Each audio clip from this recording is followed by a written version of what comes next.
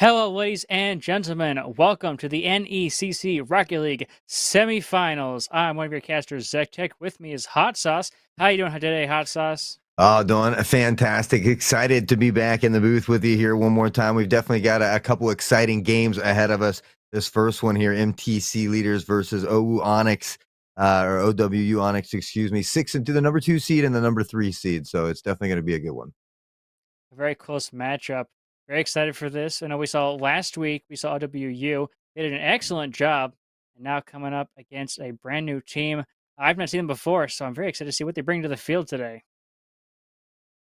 Yeah, we can see with MTC there, we do have Quad Feed Taco out there, as well as AKA Lateral and Sinister Drip. A couple freshmen and a sophomore, so a young squad that has been dominating out here so far this season. Couple young guns ready to take it to the field, and I believe we also have the OWU lineup coming to you soon. Here we are, Taiga, a freshman, Zemghost, and also a freshman, and KW, a full squad of freshmen, economics, business, and then undecided, but not uncommon for freshmen. We're going to see how all these young guns bring to the field and who's going to come out on top. I'm very intrigued.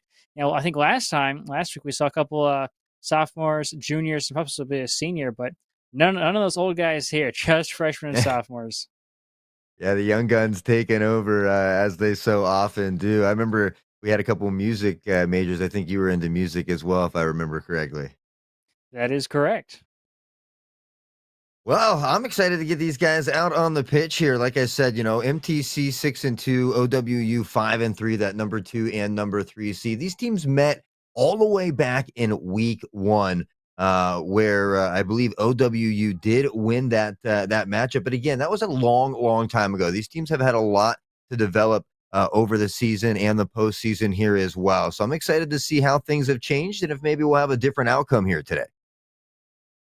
It may be time for revenge or for one of these teams to solidify that they truly are the reigning champion here.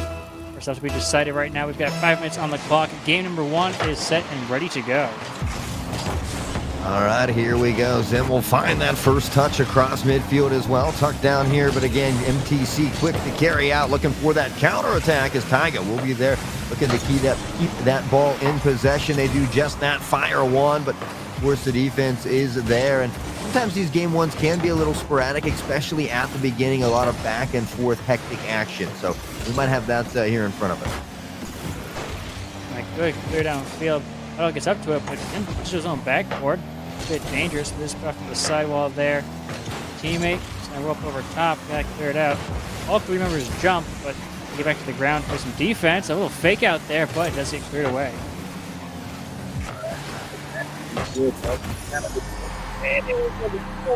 Sneak through. KW finds a big early goal here. The defense was there, but again, just unable to find the right touch here. This one just sneaks on by. The defense position just a little too far forward, redirects it on in. That means the first goes OWU. Less than a minute into it, but plenty of time for MTC to show us what they're bringing today. Maybe they won't come out hot, but they warm up, and we're going to see what they can bring to the field here. Right now, it's going to be a struggle.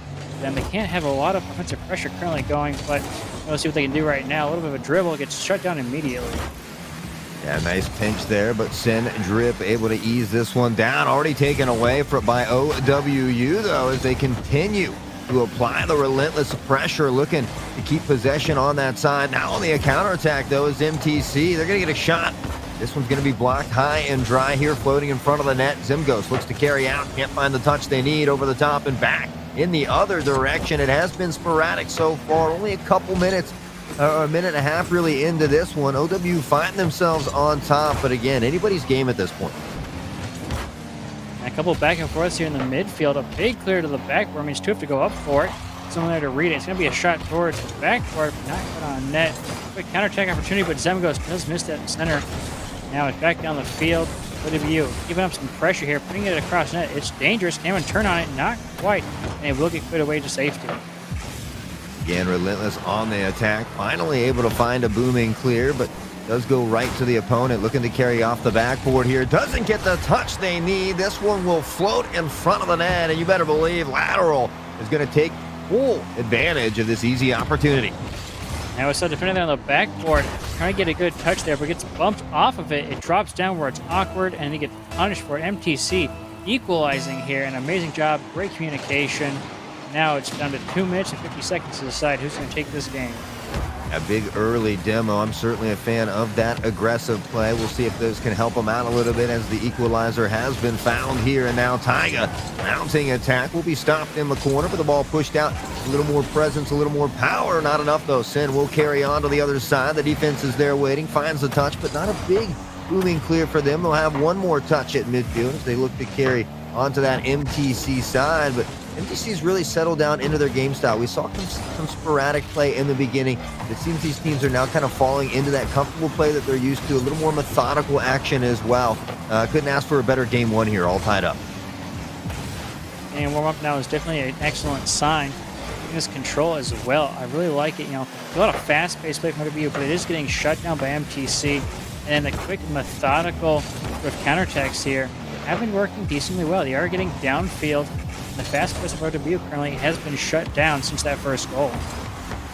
Oh, looking for the double tap. Nearly gets it there, but that one will sneak on by as the defense looks to find some pressure outwards. A bit of double commit there. Could come back to hunt him. Lateral on the pressure here again. One more time.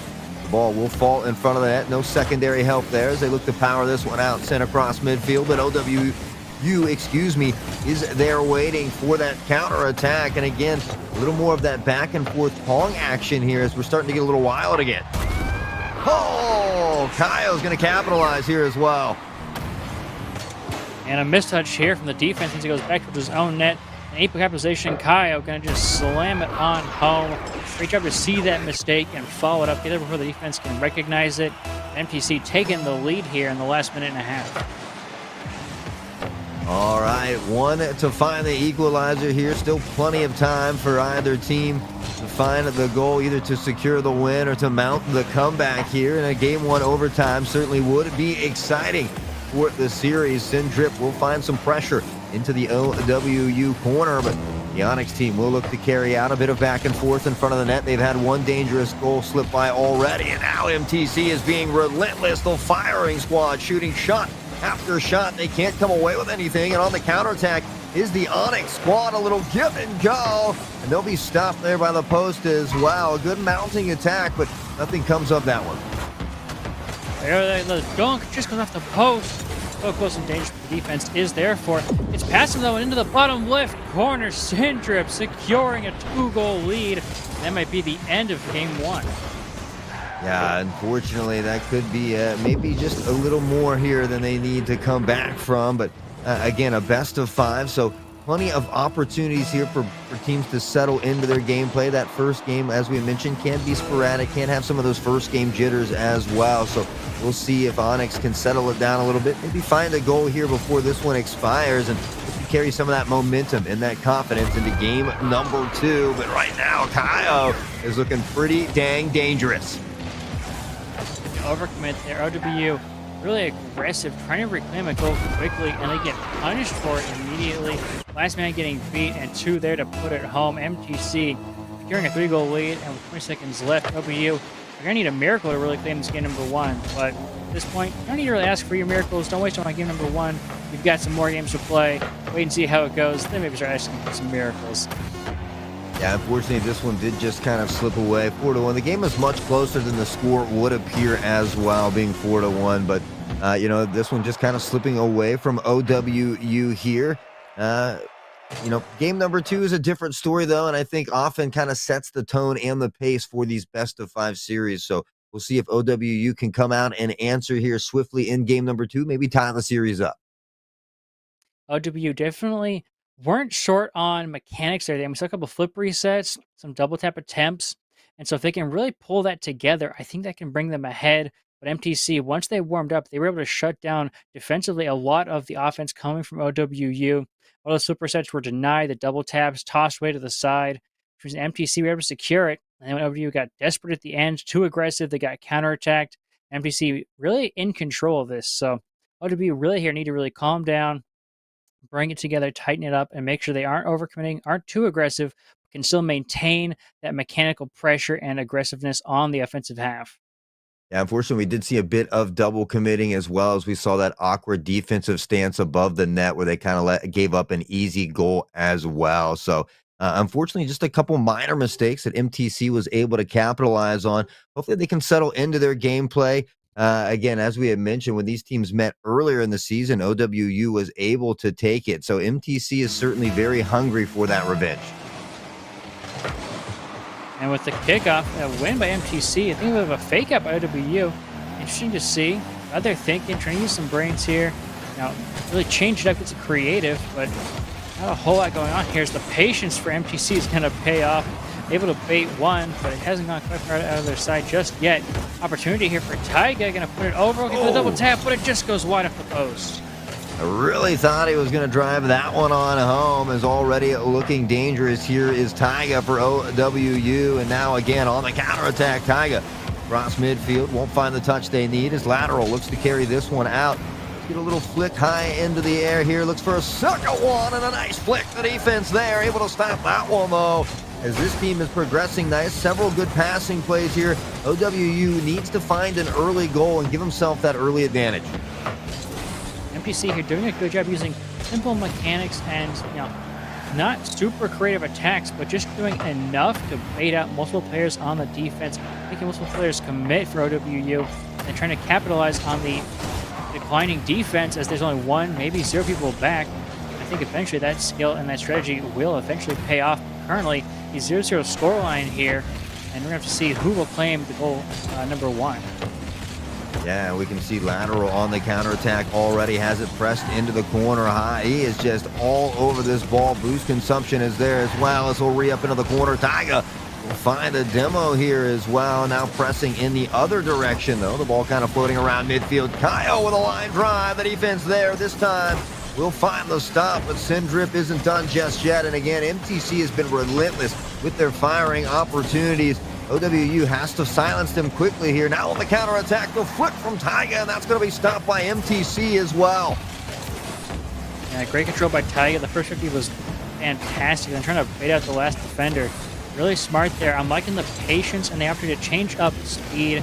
Really smart there from OWU, and the dunk almost going in, but off the post it goes. Counter opportunity is taken away. MTC looking for a shot here, but two defenders will keep it away. All right, now back and forth. I can't believe we still have yet to find the goal as we near that halfway point. MTC knocking at the net here at midfield. A little back and forth, some give and go as OWU will settle down and now find a booming shot the other direction. The defense able to get there in time as KW looks to keep this one alive again across in front of the net, but the defense is still there, and MTC hasn't had as much possession this time in their favor, but they've certainly been a stone wall thus far in front of the net. Semigos there almost got that read to put it center, but just couldn't quite read as it came down. MTC now on the defense. They had an opportunity to try to break out, but didn't quite take it. They didn't have enough boost, I don't think. They are getting starved a bit here. Now, opportunity to break out. It's taken away almost immediately. It's floating high. They have to get up to defend this. It's very dangerous to go off to the side. Another shot going to come out, and it will go in. KW secures it for OWU. Yeah, this is what OWU needed. They needed to find the first goal and put themselves up, give them that advantage, and KW is going to find it here. The 1-0 lead for OWU. Again, when these two teams met in week one, OWU was able to pull out that victory. Since, though, MTC has climbed to the higher seed position with a slightly better record, and Sindrip is going to answer here quickly. And a quick kickoff goal, getting past both the kicker and the person cheating up, and this nice shot to the far side means that the last man just can't quite get back to it. MTC securing a tie very quickly, and now it's a 2-minute game. There's still plenty of time in the game of Rocket League. Already knocking at the net here, though, is MTC, and now the roll one. Oh, did Kyle break that? I think he did. We're going to have to see if Karma's going to come for him, if he's going to get away with it. We'll wait and see. That could be an impending curse. I can't believe what we just witnessed. That might be the first time I've witnessed it, especially in a playoff game here, but nonetheless, all tied up 1-1. MTC hungry for this win and that sweet revenge from week one. It's going high. One man back will get control of it here. Does get immediately removed from the field. off to the sidewall, going downfield. OWU trying to take this KW, looking for the shot. The net not quite open as he wanted it to be. Going to go wide. Bumps in net means that the Slipper set has an opportunity to go through. And then the teammate's going to put it in. Zemghost secures it for OWU.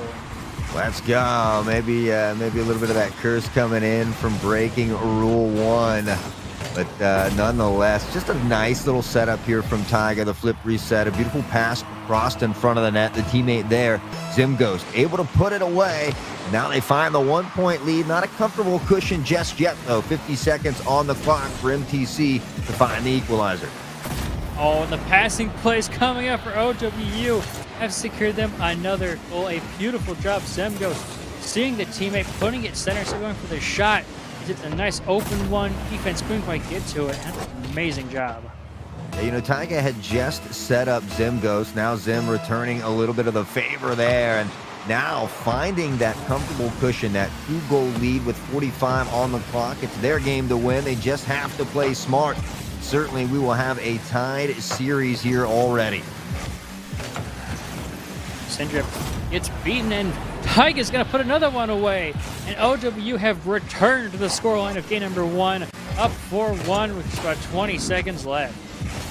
Yeah, how ironic that we see basically the same score just flipped here as we head into the final 33 seconds. And you got to believe OWU will take this game. And MTC struggling a little bit here. I like to think that oftentimes game 2 can really set the tone or place, in a best of 5. So OWU certainly answering nicely after that tough first game loss. Oh, what a stop coming up the backboard, just smushing that ball down. That is an amazing job to keep that scoreline nice and high, 4-1 still.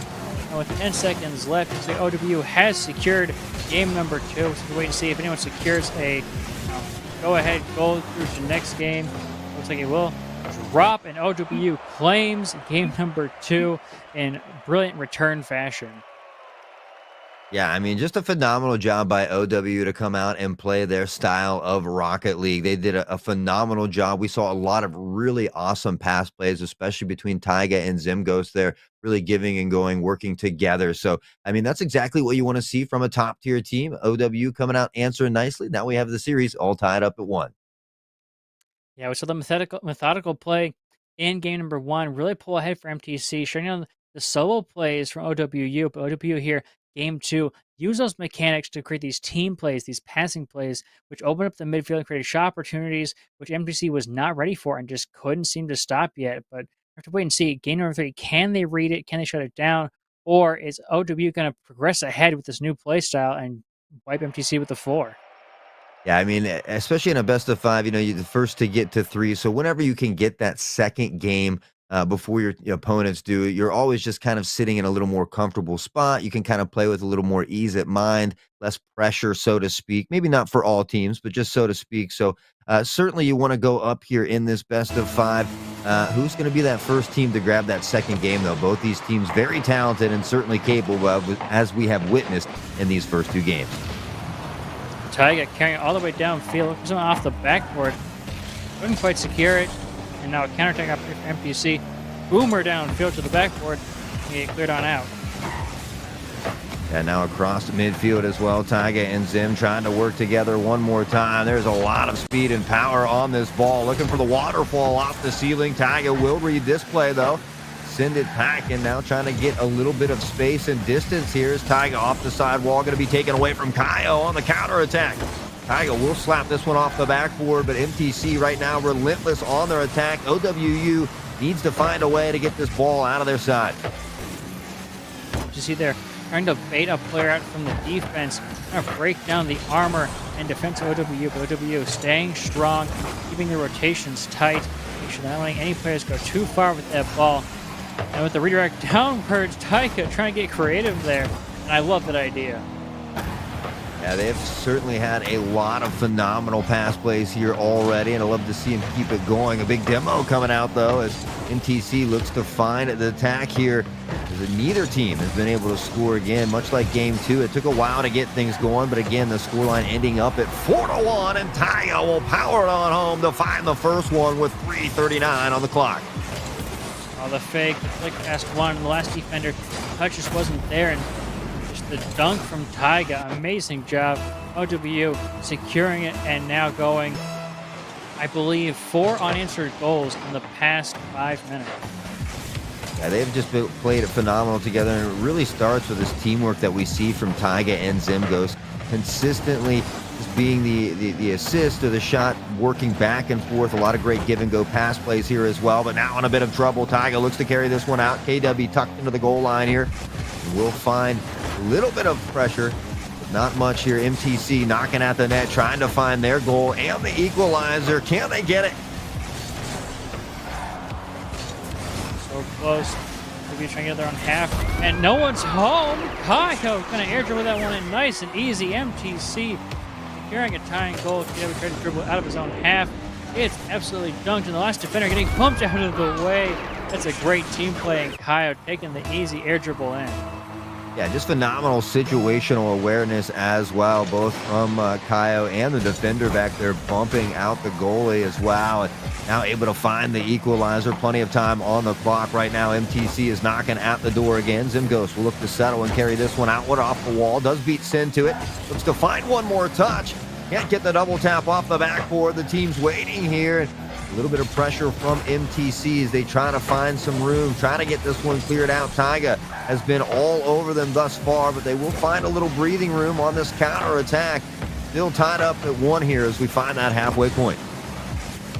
Now pressure for MTC, building against OWU, but Taiga going downfield through the air, looking for the pinch. Does get stopped though, has the full boost. We're going to bring it around again, off the ceiling. Another pinch for the teammate, maybe. Not quite, but that creativity was going to open it up. Must get another goal.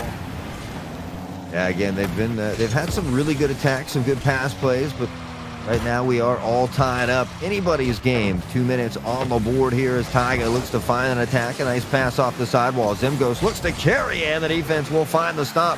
Zem will look for one more touch, can't get it. Now MTC will try to find the counterattack. KW, this one's going to go over his head. A little far here. Taiga looks to carry this one in the air. We've seen some great aerial control from Taiga as well, but unfortunately won't find any on this attack. Back and forth we go. Just under 2 minutes left. It's all tied up. The team's fighting so close. Each of them had opportunity game 1 and game 2 to show each other what they could do, what they could bring to the field. And now, here they are. Who's going to claim match point first? They are fighting tooth and nail for it. Whoever gets it gets a major advantage. 2 opportunities to get that winning game. Here we go. It's MTC maintaining some pressure. It is building, and a shot opportunity coming out off the backboard, but not quite there. Yeah, again, just trying to find anything. Working off that demo as well was MTC. Unfortunately, unable to find a goal there. KW on the counterattack. This one gets away from him a little bit. Has a little help from the teammates, but now the ball high and dry across midfield. That's going to be MTC who fires a shot. The defense will stand strong for a little while longer. Now in midfield looking for the flick. Taiga from behind will take this one away. Kaio looking for the touch as well. Does beat the defender there. And now across midfield. Taiga will find the stop. Sin's not done just yet. And again, MTC is finding a lot of pressure, a lot of shots on goal. OWU has to be very careful here. See, getting some good passes and send center. That's a dangerous touch. Bounce in front of the net. Is anyone there to clear it out? There is. The comeback around. Zemgos just getting that ball out. It's bouncing back center again at MTC. Make sure that ball stays dangerous on all moments. OWU now on the counter attack, looking for it here. Couldn't quite get the pass through and get the read. Now, last 7 seconds. It's going to come to this. Can anyone take it, or it's going to go to golden goal overtime? Looks like we will. Oh no, it's still up. Going downfield. They put it down. Dangerous though, and it will overtime. Yeah, our first overtime of the night comes in this first series, game number 3. Both of these teams desperately wanting to steal this one away from the other. We head into overtime. Taiga will be on that defensive stand first. A nice booming clear, though. Looks for the reset. Can't quite get there. Bumps in with a teammate, though, and maybe a bit of miscommunication on that attack. Unfortunately, OWU still knocking at the net, though. Both of these teams looking for that golden goal. Now looking for some pressure. Counter by OWU. Only one defender back, 2 on him. And it's just going to get dunked in. No! Off to the side. It gets cleared away. Counter opportunity for MTC. Off the side, looking for the read, but not quite there. All the defenders back time. One goes sailing past, he turns to a decent fake, and now OWU driving upfield through the midfield, off to the side, NECC going back at it again. AW looking to keep the pressure alive. Can't find the second touch. This one will be chipped up. Ghost is there, though. Will fire a shot on goal. Not a lot of speed or power on that one. The defensive stop will come with ease. KW looking to keep it alive. Solid third man positioning thus far as Tiger will find the chip up. And for a bit of a reset here. Can't get it up the wall. There's the defensive stance. And now looking to power it out the other direction. Has some help, though. And OWU still knocking at the net. Can't find that second chance opportunity. Tiger looks to carry down. Will pop the ball up. Look for the flick from the defense is there. And now a near goal from MTC. I've seen twice now for both teams an attempted dunk in front of the net, getting so close, but just going wide. Both of them pressuring, pushing, seeing who will crack first, whose armor is built better quality, more sturdiness. Currently, we don't know yet. It's going to be equal shots, I think, for both teams. It's going back and forth here. It pops high. That's dangerous. Shot opportunity. Is defense up for it? They are. I mean, we had 2 4-1 games, now still tied up 1-1 as we are 2 minutes into this overtime here. And now MTC is knocking at the net one more time. The defensive stance is there, and now OWU off the wall. Ghost carrying it with fierceness. Will find the defensive stop from MTC. The booming clear in the other direction as KW can't settle it. That's dangerous. This ball is in a dangerous position, and MTC will take game number 3 in overtime, and KW has to be a little bit frustrated with himself on that one. Such an awkward read off that corner. Always the toughest place to read it. And a little bit of too much of a rush to try to get it out. KW letting it past him. And the punishment by lateral. Amazing job. And MTC will secure their second game of the series. Be on match points. Now it's up to OWU to win 2 in a row in order to move on. Yeah, it's just a tough position and a tough spot for that to happen. KW certainly frustrated with himself. But again, you can't let those bother you. Mistakes happen all the time. You have to have, a strong mental as well in a game like Rocket League, is certainly in a best of 5. So hopefully KW and his teammates can kind of shake that off. They certainly have the skills to compete with this MTC team. So I'd love to see him come out, answer here in game number 4, and hey, send this first series into that best of 5. And seeing a Game 5 would be fantastic. Of course, we always love to see more Rocket League. Who doesn't? It's up to OWU to step up here and really put those mechanics and those passing plays and really get that actually down through the middle. We saw some good flicks, some good punishes, but they need to make that consistent. We should maintain control of the ball. And we saw several times they tried to make it through the backfield or the midfield dribbling and got punished for it, got dunked real hard, and ultimately it led to their downfall in this game. Can they turn that around? Can they maintain that control? We're going to have to wait and see here in game number 4. Yeah, we saw kind of a lot better passing plays from Taiga and Zim in game number 2, kind of slipping away from them in game 3, looking for more of that little more individual flair, that razzle dazzle, and in the end, only able to get one, losing 2 minutes into overtime on a tough goal. So OWU needs to clear their heads, come out swinging.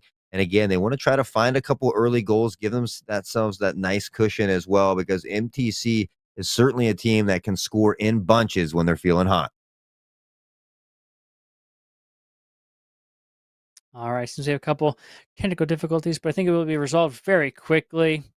And again, OWU, MTC, it seems like a lot of the strengths, like we were saying, OWU has a lot of the mechanics. We've seen flip resets come out from Ghost and Taiga, I believe, while MTC seems to be good at those methodical passing plays to control. And so it's going to be who can capitalize on these strengths, but also minimize their weaknesses. Game 4, it's time to see. It's do or die time. Yeah, OWU Onyx, their backs against the wall. MTC only needing one more to clinch the series, and they are already on the attack, trying to be relentless with that possession as well as progression here forward. Always forward. Sendrip with a chip into the corner. Looks to power this one in. Finds the touch off the back wall. The defense is there and well read, though. And now on the counterattack is OWU. Looking for that first goal. Can they find it? A little mix-up here on the defensive line. It's going to be dangerous. Oh, but the touch misplayed there. MTC able to break out. Goes to the far end, but OWU They'll get away from their own net here. Look for a passing play, but immediately gets read and punished. It just goes off the crossbar. To be clear, just barely there, but now Gio dunking him. Is there a shot coming through? It does go wide though. OWU here staying safe for the moment. That Kyle has been really dangerous here for MTC, but as I said, on the counterattack, Zim goes back in a cheeky position and nobody able to get back in time for MTC. A nice easy goal for Zim there, and well, that's what they need here in game 4. Come out, answer early, they find that first goal. 4 minutes on the clock though is a ton of time for MTC. We did see though in game number 3, OWU came out, I believe, with the first goal. They ended up still losing in overtime. Let's see if they can maintain this lead and extend it, or if it's going to be a giveaway game once again here in game number 4. Apparently, this control and these mechanics we're seeing looking pretty good. Yeah, you know, it's always nice when you can get those 2 goals, that extra cushion there to give yourself a little breathing room, but MTC not wanting to give that up anytime soon, and now on the counterattack toward the OWU goal, we see lateral going up. We'll get beat here by Zim Ghost, the third man playing deep and back. Cautious though. OWU looks to find another attack to flick the pass, and Sin will find this one now. Not too many people back for OWU. We saw a big demo come in the way as well, and MTC maybe getting a little more aggressive here in the latter parts of game number 4. Oh, the air triple goes in. Zem goes putting it home. That was beautiful. Taiga just getting over the demo attempt, carries it over the top. Zem is there to trap it and push it home. Beautiful job there by OWU. Yeah, Zimghost and Taiga just have some really great team chemistry. They almost know where each other is going to be without even communicating. Certainly seeing them working together very well. One more time to put OWU up, not only by 2, but by 3, as Taiga says, I can do it all by myself. He chips it up, and he drives it on home for 3 on the board. 1, 2, 3 defenders all going up, unable to touch it. Beautiful job there, and just under 3 minutes left for MTC to figure out how they want to get back into this game. Because right now, control and the absolute mechanical control and prowess coming out from OWU is looking fantastic right now. Taiga is going to find a nice shot toward the net, but that will be stopped by Taiga, who's been all over the place, offensive and defensively, and he'll find another beautiful save there to keep MTC off the scoreboard here, up by 3, just past the halfway point for OWU. Again, their backs against the wall, needing to win 2 here to keep that dream alive. MTC only needs 1. They find themselves down by 3 as Zimghost is knocking at the net fiercely as well. And this team has come alive. OWU has awoken a beast here in game number 4. AW seems like here to just set up Taiga and Zimghost, make sure they have the boost, have the ball, and do whatever they want with it. And it's going to get past him though. Kyle putting one home for MTC, reclaiming a goal just in the nick of time. Yeah, I mean, they needed to find one of these pretty soon to give themselves a chance. Still being down by 2 goals here in game number 4, but now giving themselves a couple minutes to find those goals. OWU needs to stick with that confidence, carry that momentum forward. They are playing very nicely here. They don't want to give up too much from MTC. I don't want to see them kind of shy away from the ball, even though they have a nice 2-goal lead. Make sure you're not backing down and trying to turtle up completely. You've still got that offensive pressure and trying to widen that gap as well. So fantastic. And oh my gosh, Taiga wrapping around it, taking full advantage of that bump play. Yeah, just a beautiful job from Zim, looking for something extra after the play, making sure to get the bump on the goalie, making that setup just a little bit easier for Taiga, who finds another goal. Now a 3-goal lead as we're at 97 seconds on the clock, and OWU has to be feeling pretty great about game number 4 so far. Oh, and Zim goes the ground pinch dunk past the last man, going up for it. Oh, I see you coming. Now I see it under you. Right in the bottom right corner. Beautiful job. Handling his inner Lionel Messi there, putting on the razzle-dazzle. Beautiful play from Zim Ghost to put the team up by 4, 90 seconds on the clock. And OWU looking very strong here in games 2 and 4. A little bit of a struggle in game 3, but really have looked like the slightly better team thus far, even though they're down by a game here, Zach. Even though by a game, which I think they might have taken personally. They had an amazing first game. Come out second game, not so hot. Third game, we're just losing overtime. And they're like, all right, this is it. We're done. We are securing this series, whether you like it or not. And we're going to make sure you know we're here to play. Yeah, they are certainly putting a stamp on this game. Beautiful display, a nice clinic being shown here thus far.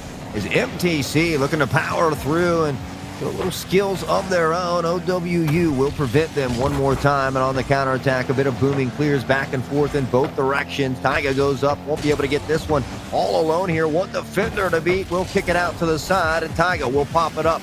Looking for a nice play of his own over to Zim. The touch to the side, and it's just wide. OWU, though, has pretty much secured game number 4. And they are so confident. They're going for these little freestyle redirects, which, I mean, sometimes I might even call it disrespectful. Just the amount of confidence, just be like, yeah, we'll send 2 players up. It doesn't matter at this point. Yeah, OWU has fought back nicely here to tie the series up. We've already had an overtime, and now the first series of the night will be tied up 2-2 as we head into game number 5, and it will be for all the marbles. Mind you, MTC was that higher seed, that 6-2 team, the number 2 seed. However, when they did meet a long time ago in week 1, OWU was able to secure that victory. So they know that they're capable of beating this team, certainly playing with that confidence here tonight. So going to game 5, it's time to find out, is OWU MTC's kryptonite, or are they just having another lucky break? We'll have to wait and find out. MTC, though, they've secured several games here, but the only one they really had convincingly, I think, was game number 1. They only won in overtime, which is just barely. And all the other games that OWU has won have been pretty convincing, pretty solid leads, 4-1, 5-1. And so we're going to have to wait and see here. Can MTC bring it back, regain, and really shut down what OWU has built here? Or is OWU the unstoppable steamroller here in game number 5? I mean, that's what's so great about these two teams. They're certainly capable of beating each other. And no, one might have a slightly better record, but again, just very, very evenly matched here when playing at the top of their game. So that's why it is anybody's game, and that's why we're sitting here in game number 5, down on the pitch for all the marbles. MTC leaders versus OWU Onyx, and man, this last one's certainly going to be a banger. Absolutely. MTC here, immediately with the pressure in the first couple seconds of the game. Trying to get some shots on net, but a breakup by Zemghost, taken up by Taiga to the backboard. Is there a follow-up third man? Not quite. He's going to get 50. MTC now trying to regain here. But it is up to Zemghost to make something happen. He's got a decent 50, but the follow-up is MTC. Yeah, both these teams wanting to be the first to get on the board and get that breathing room under their belt, but MTC has been on the attack thus far. We see Taiga now pressuring out a nice little flip reset down to Zim, who fires a shot and unfortunately doesn't find the back of the net. Now on the defensive stop. This one will slow down in front of the net, but a bit of double commit there from MTC to make sure they can't find the touch there as Sin looks to settle this one down. Can't find the touch they need as well. Taiga with a nice angle. The shot was there, but the defense was just slightly better, and we are still tied up here at 0 as we near that 3:55 mark. It was a beautiful rebound lateral. The free jump, defensive play there, Reed was amazing with that flick. It's going to go over, but the defense is there for it. Go to the crossbar. It's going out the ball, but it's stopped. The defense is unbreakable right now. Yeah, phenomenal job by D, and OWU as well, really just putting on a bunch of shots on goal, which, we saw him struggle with them a little bit in game 2 as well, or game 3, in that tie, but certainly doing a great job thus far. Still 0-0, however, though, and now kind of a bit on the defensive back pedal. Taiga looks to carry across midfield. There's the shot for the goal, and that one will barely be saved by MTC as well. Got to ask Hot Sauce, do you think this is going to be a close 1-goal game at the end, or is someone going to break out at some point, score 5, 6 goals? Is it going to be a runaway? I mean, we really only had one close game, and honestly, both of those games kind of took around that 3-minute mark to find that first goal, and OWU and Taiga will get it here just after the 3-minute mark. Now, most of these games kind of tend to run away a little bit other than that tie that we saw that went into overtime. So very well, OWU was feeling it. They certainly have the skills to run away with it. MTC has been a little quiet in these last two games. They need to find a goal, kind of jumpstart their action, get them going here. We have seen that getting the first goal of the game is not security of the game. Several of these games, whoever scored the goal first, not end up winning it, but ultimately it was shut down. That was the only goal they got. So now it's OWU up here to prove, is this the only goal they're going to have? Or are they going to follow it up? That demo says yes, and Taiga putting it home. Goal number 2 for OWU. I love demos and bumps. It's equally as frustrating as well. It kind of plays into that mental aspect as well. And here we just see, there are right and wrong times to demo. Here we see a perfect display of demoing, really opening up the net. It's making a nice, easy goal for OWU as they pad that cushion. 2 on the board. The halfway point has expired. And now it's MTC who finds themselves with their backs against the wall, playing for their last chance here. Well, applicants here for MTC don't have a whole lot of speed or pressure. They just don't seem to have the momentum to break through this OWU defense. And it's just these sort of weak shots, 20, 30 boost, and Zemgos is going to punish them, slamming it between the defenders, and the quick counterattack means it's a 3-goal lead. Yeah, and we talked about how after that, it takes a while for that first goal, right? But after it comes, in all these games except one, we've seen 2, 3, 4 goals in bunches coming in a way of that team. Right now, OWU putting 3 on the board, making it that much harder. MTC needs to try to find the goal here within the next minute at a minimum to give themselves a fighting chance, because down by 3 is quite a bit at this point, especially in a playoff game. Yeah, he's got some boost to work with, but gets really taken away. And it's a double commit. It's going to be dangerous for them to get back. Not quite, and Taiga securing goal number 4. That's the miscommunication coming up for MTC that OWU will punish every single time. Yeah, Taiga just showing some of them skills right there, able to sneak that one in. And, you hate to call it too early, but that very well could have been the nail in the coffin. 4 goals is a lot. MTC is going to need some crazy action, maybe a kickoff goal that goes their way here in this next 90 seconds, because 4 is not only a tough task to do, but a very tough task against a talented OWU Onyx team. At this point, we have not seen either of these teams be able to come back from a loss like this in a game. It seems like this may be the end for MTC. Their bracket run maybe end here, but there's a minute 10 left. At this point, MTC, they just got to regain and get what they can. OWU here, though, they're just looking to take a couple shots, some solid defense, and just play their game.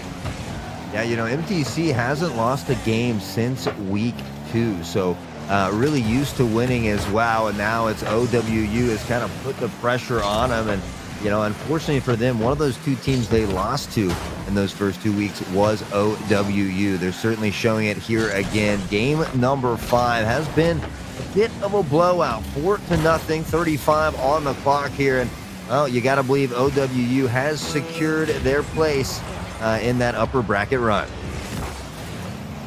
Well, team pitch there will put it in. MTC claiming 1 to their name with only 25 seconds left. It seems like that may be all they're leaving this game with.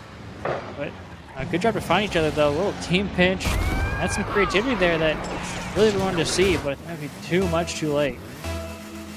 Yeah, unfortunately, it does come just a little too late. But, I think at least three of these games now have ended in that 4-1 fashion. And, MTC came out, they answered, they had a great first game. They won 4-1. OWU was able to do the same in game number 2. Then we saw that close game number 3 that went into overtime. MTC was able to steal that away off of a KW mishap there in the corner as well. So OWU needing to win both of these games to keep this alive. They've done a great job here of fighting back through adversity to secure the series. And OWU Onyx will be your victors, and we'll be moving forward here. And the number 3 seed, proving that there is nothing different between them and maybe the first seed. We'll have to wait and see, of course, later in the bracket. But OWU coming away with a strong victory here, 4-1 in multiple games, and then a 5-1 as well, I believe. When they win, they take it home. Yeah, I mean, both these teams have to be incredibly happy with themselves. They should all pat themselves on the back there. They had a phenomenal regular season as well as a phenomenal postseason as well. So everybody playing very, very well. So we saw some overtimes. It went to a game 5 as well. So if you're MTC, you have to be happy with how well you played. Unfortunately, it doesn't go your way this time. But again, congratulations to OWU Onyx on their victory. Guys, we're going to take a short break, but when we come back, we're going to have that number 2 seed Purdue taking on the Firebirds, the number 6 seed. So we'll see if we'll have another upset here or if that number 2 seed will take it when we come back right after this break.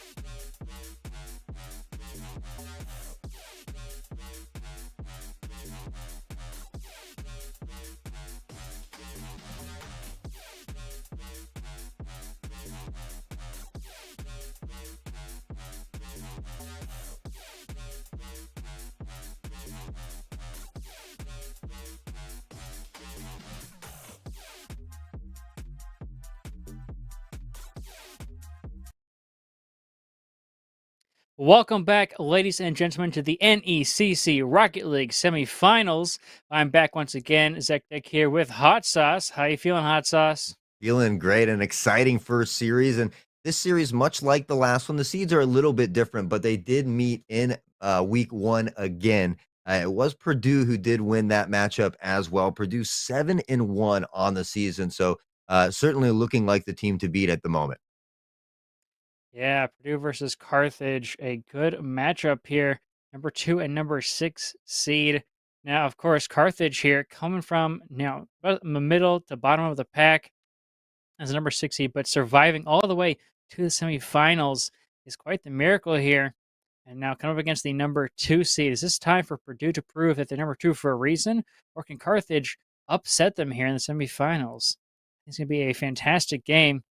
And Purdue, though, having one to their name against Carthage, I think has a little something in their pocket they could pull out. Yeah, I just I feel like, as you can see, there's the bracket up on the board. But again, I love a good underdog story, the Cinderella story. I would love to see an underdog upset here as well. So Carthage Red, that would be great to see it happen. But Purdue looking incredibly dangerous. They've been solid through the entirety of the regular season and postseason as well. So no easy task ahead of the Firebirds here. No easy task indeed. Both of these teams come today hungry for victory. We saw the last series went all the way to game number 5. Hopefully, we will see that again here. We'll obviously more Rocket League and some fantastic sportsmanship here. Lots of good competition. Let's wait and see who comes out on top here. I believe we have a lineup for you here. For the Firebirds, we've got Dotson, a social psychology junior, Cheated Host, a management junior, and Valio, accounting freshman. A little bit of an older squad than the previous young bloods that we've seen. We got a couple juniors out there as well. We'll take a quick look at that Purdue University side as well. We have Enchanted, a sophomore there in aeronautical and astronautical engineering. That sounds amazing. Ryan, first year engineering as a freshman as well, and playing computer engineering sophomore. So a little bit of a younger squad, but certainly incredibly intelligent there. A couple engineers amongst the crew. And it seems Enchanted may be going to use the Octane's design to go to space. We'll have to wait and see if that actually happens. But right now, they're going to take down the Firebirds here in this best of 5. Game 1 is going to have 5 minutes on the clock. It's going to be a good matchup. I cannot wait to see what comes out here. Can the Firebirds shut down Purdue? Of course, Purdue can prove themselves the top dog.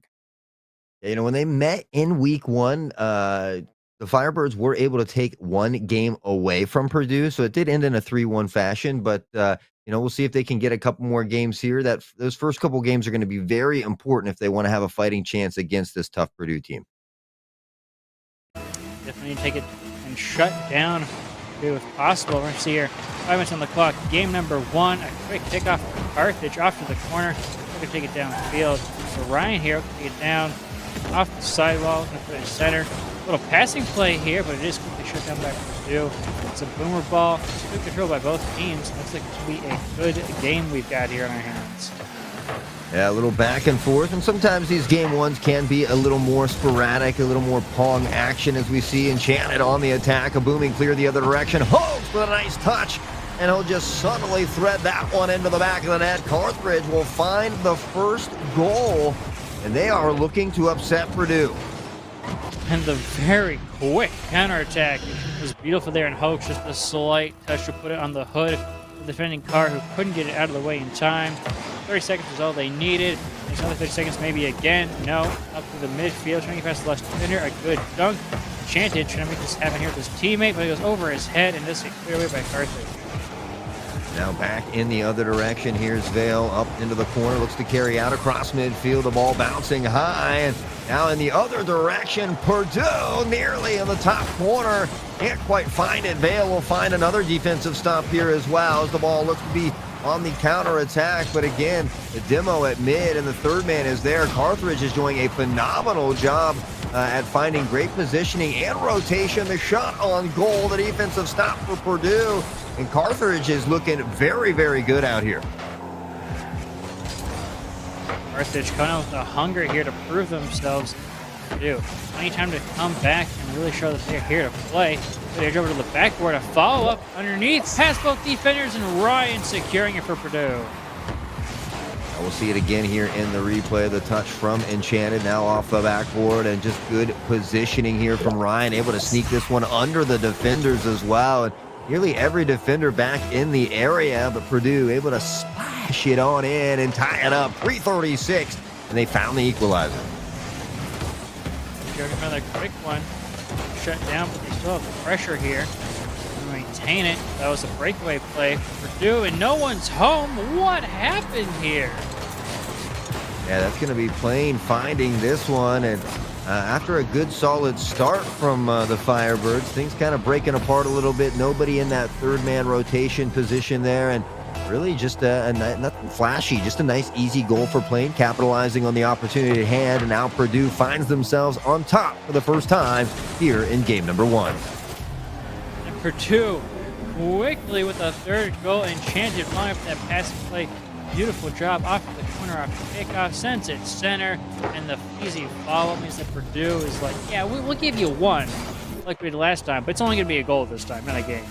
Yeah, I mean, those first opening minutes were a little hectic, and the Cardinals certainly, or the Firebirds, excuse me, certainly were taking advantage. They looked very scary to open things up, but Purdue looks like they have just settled into the gameplay that they are all so comfortable with, just hitting some really nice shots. Great team chemistry, great passes as well. So now Purdue up by 2 as we near that 3-minute mark. We'll see if they can keep it alive here and keep this momentum rolling, or if the Firebirds will be able to battle back here. Looks like host Carthage likes being downfield on the opponent's half of the field for redirects, passing plays, and just sort of get some bumps on the other opponents, which can be good if you know how to do it well and maintain some good rotation and stealing. But if you're leaving your teammates in a 2v3 a lot of the time, that's not going to go well for you. And back in the other direction here, looking to settle down. Purdue will be into the corner plane. We'll look for the pinch. Fires across midfield here, and that's the Firebirds who get up first. And now looking to kibble across midfield. Can't find the flick here, though, unfortunately. And now Purdue finds the counterattack. Looking to carry this one across. Can't win the 50, though, and the Firebirds will take it the other direction. Oh, that passing play looked really good. Had it happened if I would have gone in, but now counterattack by Purdue. A little musty flick to the backboard, but doesn't quite get down to a teammate off to the sidewall. Going to be a counterattack opportunity for Carthage here. For one, pass down, still in their possession, but not quite what they were thinking. Over to the other side, it's in Purdue's possession, not for very long. Back downfield, is there a passing play? Looking and just off the post. Yeah, near miss there as Purdue tries to string together a nice pass play, and well read here now as Carthage finds the counterattack. Can't get anything from it, though, and the ball booming in the other direction, nearly going in, but a phenomenal save coming from the Firebirds here as Purdue once again knocking at the net. They've been relentless here after this first minute has expired, still up by 2. As we have 1:15 on the clock, and Carthage needs to find the goal soon to put them kind of in a good position to find that equalizer. That's dangerous. Off the crossbar, just goes down and off the line. Purdue almost secured a fourth, not quite. And Carthage can still be in it. 2 in a minute is not impossible. It's difficult, but still have some good control here. And nice passing plays. I'm willing to the creativity from Carthage and really score here, but they need to really bring it together, get some good control. Otherwise, the creativity is going to go to waste. Yeah, they found a good demo there as well. Unfortunately, just out of boost at this point. Now have to fall back. Purdue on the counterattack. Ryan just a little low for the shot there. The chip up from Purdue, carrying across off the backboard, looking for a teammate. The shot is there, but the defense from Carthage as well will find the stop. Still down by 2, however, with 20 on the clock, and it is going to be ever so difficult for them to come back from this one. All going to go center. Carthage, try to get some there, but not enough boost to work with. They're getting starved out here, and so we go to the last 5 seconds. It'll be all Purdue in this game. 3-1, a fantastic job. They gave up the first goal, but immediately came back with a vengeance. And they're here to secure the series. Yeah, I mean, Carthage came out firing, right? They got that early first goal, and I was kind of like took a step back. I was like, whoa, okay, they came to play. I mean, they were looking very, very strong. But as soon as Purdue settled into their gameplay, we saw some really nice pass plays. The team just working really, really well together, and they started to run away with it. The Firebirds, though, late in that game settled down. They had some solid defense, but by then it was maybe just a little too late. So I think game two is going to be a big game for both these teams. Game two, like you said, often determines a series and how it's going to go. And right now, Purdue are poised to take it as well. Like you said, Carthage, they came out strong. They looked good, but then Purdue, they went warmed up and they just shut it down on the spot. A 3-1 score on game number one is an amazing job. Now going to game number two, can they continue that, or can Carthage bring out some more fire and keep it going? Yeah, and the interesting thing about Purdue is in the 8 weeks that they played during the regular season, out of all those best of fives, they only dropped 4 games. They ended with 4 or 5 sweeps to finish up the season as well. So they really haven't dropped many games. It looked pretty hectic for them there in the early game number one, but it seems like once they get into their play style and they start to feel comfortable, they really run away with these games. So Carthage was one of the few teams that was able to steal a game away from them, so they know that they're capable of beating them. And Enchanted will find the first one, though, and put Purdue on the board here early, unfortunately, for the Firebirds. And pass that last defender, and the backboard's wide open. And we saw in game number one as well, a couple double commits, players pushing too far forward for Carthage, just too eager to apply that pressure on the defensive half without having the possession. And they get punished for it, like you just saw there. Well, we'll see if they can kind of calm things down a little bit and find this equalizer right now. It's been Purdue University, though, with all the aggression and possession. Yeah, we'll find a flick a little high, though. They can't find the net here. Ryan looks to carry out. Will get stopped, though, and a bit of coagulation from Carthage. They have to be careful of these double commits, though. Purdue will certainly make you pay for any minor mistake. Now taking to the field, it's sent center. Stop again there. The defense for Purdue just staying strong. The clears, connecting down to the far end of the field. Carthage having to get up for it. Trying to clear this out. Let's go back downfield. Purdue maintaining control, keeping it away from this Carthage team. Yeah, they're just doing a great job of maintaining possession. We see some nice passes across midfield as well. The team communication seems to be on point thus far. Looking for the double tap off the back wall on this one. We'll go wide into the left. Vale looks for the counterattack, but again, Purdue has phenomenal rotations thus far. That third man always in a great position just past midfield to keep that ball in play for Purdue. And again, they find themselves with a majority of the possession here. The relentless attack and shot after shot. It's only a matter of time before one falls unless Carthage can get it out of here. Doing a fantastic job here, maintaining some good pressure. Now a shot going just wide. Carthage almost able to even the scoreline here.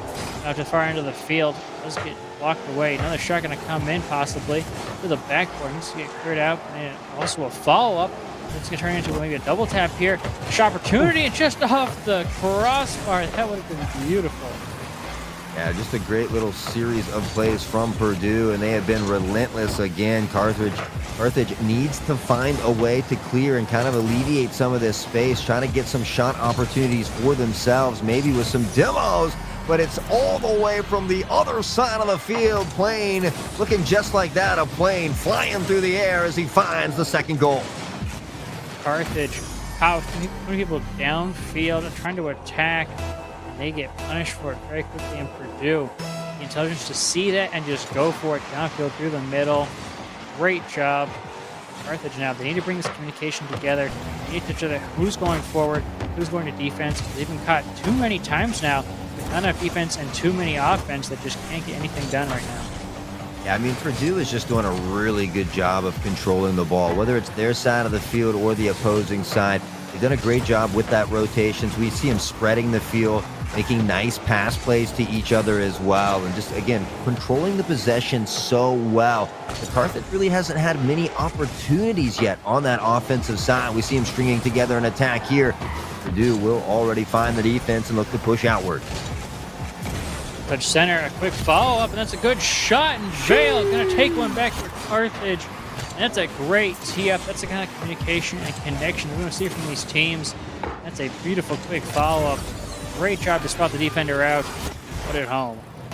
Yeah, and now they have 2 minutes to find the equalizer as well, so they don't have to feel all that pressure. They can kind of breathe a little bit as well. They know that they're capable of scoring against this talented team, so they just need to keep putting these plays in motion and find what works for them. We saw some nice pass plays there as well, kind of drawing Purdue out from that defensive stance, so see if they can keep that pressure up and keep the score alive. Some more passing plays coming out, some good pressure. Center, a shot, and Vale will secure another one. Carthage evens the scoreline. Vale has come alive. That's 2 quick goals to tie it up. And again, really just kind of drawing out that defense. Good pass plays, good rotations as well, and the defense starts to break apart. Carthage able to find some holes in that defense and capitalize. Now all tied up at 2. Here in game number 2, 95 seconds on the clock. We'll see if Purdue can find an answer. Downfield, they've got 2 minutes left in their spot.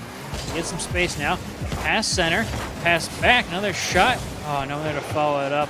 But I really like the idea and the creativity happening here. Coming off the backboard, it's going to go high. Just to get cleared out. They have some pressure still. And they put a center for anybody to know that the excellent clear out and Purdue able to have something happen here. No. The backboard once again. Trying to center it. Carthage just can't quite control in front of the box. And Vale has done a great job down here on this attacking side thus far. We'll see if they can keep that momentum carried forward. They have done a great job of maintaining possession thus far. And it's going to be Dotson who drives it on in and gets them the lead. Carthage is now up 3-2. A phenomenal comeback thus far. We'll see if they can keep it going. That was a beautiful turn and control. Spotting the defense and getting to it first. Able to read it off the corner and put it home. Carthage now. A little mishap here on the kickoff. But if they can secure this here with 50 seconds left, they will take game number 2. Now a breakaway play here. Purdue defense does get back in time. Folks just didn't have enough boost to make it happen. It's going center again. No defense back. Oh, just in time. And Purdue barely keeping out of their net. Yeah, Purdue is just holding on by the skin of their teeth in there. A near missed opportunity as they try to find the equalizer. 24 seconds beating on the clock. Purdue down by 1. The demos come out as well. And Purdue will only have another chance or 2 here on this final attempt as we wait for that expiration to tick down. Carthage up by 1. Can Purdue find the equalizer? Yes, they can. Enchanted. What a beautiful job here. Pass off the sidewall center. The quick shot over the defender. That's a great connection. Keeping the scoreline here with less than 10 seconds left. We very well could see our second overtime of the night stuffed in the middle here. Has to be careful. Purdue wins that 50, but again, nobody's home and nobody able to finish that attack. So just like that, in our second series, game number 2 will feature another overtime. Let me see it here. Game number 2. Now, our last overtime, we saw game number 3 happens after both teams had some pretty major victories. Benjamin was swinging back and forth, in the center, but ultimately landed with the team to just really shut it down and whatnot. However, right here, I think this is an excellent sign that Carthage are heating up and are just having increasingly better plays throughout the series. And so hopefully next game that means they can secure it solidly and then go into game number 4 feeling like they are on the top of the world. Right now, they need to make sure they secure this overtime. Otherwise, that plan is going down the gutter. Yeah, Purdue has been in possession the majority of the game, find themselves on nothing but defense at the moment here in overtime. But Enchanted looking for that special play, nearly gets it. The defense will thwart it out, and now across midfield on the counterattack is Carthage. Ryan will look to turn and burn as he's got that boost collected. The ball high and dry, though, floating toward that Purdue net, and Purdue has to be careful. Carthage is feeling extra hungry for this dub, currently down by 1 in this best of 5. Look, miscommunication there. The back pass going over the other teammate. They are staying alive here still. Half time. Not quite enough boost to make something happen there. A little passing play, though, but it does get cleared away. Now, Purdue can make something happen here. It goes past 2. 1 player left. It's up high. It's going to drop down dangerously. It gets cleared forward and off to the side. That could have been immensely dangerous. Purdue still trying to make something happen here. Bounces in front of net. There's 2 players up, 1 player to clear. He misses. It's off to the side, and a player is getting there before the attackers can, but it's still in Purdue's possession. Downfield for Carthage, and it's into the midfield. I don't even know what was going on there. That was getting crazy. That first overtime we saw made it just a little past the 2-minute mark, and we are here now. Carthage knocking at the door. It's Vale tries to find one, the wide open net, and there it is. Carthage will take a game away from Purdue as they look to upset them here, and they now tie the series 1-1. And the slow play fake out is the one that does it. We've seen so much speedy play, so many bangers across the field that no one on the defense was prepared for the just nice little slow drive in that just got it right past them, and the easy in. And Carthage here, they're evening the scoreline. Yeah, I mean, they certainly look like the better team here in game number 2. A couple tough early minutes in game number 2, but after that, they really controlled the whole pace of the game, the possession of the ball as well. And I mean, they really made Purdue kind of struggle a little bit, kind of maybe feel that fear a little bit, as Carthage doesn't have much to lose. They're that low seed. They're coming in here looking for the upset. And I'm really happy with how they played in game number 2. I think if they can continue that momentum forward, especially that last like 3 minutes or so, we could very well see an upset here tonight as well. Seems like Carthage is in the process of downloading this Purdue team, figuring out how they play, finding their weaknesses, and then taking advantage of it. And we saw there at the very end, after some good passing plays, finding out the defense often had only 1, maybe 2 players back at a time. And so figuring out how do they get past that last defender. And they figured out it's a slow play. We played nice and fast most of the game, and then we just trip them up that last little bit. And that got put in, and now Carthage here looking to secure a second one to the name, go on to match point of Purdue again. Starting it off early, Enchanted slamming it home with the first goal. Yeah, and as exciting as I want to get, Enchanted has scored the first goal, I think, in all 3 of these games. I could be wrong, but I know the last one as well, real early, nice early goal from Enchanted, a crazy shot. So again, we see Purdue up by 1. But this is a spot that Carthage is probably a little comfortable in. They were here down 2-0 in the last game to battle back and find the win. So still, just playing with their heads on. They do really well when they have the possession of the ball. We need to see them kind of maintain that possession, starve them a boost, and see if they can come up with another crazy upset here in game number 3. And the own goal, oh my goodness, Vale sending it downfield, off the ceiling, past the defender there, and one goes up for it and ends up putting it in his own net, and a quick equalizer from Carthage. Yeah, that's exactly what you want to see. Don't let the game get out of hand as well, and let Purdue know, we might be the number 6 seed, we might be 3-5, but we have the skills, and we are here to play. Enchanted, though, put a little curse on that one, find an easy net here, up by 1 again is Purdue, and now this time they answered back kind of nicely here, relatively quickly as well. Seems like game number 3 is all about capitalizing on mistakes. Right there, just sending it too far center, capitalizing on the defense being spread too wide. Now Purdue coming down with the lead, looking to make it 3-1. It is stopped by Carthage. Got some boost to work with. They got 2 players on the ball.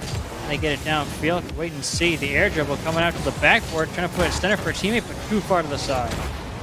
And Carthage has already upset the number 3 seed just to get here. So, they're hungry, looking to keep that drive alive. Purdue up by 1 at the moment. They find themselves now on the counterattack. Down to the Carthage side. Vale looks to carry over the top. Will find 1 touch. Gets the second as well. And looks to carry on more. There's the third man from Purdue. We'll keep this one alive across midfield. A nice pass here. The cross in. Above the net. Waterfall down. And Enchanted will capitalize again. Right now, Purdue is just stringing together some very nice pass plays. That's great control. Enchanted. Just the one always in the right place at the right time. Putting it home. The defense is spread too thin. And Purdue up 3-1 here already. Carthage trying to come back. We saw Purdue come back from a Carthage lead in game number 2.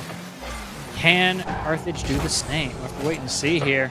It's going to be a shot opportunity. No, the passing play goes back toward their own half. Into their net, and it's a 4-1 lead for Purdue.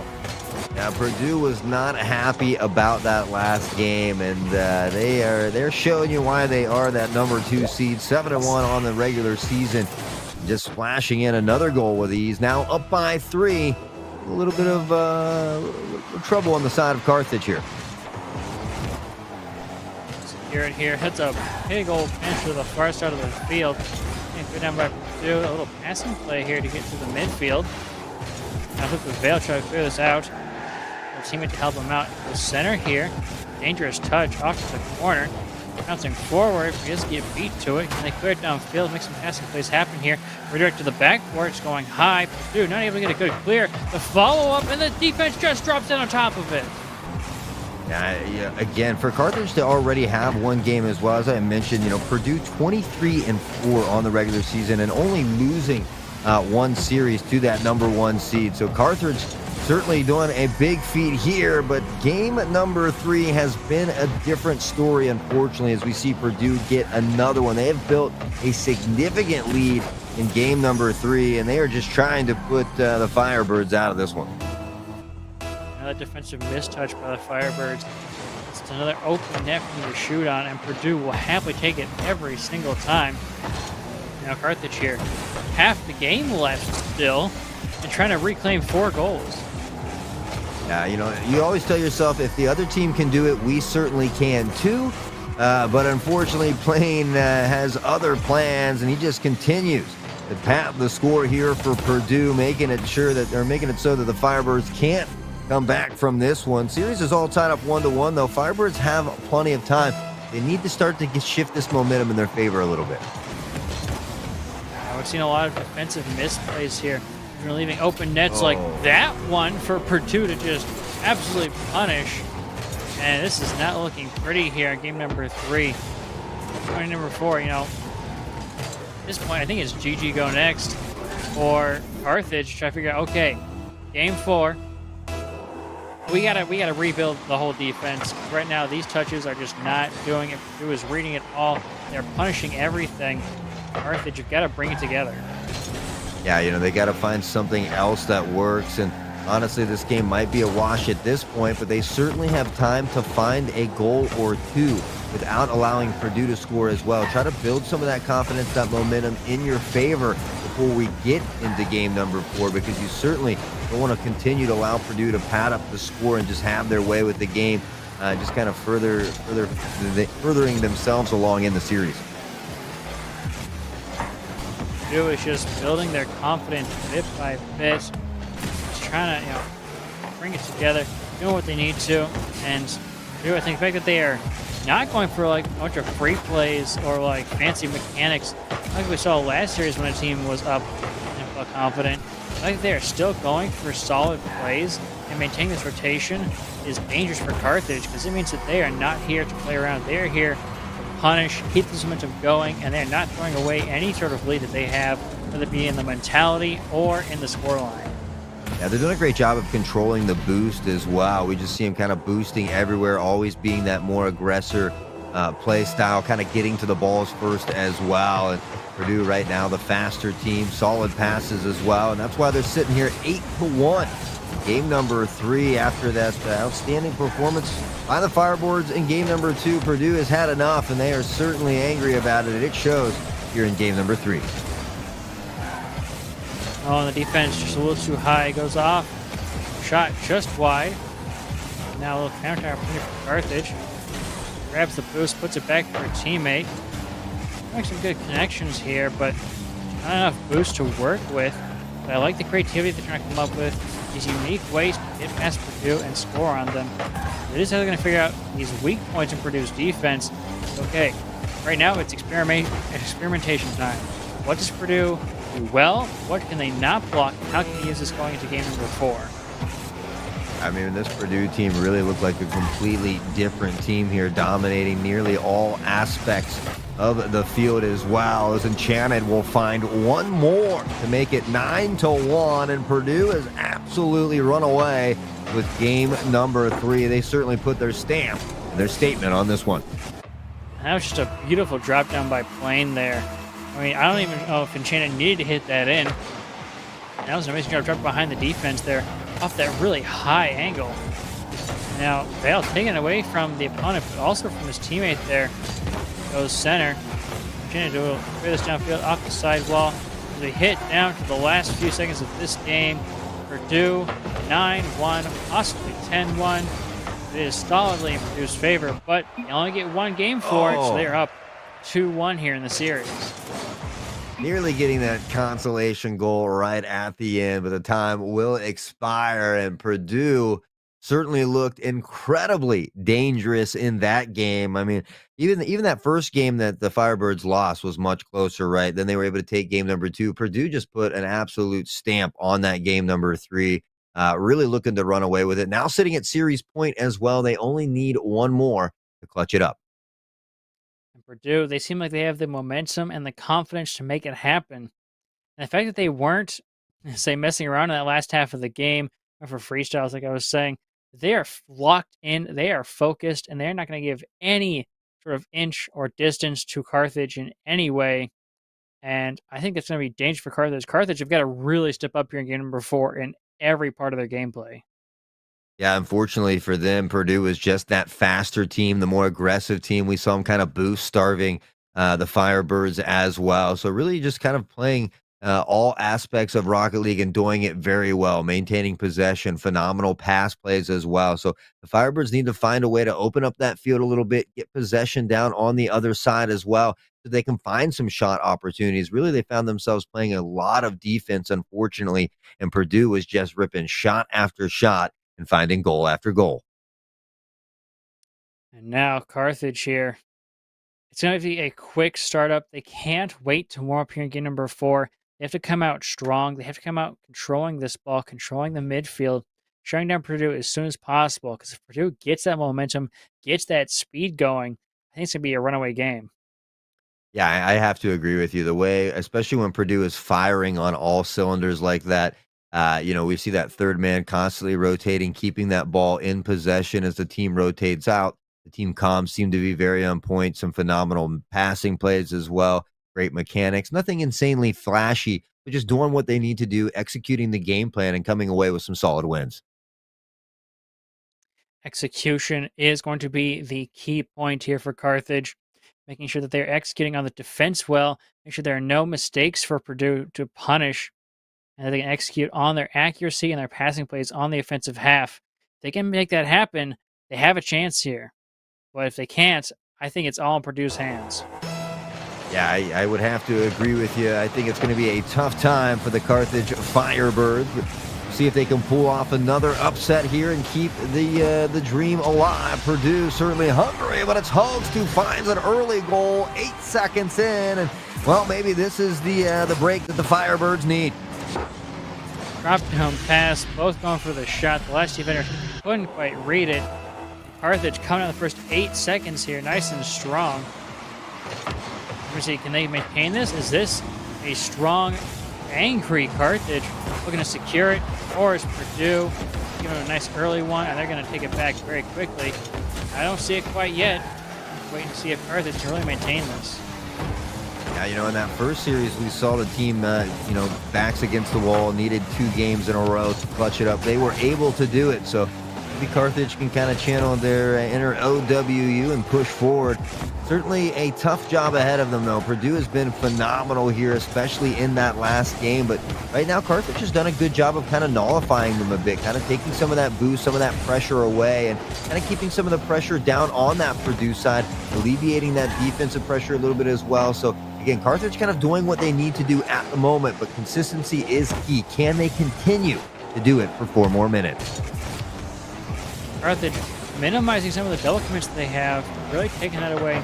There's really a lot of the advantage that Purdue had last game, so I think they're shutting that down. I'm sure they're doing this, and now you see Purdue double committing and missing here. I think Purdue's a little bit nervous about this new Carthage team that they're facing here in Game 4.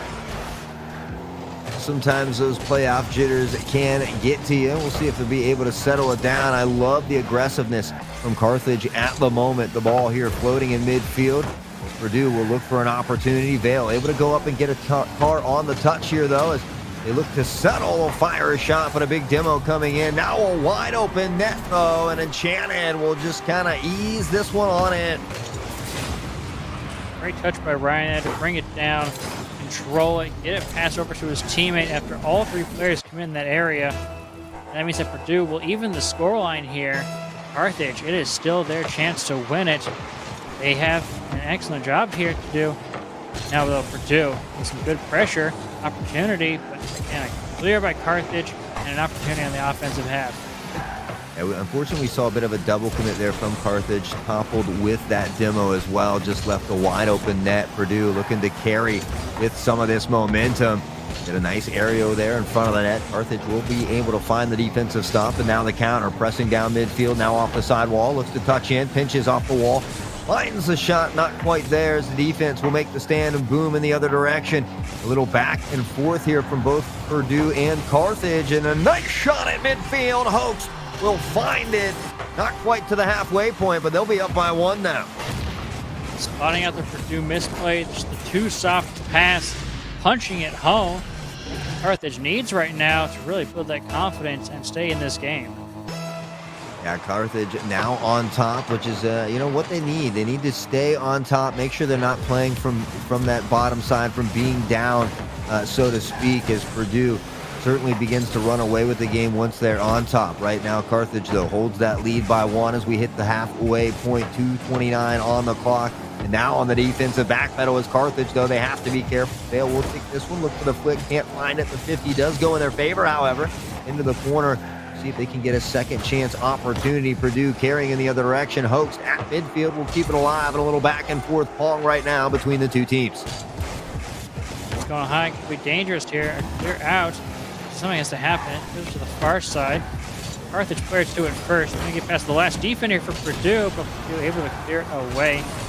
Now Carthage off their own backcourt. Going to work together here, maybe. In the same place. Oh, that quick wave dash will catch him up to the ball. Just can't quite control it here. Now Purdue on the counterattack. Now Purdue into the corner of Carthage now as the defense looks to carry it out. Can't quite find the touch they need. The 50 doesn't go in their favor. The ball will float above the net in a dangerous position, but a great carry out from Carthage. And a near shot and a miss here coming in as Purdue will find the defensive stance one more time. Just 85 seconds on the clock for them to work their magic. Purdue down by one as Carthage sitting in that nice position. Love to see him maybe find another goal, pad that cushion just a little bit more because Purdue can find this equalizer at any moment. Dangerous play, two go up for it. Last man back, he does block it, and they stay alive with the 2-goal lead, or the 1-goal lead, but up 2-1. Yeah, just knocking at the net one more time, and ever so eloquently as they'll find the shot here wide and to the right. A bit of a double commit from Purdue, playing Ryan smash into the wall here. Now off to the side. They look to get one more touch in front of the net. The booming clear. And then Dotson carry this one in. Gets a little away from him here. Is playing now off the sidewall. Looks for the flip reset into the midfield. Has a teammate there. This one's a little high. Ryan trying to thread the needle. Can't find it. Purdue stringing together some good pass plays. Some good shot attempts. But in the end, it's just not enough yet. Purdue going to push past this Carthage defense. Opportunity here. No. The defense is back in time. Carthage now able to control. Looking to counterattack in the opposite direction. The follow-up there. They have the center pass. The defense gets back just in time. It just gets centered again. Purdue stays there. Only 6 seconds left for Purdue to make something happen here. Got some boost to change it far downfield. Looking for a teammate maybe. He gets dropped down. It's in front of net. There's a shot opportunity. He goes here, go to the side. Bouncing center. Anyone there for the follow-up? There is, but it will drop, and Carthage take game number 4. Unbelievable. Carthage Firebirds doing the unthinkable. Now the series is tied up 2-2, and the underdogs looking for their Cinderella story have already upset the number 3 seed. They are just one game away from doing it here again tonight against the 7-1 Purdue team. Purdue, they were looking so strong last game, but Carthage, they came out with the hunger and a control, and they reset so well. The amount of control and lack of defensive mishaps. So a couple there in the last half, but they came out so strong, it just shut Purdue down immediately, and it was an amazing job there to keep that small 1-goal advantage. But the 2-1 scoreline, that's all you need.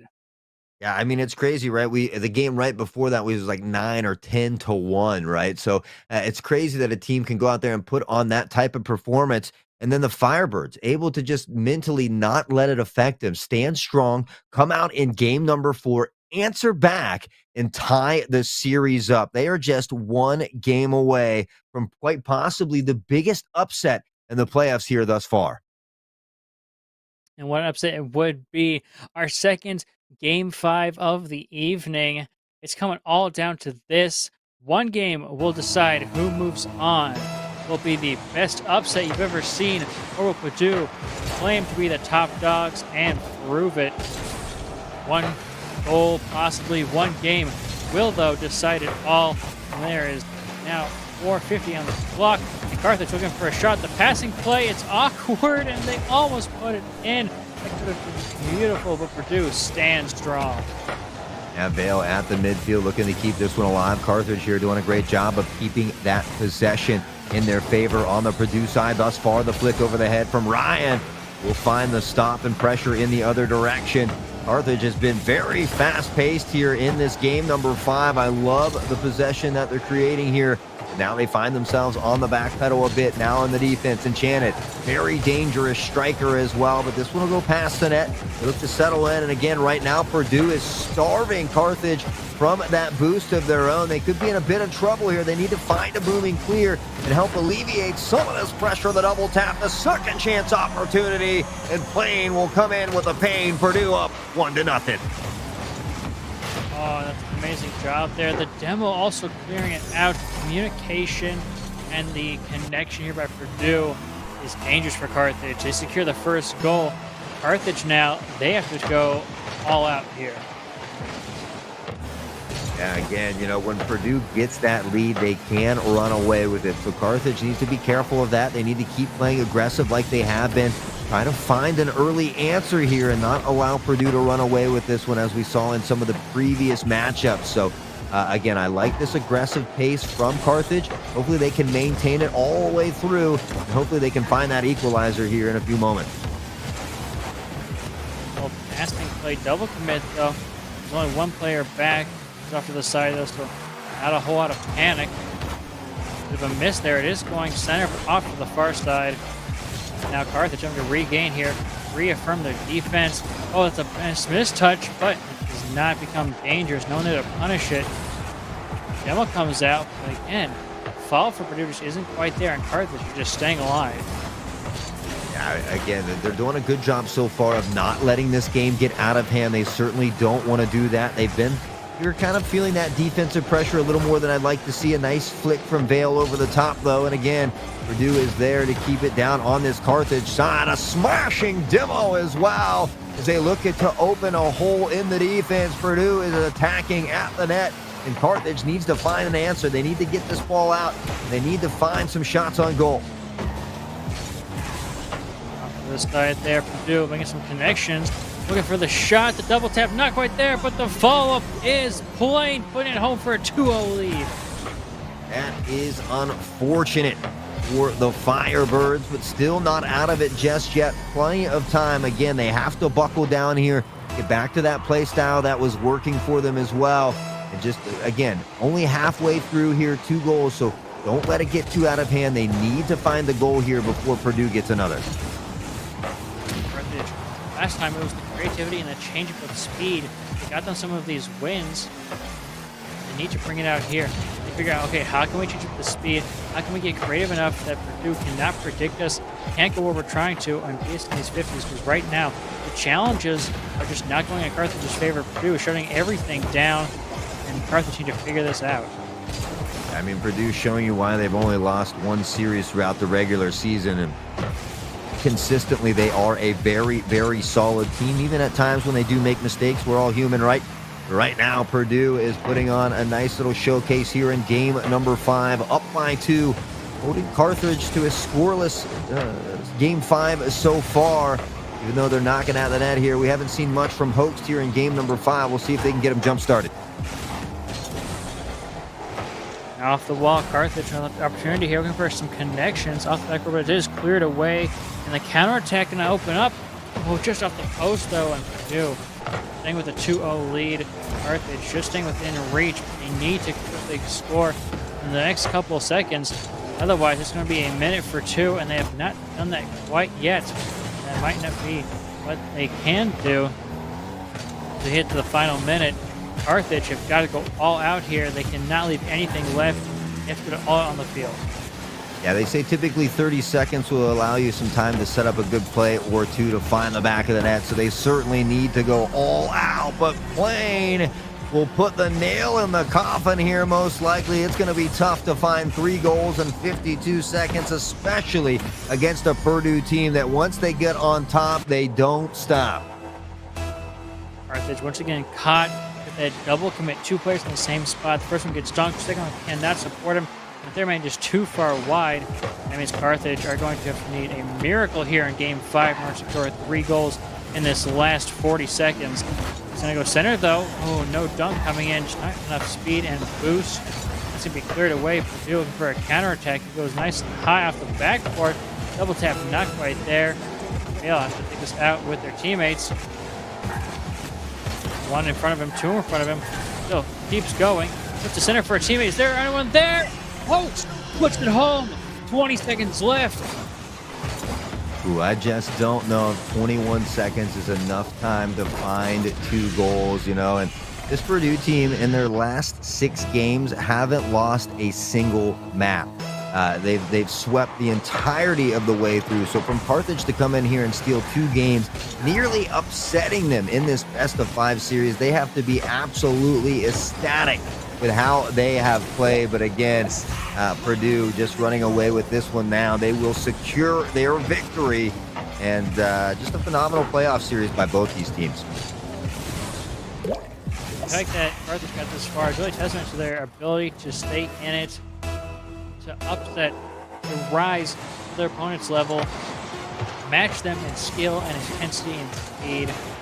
And honestly, it's just a testament to how well Carthage can grow. And I'm very interested to see where they come out next year.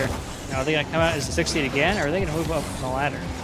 Yeah, and it just goes to show you how well they play under pressure too, right? The regular season was a little bit of a struggle. They kind of some losses and some wins mixed in throughout, but then getting into that playoff position, playing against the number 3 seed, didn't phase and went to a best of 5. Now playing against a team that's only lost 1 series to that number 1 seed, and they take 2 games away. And that third one, even though the score got a little hectic at the end in the last minute, was a very close game number 5 as well. Hats off to both these teams. They played incredible tonight out on the field, and they all have to be happy with how they played. That's just a fantastic job by both of them. Again, amazing series. Going to Game 5 once again. So much excitement, so much energy. And Carthage, you got to be happy with that. But Purdue is moving on in the bracket to the finals. Number 2 seed, proving why they are number 2. But can they prove if they're number 1? We're going to have to wait and see for the finals matchups. But again, it's been an amazing series, an absolute blast casting with you, Hot Sauce. Huge thank you to our production team. And I think we're going to go for a little short break. Don't go anywhere. We will be back very shortly after this break. Take care, everyone.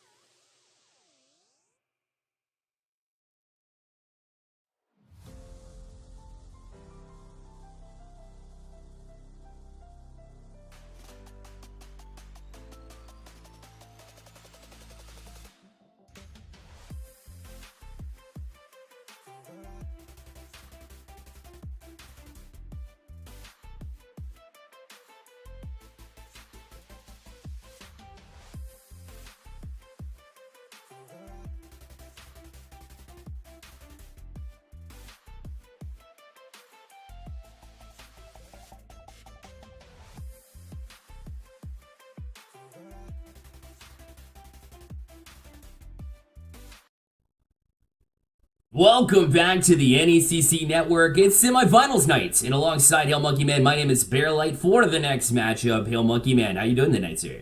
You know what? If I want to be able to get a semi going, I want to see it happening with Rocket League. And of course, here with NECC from the neck up, we are filled up with some energy, excitement, and ready to go to see how this bracket for all of these divisions continue to pan out. It's semis. That means you've gotten through those quarters, you've got your semifinals, and it's a step, just a single step, Bear, before it truly matters hitting that big final. That's right. You're looking at the Navigators Northeast Division, Northeastern Division here, of course, on the opposite side of the bracket. Alvernia and OWU Ottawa going to face off.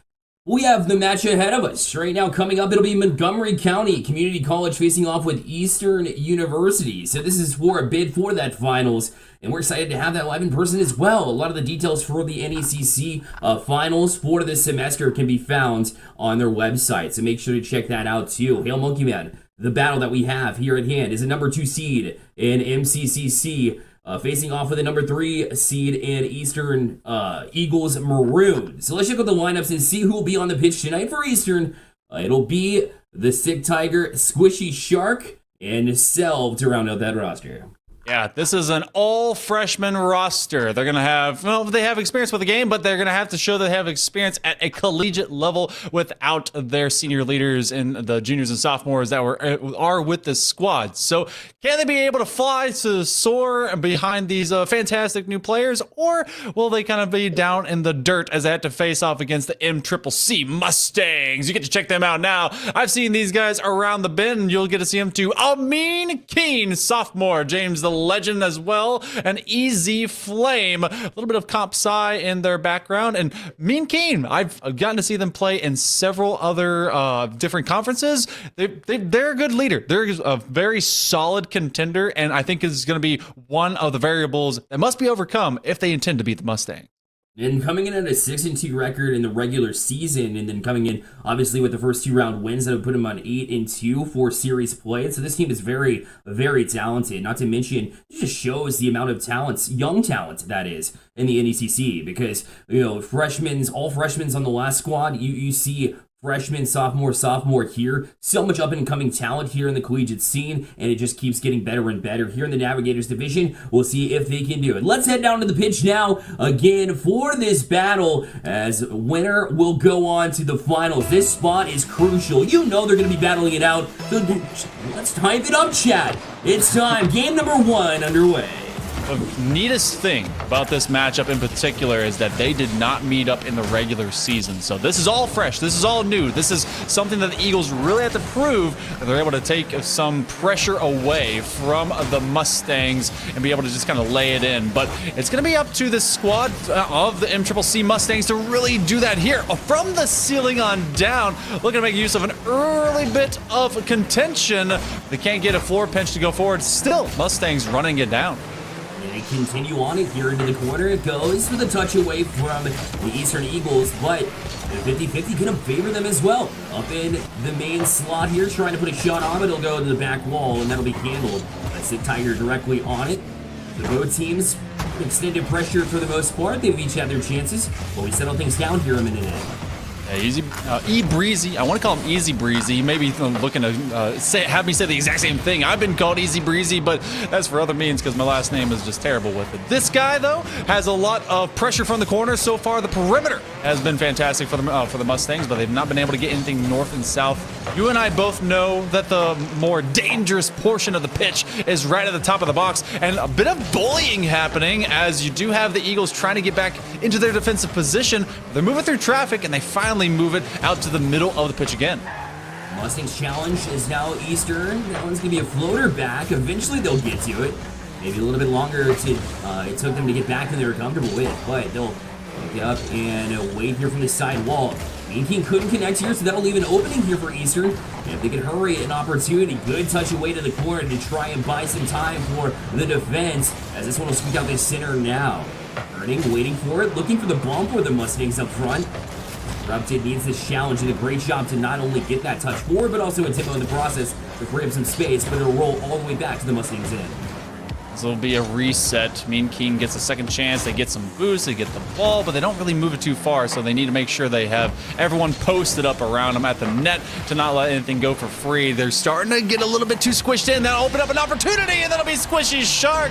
Squishes that ball just enough, bounces it through before the halfway mark. That'll be a one-up for the Eagles.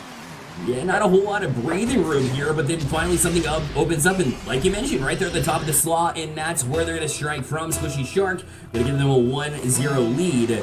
Usually it's the Squishy Muffins we see lighting up the lamp, but this time around in the collegiate scene, the Squishy Shark self up here. A loose play as the defense of the Eagles scrambling. This will head to the corner, though, and MCCC also... We're having a struggle trying to connect. That one will go just high as a double touch off the mark, but they'll continue with it. It's over to the Sick Tiger here in the box, but put offensively the Keen right back on it for the Mustangs. The Eagles get a try and to relieve a little bit of pressure, but right when they do, MCCC right back into the zone. Yeah, this is MCCC with the Mustangs just not finding an ability to move this away from the sidewalls. In fact, this was going to go all the way back. It's an awkward position. Luckily for everyone on the Mustangs, this one actually stays kosher. A big save by Squishy Shark. They got that big shot to open up the scoring for this game, and then they got a big save to make sure it is still in their favor. But the Mustangs, they've traveled to the corners. They've had possession, but only one chance has been able to really knock at the door and get that shot. We're at 100 seconds remaining here in game number 1, Bear, and Eagles, as long as they continue to post up as they have, Mustangs are going to be finding trouble trying to break through their defense. And this game pretty dead even overall, but the Eagles doing just a little bit better when it comes to those little moments. We saw Self with a challenge there in the midfield a little bit earlier in that sequence, and that was everything. So you see him push forward again. That'll force Keen to make it safe. And he'll jump on it, but out of boost and a little bit unconfident in his ability to get that touch, and because of that, it'll stay in the zone here for Eagles. As Eastern trying to stay on it. Another touch, but it's right in the hands of Keen. He's struggling with it, though, as he was positioned a little bit too far forward. Eagles a chance for the shot, but just off the mark. Oh, this is the Mustangs with at least opportunities. Eagles just couldn't quite connect on the final one, and that takes 2 to tango as well as to get that defense. This is going to be a secondary effort. Mean Keen. He's lean enough to be able to shoot it through. That was Breezy that made the initial challenge, and it's a double commit on defense that gives him a second chance. Yeah, because they didn't anticipate Breezy capable of carrying that one right towards the net, and so to dive for it there and kind of on your heels, and that's the last thing you want as the Eagles. They're doing such a good job to hold possession, keep it in the offensive zone, and then suddenly it all came down and fell in front of them. We're equalized, and a chance here to take the lead for the Mustangs, but it was just challenge just enough defensively. And the Eagles will try to get out of their own zone. Taking back with 100 boost, the Squishy Shark. They'll try to get the touch away, the double, but saving the goal line, the follow-up, and a second effort will do it. The Mustangs on top with just 29 seconds remaining. This is why we play with multiple teammates and not just a 1v1, because you have the putback shot. You think that you're safe, but then when someone rotates to the top of the box and puts a floater over your head, all the defense thought they were good to go. They got an eye for the player as well as the ball, but they forgot that there's a second opportunity that will be able to bonk its way out. So with less than 30 seconds to go, the Mustangs are able to find 2 in a row, and the Eagles, suddenly Eastern is going to have to go from east, not just east to west, but north to south, and they have to do it fast. They weren't doing a good job of holding on to the lead, but maybe when they're playing from behind, it'll spark something under this team, but they need to do it fast. The bomb from Keen will kill some more time. It'll stay in the air, though. A good chance here back down the field. The 50, though, will find the ground. It will be the Mustangs on top for game 1. Mustangs, horsepower, and a want for the back of the net. It took them a minute there, but eventually we got there, and we got to see MCC finally finding themselves in a great position. So they get in game number 1, get to cool everything down, and of course we had a little bit of weight. So maybe both these teams are kind of just in a position where they have to get their wheels up under them. It seemed a little bit helter-skelter, kind of weird a couple different times, and Eastern took advantage of those opportunities when they could. They definitely did, and holding on to it was Eastern for a bit, and then when the Mustangs came through, they were pretty red hot towards the end. It was still pretty even, though. I don't think they really took over a game to convince me that a game 2 will go in their favor in a dominant fashion by any means. But it's one of those things where any team here has a chance to really be dynamic in the offensive zone if they can just find those little gaps, those little holes, and the 50-50s are going to matter big time, especially when the speeds are this even. Yeah, when Montgomery County was really kind of pressing in from the sides, I was wondering, okay, where's the breakthrough? Where's the breakout? Because you can always play from the perimeter and those corners, but if you never really either win a challenge at those sidewalls to be able to push it into a centering pass, then it's not going to do anything. And then over time, Eastern, they started getting a little bit more lackadaisical, and they started double committing into those areas. So make sure your zone play does not sour, otherwise you're going to get spoiled. It's going to be game number 2 going over to daytime Forbidden Temple, and this is actually where the next update's going to be making a big lore change. So something cool about this. Let's hold that, and I'm super excited to see some of the things that they bring with this new season. Obviously, with new content is always really brought the fire if you're Onyx, so I'd love to see them. It depends. Well, season rewards are maybe a different story, but overall, I can't complain. Hey, the what do you call it? The goal explosions look pretty icy, if you know what I mean. Yeah. Yes, this is true. So far, ice in the veins, though, of Montgomery County, as they've been able to deal with being from behind. They have to make sure they get these touches. That is actually a defender all the way at the far post, and that is going to be an open gap. Squishy Shark will find our opening goal yet again. And Self started this one, too. It's been that kind of combination so far. So Squishy doing a good job to step up offensively and just bringing a little bit of life to this Eagles side, who didn't have a lot of it in the last 2 minutes of game 1. It still feels familiar, just like we saw in game 1. This is going to roll its way back, too. So Eastern gets a couple of opportunities here early, and we'll jump up 2-0. Yeah, that one's just all of a miss. You send 2, and Mean Keen is supposed to win that first touch no matter what. Get something of your bumper, your tire, your anything of that Octane on the ball, and then allow for the reaction of your follow-up man to be able to go in for something extra. But otherwise, it just turns into a free net. It maneuvers around, and the ball is sometimes smarter, faster, stronger than our players on the pitch. But hey, Eagles, they're already looking for a third if they can. Squishy Shark again. He has been dynamic, taking these shots at, if they don't go in, they're definitely forcing the hand of the defense and making it very awkward for him. So keep an eye on Squishy Shark as he continues to be a pest here in the zone slot and sets up Sick Tiger, who will get that read and make it 3-0 here for the Eastern Eagles. I don't think I've had 2 adjectives to make the weirdest, I guess, descriptors of animals in the same lobby in a long, long time. But Sick Tiger looking pretty sick. Not the flu, just pretty cool. So the shades come down. They tell you to deal with it. And it's only 1:15 and now a little bit more here in game number 2. And Eastern Eagles able to really kind of snowball, make it a third, and now Cell finds another.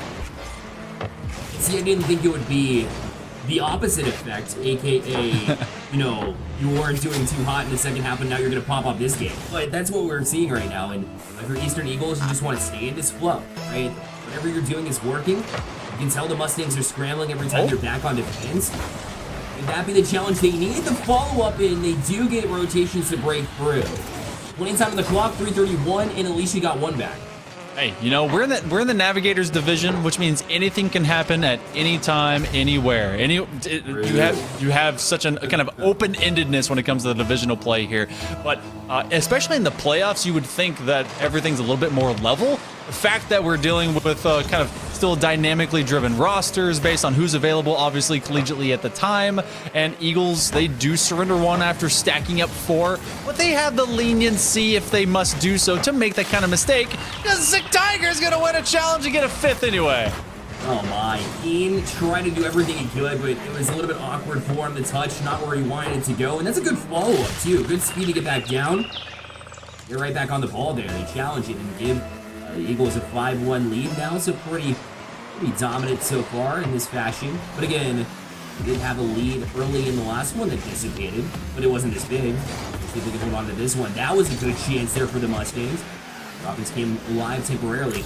Right back into the hands of Self. He's up, does beat 1, but can't beat 2 as he easily falls back down in transition, but the pass going to be detected by Eastern Eagles, but they'll have another opportunity at it. The tap down, down, well, it couldn't go in. So the opportunity from the Mustangs just a little bit shy. That's so unfortunate for the Mustangs too, because that was going to go barred down, but a defender was rotating out. So as soon as they were able to get, I think it was their hood onto it, it does bounce away. Mustangs in a bit of trouble. This one looking like it's on the edge of working its way up to a Brazil, but not quite there yet. And Brazil a little bit better now in the World Cup than they were a few times before. Beyond the midway point here of game number 2, Eagles have been in most, good stock control as Mustangs have really kind of been soured out on their defensive rotation. You already see them kind of double stacking on top of each other on the offensive output. They just have the redirect in. That wasn't exactly free, but that angle should have at least been a better try. It was a tough shot from where he was, but that's where positioning comes in handy. That's what positioning is all about, to set yourself up for success, knowing the tendencies of the defense, be able to connect. So just a little bit away from where they wanted to be.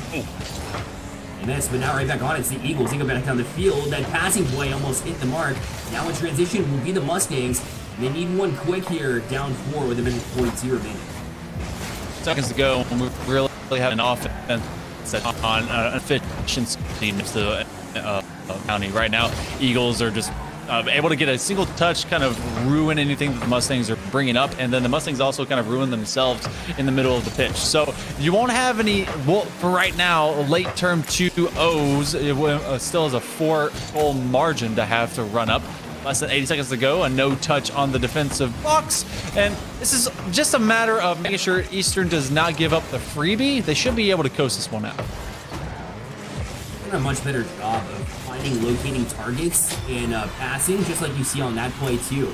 Mustangs have the idea, but the thing is they just haven't executed. They're passing a little bit off if they even look for it, right? They kind of rely on their solo plays, and if there's a pass here and there, they'll try for it, but really haven't been able to connect, which just seems like the Eagles have a little bit more of a streamlined approach to their passing. It's been all the difference so far. As we're just one goal away from the Brazil. As you mentioned, there it is. 7-1 now for the Eagles as they start to pop off here. Yeah, you said it. It's been much more purposeful, methodical, and they're just taking advantage of opportunities. They don't let angles of any kind miss. And if they do, they are at least able to get a challenging touch. That was something that the Mustangs had to answer to. But otherwise, Eastern has done very well to respond here in game number 2. It needed to. Otherwise, they were going to be down with match point against them, with Mustangs trying to run away with it at full strength. Now it's going to be an answer to the call of game number 3 of who is going to get that match point. In fact, with only 40 seconds to go, Mustangs going to try some more things right here as long as they have the leniency and time to do so. All the fans for Eagles are hyped in chat. Nothing will bring the fans alive like a Brazil, I guess. Always. Those close games when you're on the edge of your seat? No, we don't want that. We just want to blowout score our team. That's right, please. So, right? You want to be hyped for your team to play mega well, especially when you're going into a your next matchup, should you get past this level, would be the finals, so you want to perform well. The Mustangs going to get one back here, if nothing else, a moral victory. Super late as 12 seconds left in one to forget for MCCC. Yeah, if anything, this is about taking your positioning, how you can rotate and flow against Eastern next time around. Now, again, this is kind of garbage time for them, but 1, you ruined the Brazil, so good job. 2, you can find a consolation prize at the end of this game. But Eastern Eagles, they got the Brazil while it existed. In fact, they got the Barcelona 8-2. Hey, as soon as you put one in, they'll get one back. And everybody in chat was running from that 0. I love to see it as they tap in and maybe kill that momentum that the Mustangs were trying to bring here. With this big of a one-sided match, does this solidify? I shouldn't say solidify. Does this have a tendency for you to believe that Eastern's going to be a better team here moving into the next game? I do. I really do believe that at least showcasing that you know how to put the ball in the goal and to punish the Mustangs when they give you those chances. That's something that a lot of teams, depending on, especially like it'd be a Navigators division or otherwise, sometimes they don't do. You're showing, hey, if you're going to show your butt to us, we're going to kick it and we're going to go down there and we're going to score. So good on the Eastern to do that. I expect a blowout game to go into a closer game. If it doesn't, Mustangs really got to get their heads on a swivel, got to have a coaching moment and get them refocused. Yeah, it's not like they can't do it. They're the number 2 seed coming into this series. They played really well throughout the playoffs. It's not like they've taken a match off, and maybe that's just one game off, right? Literally. But you got to have 3 more games on, right? Or 2 more games on, rather, to get that win, right? So for them, they'll try to dig deep, find out exactly what it was that Eastern was putting together, because that was something special. They really followed up every single chance on the offensive zone, and it showed that this team really has dug deep, found themselves, and looked to push into the next game. You know that Eastern's not going anywhere. Yeah, I mean, you called out Squishy Shark to begin with, and they're always kind of that follow-up man that's looking for the put-away shot. But Selv as well is kind of that glue. They had so many setups that went between Sick Tiger and Squishy Shark, as well as getting their own towards the latter interim of that game. So I want to see if they can shut down Selv. Again, getting one from the kickoff could have been maybe a flopped chance, but I want to know if we're going to stop the early goals. That's what's been happening both of these games. We go to game number 3. It's about contention. It's about focus. It's about who wants match point first. Certainly is. The Mustangs missing chances already off the bat, or missing the ball 4 times. Luckily for them, this time it wasn't leading to an opponent goal. We'll take it for now. It'll be Eastern right on a good pinch down the field. That'll force Crazy to try to get a touch. He catches that nicely too. Great answer for a great play from Eastern. Turn the favor is Mustangs, as you see and you react to the Demolition Derby that just appeared here. Yeah, this is Michael Bay's wet dream. This is actually becoming a great play out here. And look at it. It's causing enough rotational issues for the Mustangs. They have to reset. Forces this opportunity. Now, that was a weird double commit, but look on this challenge. Squishy Shark has been the first to score every single game. Yeah, he has been. He's ready to play, right? It's all about starting on time. Right, when the countdown timer is counting you into the game, you have to be ready to play. And for Mustangs, it just seems like they're a little bit off. Right? MCCC hasn't been the equation. They do answer quick, though, and that's going to be huge, because last time we got out of hand early, instead of Mean King going to shut them down, or at least shut them up temporarily here to equalize it 1. Oh, and that's rough because Selv, who's been so sure-handed, they had to make that read as it came off of that sidewall, but it was a little bit quick off of a bounce. So having to make that read, will it go in and crank around the pipe, or is it just going to flat come off wall? They couldn't read it from that tight angle. So good on them, but Selv, they're like, don't worry, it's okay. I may have missed, but not this one. All right, back at it. That's an intentional kickoff to lose it back to your teammate, and Serve was ready for it and served up. Nice touch there, dunk at the end if he had to. I don't even think he had to there, because he just tapped it in. The 2-1 lead here for Eastern Eagles Maroon.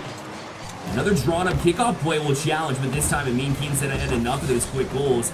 Oh. So down for now, another shot though. And right back out is the Eagles as the rotation comes right back in handy. And they start on the offensive side of the ball. You know who hasn't had enough of quick goals, at least attempts? That's Selv. Selv, you madman, across your own net, looking immediately. I think that was for Squishy Shark, but the follow-up, another miss. Double whifty-whifties just happening right in front of us as a 90 seconds have, in fact, elapsed here in game number 3. And both sides not exactly in their finest form as Eagles defense is really being tested in this moment. They do find a nice undercut connection, but the single point of consistency, at least for the last minute of play, has been Selv to get themselves some space. Eastern Eagles have played very strong like they did in the last game, but that being said, Mustangs have handled it a little bit better just in the simple fact that they haven't given up those goals and they're able to get these touches away. That's a good hit from Keen, and nobody has the boost to get back here. So free goal here for the Mustangs to equalize at 2. They're feeling a little bit better about their future in this game.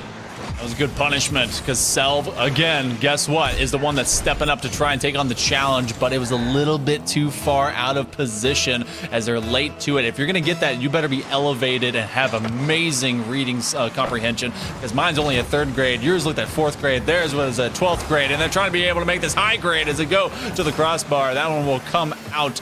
Approaching the midway mark here right now as Mustangs have been able to keep in lockstep. This is what I was missing. We saw this in game number 1. Breezy, looking easy breezy with their car control and ball possession. Haven't seen that in a while because they keep getting demoed and bumped. It's crazy to me how when you're really feeling it, like when we talk about the Navigators division, confidence is everything. Suddenly a player that disappeared for 2 games, quite literally, no points whatsoever for the most part, will show up in a big way next. And that was a great opportunity as well, but Corrupted couldn't get around it. Keen, wait, patient, holds. They play the 50-50, but he got away from it. Ball kind of sat there, and Selv will leave it for a teammate as they'll play right back out, but Corrupted was ready. The touch was by Squishy as this will fall down the center field. Corrupted takes him out and puts it around the hood of a teammate. Whether intentional or not, it works. Does turn into extended possession, and you know, earlier patience almost didn't pay off because when you start doing that, you're actually just cutting each other off, and it's just an elongated oops, oh sorry, my bad, let me get right by it. Some Midwestern / Canadian styles mixed together. But sub 100 seconds to go. Eagles, they've been kind of caged. These birds have not been able to soar at least freely. That's a great 50-50 win. It comes off the edge of 1, and now it's up to Corrupted to make sure that this doesn't go through. But no, it's actually Mean King. Corrupted is going to answer. They don't get a touch, and yet they are saved from the back line. That's going to be Breezy. 1 extra touch, and that goes in. But it's going to be saved for now. 70 seconds coming up. That's a good read from Breezy, trying to keep extended pressure for Montgomery County. They just haven't had it as of late. And Mean King, it's backward as challenge hits at midfield. He'll eventually go for it, but this is a big corner, an extra touch, but it plays right in the hands of Squishy Shark. Up for it, it's Corrupted. Able to connect. He's been a little bit off recently. Montgomery County wants to find success in the rest of the series. They have to get something to get him going for sure. So it's been a little bit rough, but now right back to the slot. A shot, an opportunity, but a good save there on the doorstep. Sick Tiger wouldn't let it get back to him. They play down the field. Tiger pops it high, looking for a teammate. The touch is back towards the net. It will go high. Off the mark. The follow-up is just wide as well. And down under 30 seconds left. It's Montgomery County trying to come the other way, but Eastern Eagles coming alive. Eastern could steal this in these waning seconds. This half minute of play now turned to a quarter. eBreezy has a Tiger on their front, and I mean, that's one of the weirdest things to get in a firestorm. A shot on target. It's gonna be a big save. Maybe one more. eBreezy trying to make it look easy. They have one extra possession, but it's gonna stay on the ground. So no 0-second time. We go to overtime instead. Tied at 2. Match point available to the winner. Breezy couldn't connect here. He's going to settle it down. This is Touch, a big goal. Whoever scores next, that clear advantage. Like you mentioned, Breezy back up for a chance, but touched away by Shark. As Keen will cut into it. He's in the soft spot of the defense. It was right between all three members, but doing a good job to handle it is the defense again of Eastern Eagles, led by Sick Tiger. To the corner it goes. The touch is going to be off the back wall, but easy read from Mean Keen as he does get the clear away just before he was demoed off it. That's a floater though, dangerous. They let it fly, the shot a little bit high. Oh, this is turning into one of those moments. You know how Corrupted has been playing through this game, and you need him to play so much cleaner. He could be the game winner or the one that lets it go. Need to make sure this is a full 3-man rotation and you're making connections if you are Montgomery County. Eagles, they've been able to connect just fine with one another, but sometimes the challenges have been able to ruin them and keep it on defense for too long. In Keen, they get a big body onto the backside of this ball. eBreezy will rotate up, trusting in Corrupted, but he actually just gets a tackle onto the player. If you're gonna miss the possession, make sure the player in front of you doesn't get it either. One of the two you gotta choose, or both. It's typically pretty handy too. Next shot will be on target. The follow-up is there too, which is a little bit off the mark as well. They're trying to collect his Eastern Eagles. That one played a little bit loosely and away from Squishy Shark. Will allow Mustangs to settle down, get this next shot. It's a weak one itself, able to get to it. Now right back towards his back wall. Good shot from Squishy Shark to get up to that one.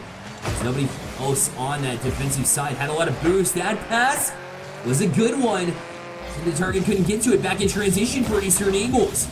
Now Mustangs will kick it right back into the zone. Tiger, big flop to attempt on that, but this is going to be coming out from their own back end. This is not on target and is in fact taken away, made much more difficult to shoot upon as eBreezy puts it back to the side, running low on boost on both halves. Making sure you have your full resources so you can rotate up.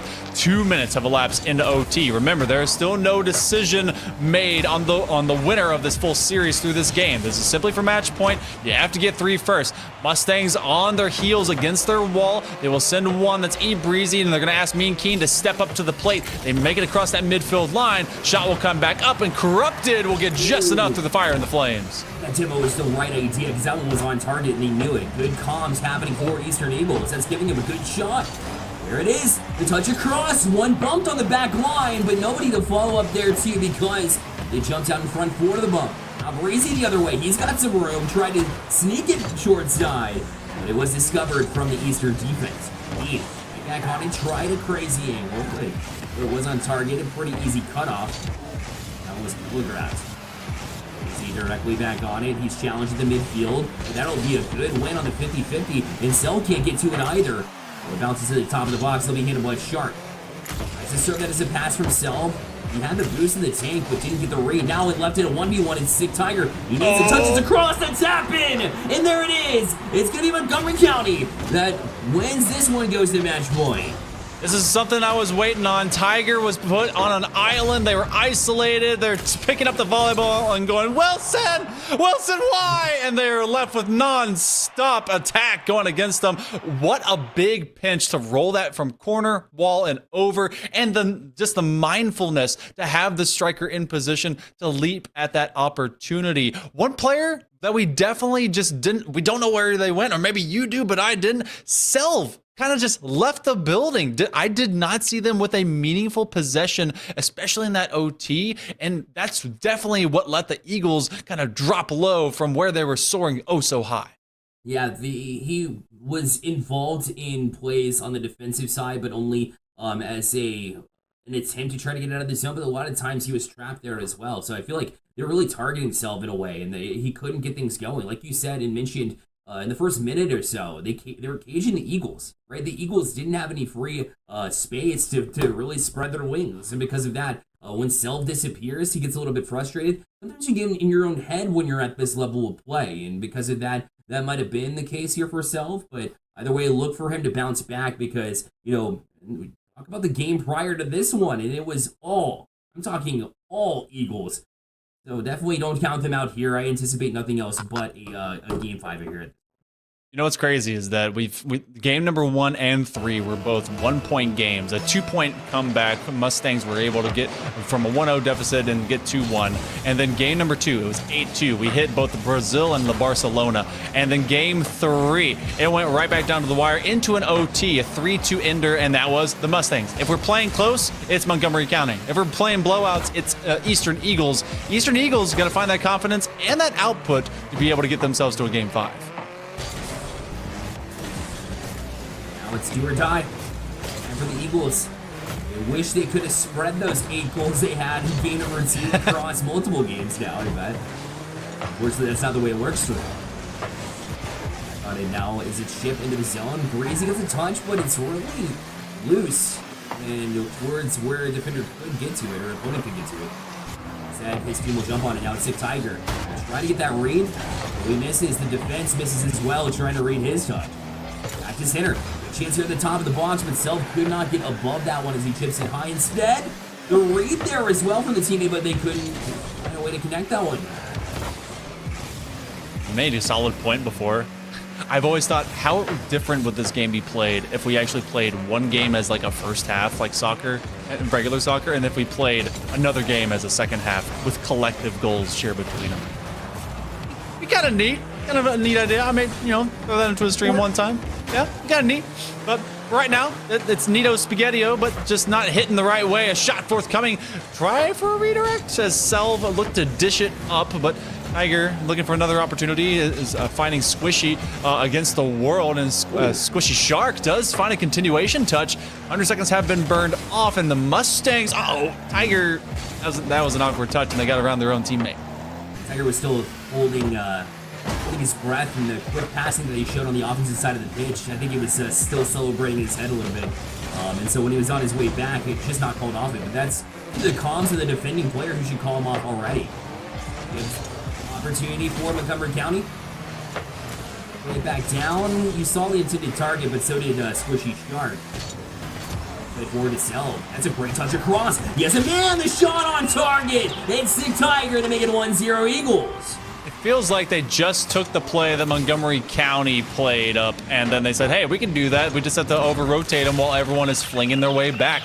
They cut over when the defense was out of the defensive box, and if you're caught looking at your own net, it is so hard to defend a shot that's going at it as well, because you have to either get right behind it, underneath it, put it off target from a weird angle, and so that will be Eagles up first, but they're looking for a response, and the Mustangs will be shut out for now. From the side wall now, he's going to try to carry it. Got a little bit too far ahead of it, but that extra touch will set up a man there in the box. Created something out of nothing at least. But it will work its way out to center. The 50-50 will push it forward for the Eagles. You said Selv kind of disappeared in the last one, but he was the one that got the assist on that last one, so count him involved. He didn't take too kindly to your words, and these two teams not taking kindly to each other as well. You see the demos go through in addition.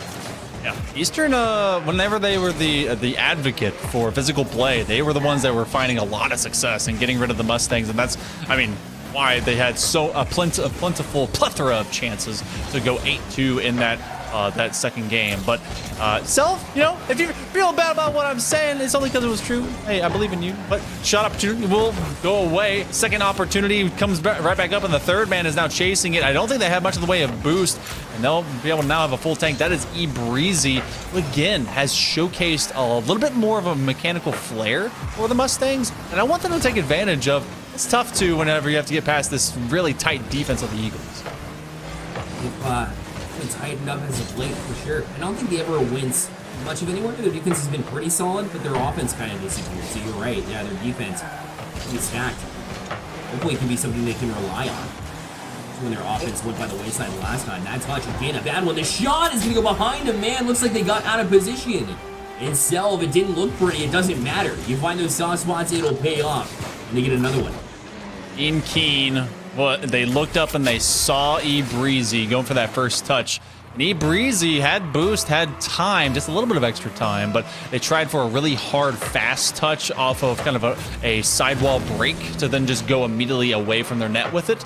And everyone was kind of entrusting in that opportunity. Well, it's E-Breezy. They make up for it now. They cut this lead in half, but has enough damage been done for them to get back against the Eagles? I'm not sure what Shark was thinking there with that touch. He was looking for his teammate, yes.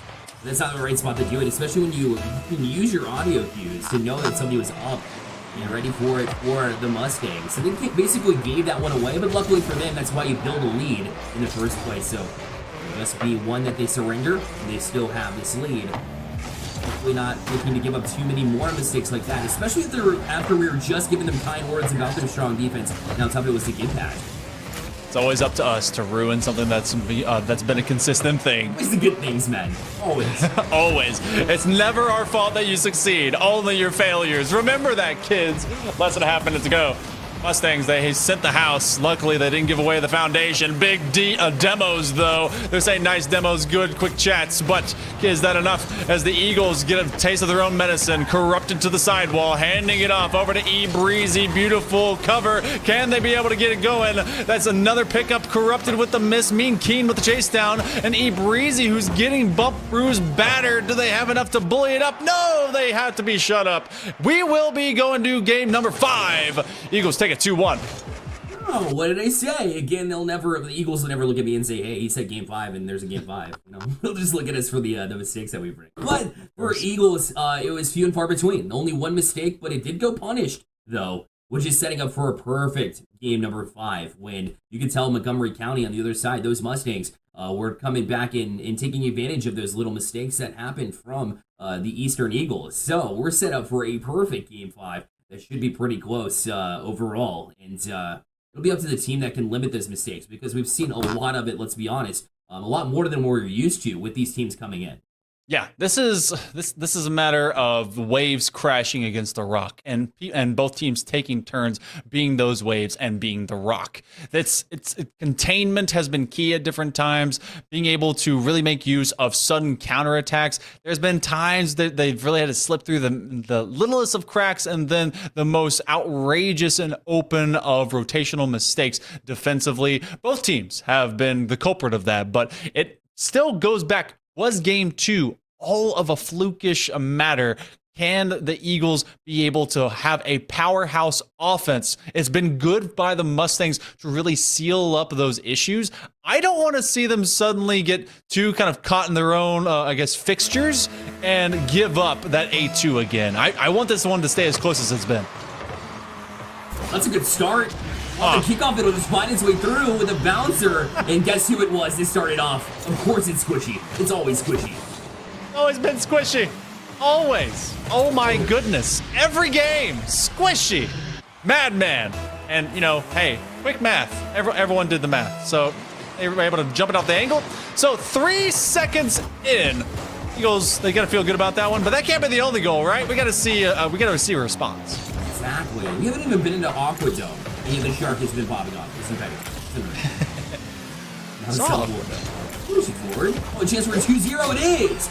As the defense again a little bit loose there for the Mustangs. Maybe game 2 wasn't as much of a fluke as we thought it was, because this is exactly how it started. You and I have seen so many patterns when it comes to scores and outcomes in best of 5, 7s, 12s, whatever. If this turns into an 8-2, I was thinking in the back of my head, I'm like, man, maybe that's coming back. Nah, no way. Game 5, come on. Well, that's now going to be in the back of the head of the Mustangs. Got to keep your cool. Got to keep calm. The captain's got to be saying, hey, guys, all right, got to chill. You've just opened up way too much space, and they're doing that right now. Mean Keen's going to send it to the side. Eagles are going to try and play contain from the midpoint of the pitch. That's a good break, yeah, but Keen just can't get it on target. Plot twist, it's the Mustangs with the 8-2 win. Just kidding. Oh, maybe? Maybe? Imagine. That would be 8 in a row, and I've not seen that against this Eagles defense. So, for now, you're shooting for 3 if you're the Mustangs. As this one will roll and corral its way across. Good demo out of the zone here, as that would have been an easy tap-in, it looked like, at least, for Eastern. Now Breezy will take it the other way, but he's cut off in the process and Squishy again. This one will ramp up high, and that'll allow the defense to play back wall. And they try to get out of the zone, but Sick Tiger will just shield him there. Way back down. Good passing play. The challenge is going to find Squishy Shark. A bit of a touch around. Montgomery County starting to figure things out, starting to find those passes that they were looking for, and really executing their 2 wins in the series. Yeah, I want the Mustangs to continue to just be fundamental about their passing. They really haven't done anything too creative, and just solid touches has been the name of the game. Corrupted has really been looking to get that done. I mean, Keen the same. Easy Breezy has been able to kind of get that mechanical flash, but just when you can put it into the correct zone, chances like that do manifest. It is a great defensive stop, though, but as long as you continue to rotate through those, you're going to get more opportunities. Keep on cycling this because the clock is going to go a lot faster than you think it is, especially when you're down 2-0. The Eagles defense will shut down a majority of your chances, so just keep with it though. No need to get frustrated, but unfortunately, somehow they dig themselves out. No, the ball up here from Easter, they still get it out, and now it's a break the other way instead. The Eagles having to touch that one away after they dropped the ball on what should have been an easy goal, and now it's tapped down in the slot, but that one going to be fought away as well, and Eagles are lucky that they didn't have a 2-goal sway there. Oh my goodness, that could have broken out in so many different ways. Instead, the Mustangs are still hunting for their first after the Eagles have been able to get to Squishy Shark. Looking for a read off of this 45, but it's going to come up a little bit short of that wall. So Eagles can burn so much precious time off this clock, especially if they put it to the backboard and force the defense to have to muster up some speed.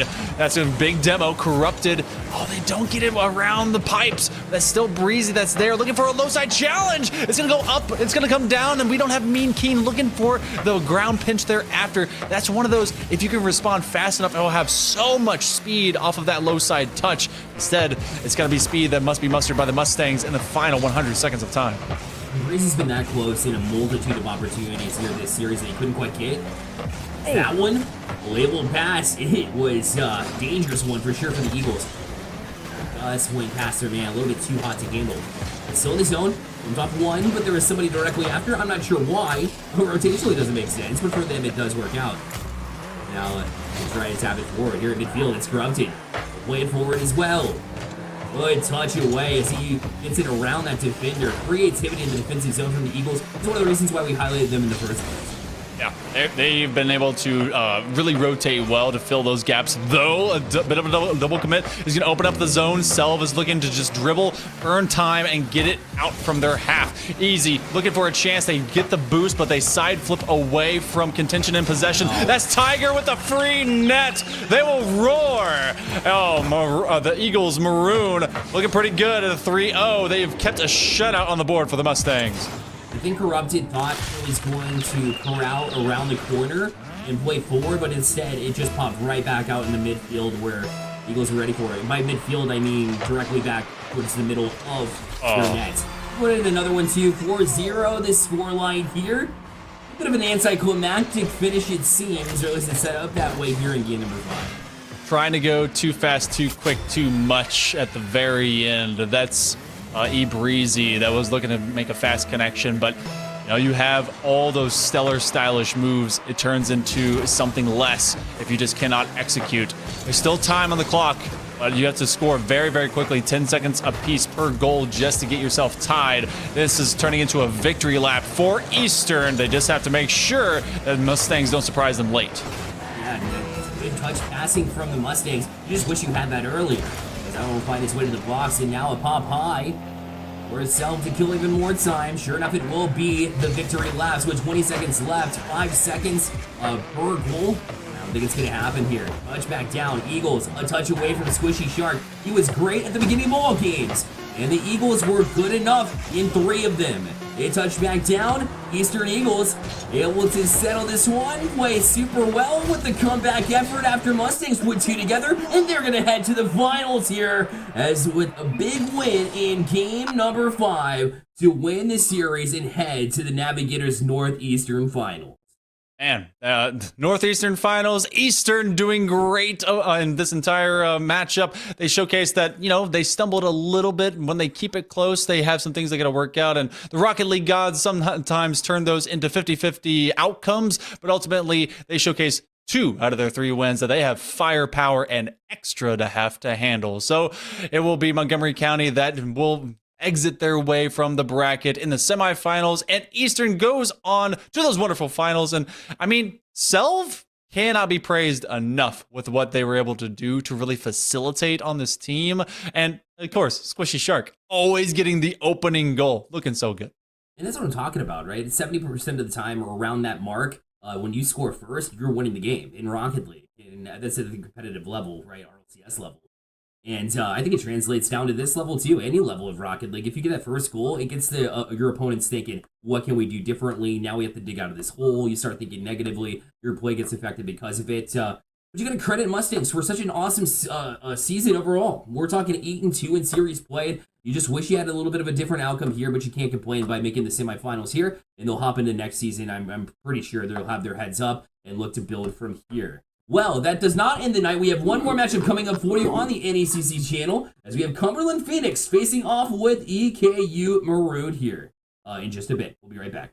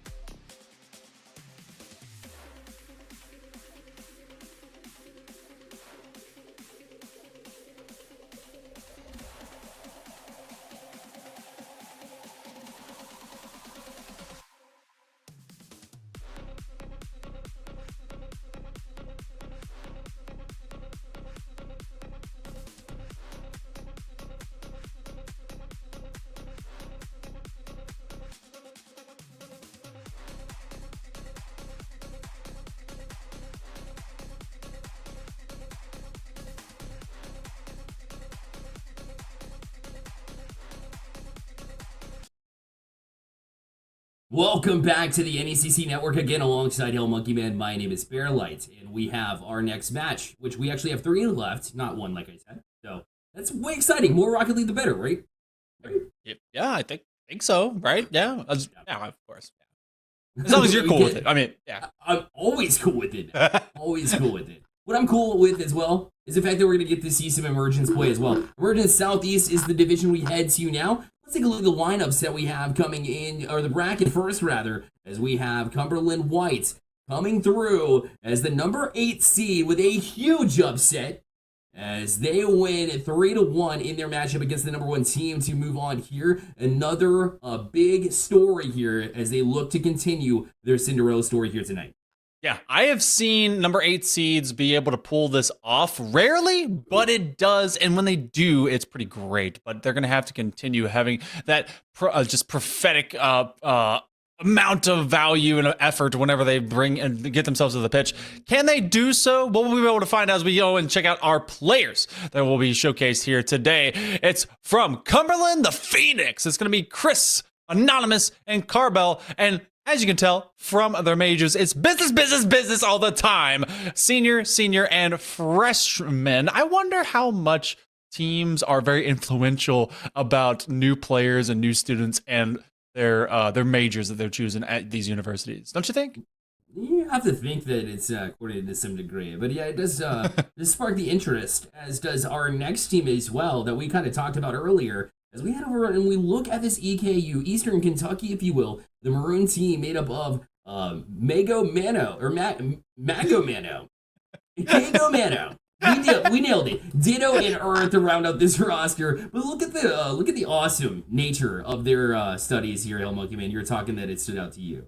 Yeah, this was really cool. You, instead of just business, which is, not bad at all, you do have 2 seniors and a sophomore, but mathematics and stats, agriculture, education, and homeland security. One player that's not on here, that's I guess they're kind of their sublet player of Gamma Elemental, is also doing fire and arson investigations. So a big spread, it kind of plays all together. So if you're dealing with agriculture and then maybe someone sets a fire and then you got to talk about, all right, well, that's against homeland security, but then what's the math and stats about that happening again, or maybe helping out with some agriculture? I don't know. There's a lot that kind of all plays together. Maybe they could go work it out with Cumberland and they could turn it into a business. I don't know. But there's business to be had going onto the pitch, because these 2 teams, as much as they could make a business out of this, they're not going to be friends tonight.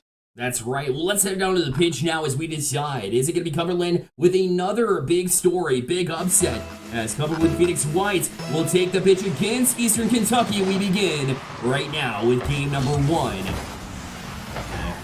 White a pace off the kickoff as the first sequence here. CP White, Cumberland Phoenix again, that huge win over A-State.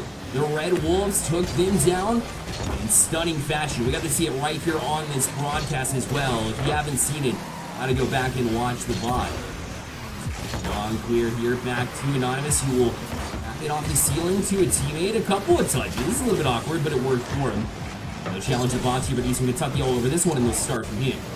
Cannot be forgotten either, because so far, the first 3 matches that we've seen tonight have all gone to game number 5. Last time that both these teams met up in the regular season, guess what? They won game number 5. So we could be seeing the repeat, having a playoff moment of going continuous ends to these full-fledged best ofs, but it's going to be up to EKU with Eastern Kentucky to be able to put something more lethal on target. They have one way back. They're playing for possession, but it's going to be Anonymous that finally sets it up for Cumberland. Down to Chris Comet, another touch, but it went right into the hands of Ditto, who is playing the back wall very well. Phoenix, I take to the box, but it's been quite the challenge here. It's been a Eastern Kentucky shut down in the box. Anything that wants to protrude through has not been allowed to. Now Shaw coming through. Eastern Kentucky, what a save on the goal line. As they're ready for it, the follow-up shot is going to go. Earth finds the perfect spot for it. It'll be EKU up top 1-0. Say that Earth was able to take the win and set fire to the back end of the net, and where you had one great save, no one was ready to have the velocity to stop that floater as it fell through. So it took more than a minute and a half of play here in game number 1, but it's EKU that does draw first blood. The Phoenix, though, they're known to rise again. they got to continuously do here as well. Forward funky flip does extend this, but it'll be Earth with another takeaway. Will be the ceiling with this one. He has a target. Good pass. The shot is high. The follow-up is going to be met. As Carbell able to get to it, but a good opportunity. Now the counterattack. What is saved? Diving back. EKU continues to shut down the box. That is lovely. You get to see two chances on either side and just making sure that you do not lose hope nor focus to be able to make a single touch. So less than 3 minutes remaining here in game number 1. Both teams trading blows. Does that catch them unawares? Is the putback available? The second man is unavailable to join them in the break as Kegomano was able to put first touches against the EKU defense. Now on a one-on-one, this would fall to the sidewall and getting just enough of it is Ditto. Can they be able to replicate the turnaround? Oh, what a takeaway by Earth! Another floater, and Earth is able to change the tides and make sure this one does not go through.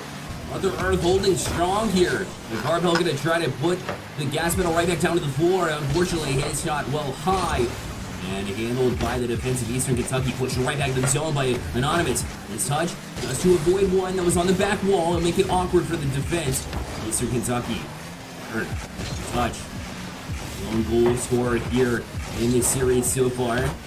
Played through 3 minutes in game number 1. Egomano back on it. Just taking a shot to challenge, maybe get a double commit. It was a bit of one, but nothing too harmful here for Cumberland. Look to push back on it. It's Earth. It's in touch. Pushes it back towards the box. This one should float across and does. Ditto able to tap that one down. Eastern Kentucky up 2-0. I like the confidence in this approach because Earth is able to get at least one, and Ditto did not waste time for it to develop further into the net. If they had, the goalie would have had a little bit more time to go and get at least some kind of denial. Instead, they trusted it to float in that upper left corner and just slam their car through, make a great and accurate touch. But it cannot be forgotten, Cumberland and Phoenix have been able to really rock the boat and force Eastern Kentucky with their heels to the wall. And if not for a couple of great last-ditch defensive efforts, this could have been tied up a moment ago, but the woulda, coulda, shoulda doesn't show on the scoreboard. It's about when these challenges finally do themselves. There's a question of when will they show up on the scoreboard. It's only a matter of time, you're right. They have been hot as an offense for Cumberland, but their defense needs to step up in pursuit too because EKU has had the box recently. They're up 3-0. Maybe it was those kind of breakout glass cannon performances by Cumberland that was able to provide them the upset over the #1 seed, but it is Eastern Kentucky that's been able to survive just like they in the opening quarterfinal. This semifinal is a completely different ball game and beast to have to tame. With only 1 minute to go, again, we're all in game number 1 of this best of 5. You want to make sure that you make your best efforts to start developing something different, something new, something battered, something blue. It's going to be Anonymous that gets through, and this will be a chance. They're just down 2. When you're high-octane offense, and it's been proven that they've had the offensive chances necessary to push through and break through, you finally get rewarded for it, and suddenly you're going to see a whole lot more chances go on, quality chances that will find the back of the net. That was huge for Cumberland, especially as huge underdogs yet again in the series. They'll be all the way through, even if they make it past this point. What a story it would be. They have to start scoring and finding those opportunities. They've been good so far. They got to keep the pedal to the metal here. Oh, you're playing against all the expected seeds. 1, 2, 3, and 4 usually is how it happens. But the #1, you're the one that knocked them out. That means everything in front of you is always going to be at a disadvantage. You're going to be playing against a higher opponent. But if you can go faster, stronger, better, then you could just be able to be better. A big takeaway by Carbell. They have to have seconds remaining to be able to turn this into at least a 0-second opportunity. Kegomano is trying to just get it into safer waters. It goes out to the midpoint of the pitch with that continuation touch. They're looking for at least one more. Game number 1 maybe coasting for EKU. They'll find the corner, the ground, and the likes of EKU Maroon their first game win. And feeling out of the speed of and pace of play for Cumberland here too, because obviously you were able to match the #1 team in this bracket or in this division, and that's huge for you. But at the same time, every team plays a little bit differently, right? Maybe they found that one of the weaknesses happened to be one of your strengths here for one of the upsets. So what you have to do is come back and with the fresh mentality. Sure, you want to ride that same feeling, that same momentum, the positive vibes you were feeling whenever you beat the #1 team. This is a whole different team, right, that you have to approach differently. They did a great job offensively from start to finish, but their defense couldn't quite match that. If they're able to match that, then Hail Monkey Man, I think this is going to be just as close as it was in week 3. I mean, if we've seen anything about teams that have great offenses and maybe just a defense that needs to kind of answer when it does, I mean, just take Eastern and what they were able to do all of a moment ago. They had great offensive output. It was when they could finally be able to get beyond the defense of Montgomery County and that it was found in surplus. I think that we're going to see those kind of chances permeate. But yes, it does have to be a mindfulness that you can go all in. But if you go all out, then you're going to be really punished if your back line is open. So Cumberland, they have the means and the makings for being able to turn this into a series. Again, they're playing from kind of that mindful notion that they are the #8 seed. And Eastern Kentucky, they've given them all the respect as being the #1 seed as well. It happened, and they've been playing their hearts out and having to make these huge saves, timely ones at that. But Diego Mano with a crazy redirect there and a hit top shelf. And there's one way to break through a defense. What a play. I had forgotten who he was playing for, and I was like, oh, that's just an awful own goal. No, that was amazing. That was honestly fantastic. They were continuing it forward, and you open up the scoring maybe with a second. I mean, Chris Comet, that does at least fill the gap for now. This is something that they can be able to really multiply with. This was going to go to the sidewall. Do not get bumped. That will come off as well. That's a big miss, but the putback shot isn't trusting of it. Again, sidewall approaches, but this one's a little bit more readable on that speed. Well, the shots have some velocity behind them. If they could only find the targeting on it, it'd be great. Now, that last opportunity was maybe not a shot, but more so a setup off the back wall to try to beat out the defense. Either way, it really throws the defense of Eastern Kentucky for a loop. That flick is going to be well read here from the Eastern Kentucky to at least still play it right back out of the zone. Hit the corner. Waiting for it is Keiko Mano again. It's center ball. Earth able to tap that one with ease into the back of the net. So 2-0 now for Eastern Kentucky. They have full control here early. This is something we saw in the last series too. Every time you go up early, you have a better chance of winning. Oh yeah, it gives you a different mindset. You can play with a better, more at ease rotation. Carbell had a choice to make. They went boost over ball, and I'm not saying that they had a free look at that ball, but definitely that should have been their first priority. And now a third will come through. Ditto is able to duplicate efforts of his teammates and find another one here for EKU. Strong game number 2, and the last thing you want to do is open any kind of door for Cumberland, and they know this, and they're executing on it as well. This is a well-coached team. Eastern Kentucky knows the mission ahead of them. They know that they're the favorites, and yet they're living their moment because of it. And that's not always the mentality. You know, sometimes you're favored and you feel confident, but maybe a little bit too confident. But for Eastern Kentucky, they seem pretty level-headed. They're making the right plays, making the right movements for them. I like where they're at. If they can continue this motion, which should have been easy 3-0, but Cumberland needs to find a way back here. A little bit of deja vu as we have another deficit to have to overcome for Cumberland. Although they can't. Right now, KU is very, very balanced. They're not doing too much to have to win this game. Earth is on the outside angle. They're looking to just maintain control. Look at that bump attempt. They actually had an opportunity from a teammate, I think that was Ditto, to try and cut down the goalie, but this turns into a counterattack. 2 minutes have been burned off the clock here in game number 2, and if this point difference were to stand, we will see match point for Eastern Kentucky. And you know, I could hear your woes behind that one, is because that one could have been a great dunk shot. I mean, it's just a little bit high again. The confidence lacking for Cumberland. Not the same team that we saw go up against the #1 seed, but they'll look to try to summon that back. You said their physicality, like that they're jumping out for those bumps, but more importantly, they're being patient and letting those bumps happen prior to attacking the net with a shot. So if you continue that. In the meantime, it'll be Cumberland trying to play back down the field. This will hit the ceiling, though. Eastern Kentucky with a shot opportunity. It's met with a good save. This one right back on. Bounces up, down, back down to center field. And the shot, it's lingering there. The follow-up could be there. The squishy save attempt, but it's not Earth with a couple of touches to put it away. It's 4-0 now. Decisions were being made in split-second time, and it turned into just a ruckus and a circus. You had Carbell that was on the backboard, and as soon as they decided, I'm going to drop from this crossbar, the ball went up, and then went, ah! And then it just kept going center and center until someone fell on the ding-dang ball. So 4-0 right now for Eastern Kentucky. Cumberland looking for a counterplay. Oh, they cannot pay that post to just bend a little bit more in their favor. You know, I thought that was it, 100%. But so the Cumberland, you know, for the fact that it's got to be a little bit discouraging. They got to play on, minute 50. Carbell playing high.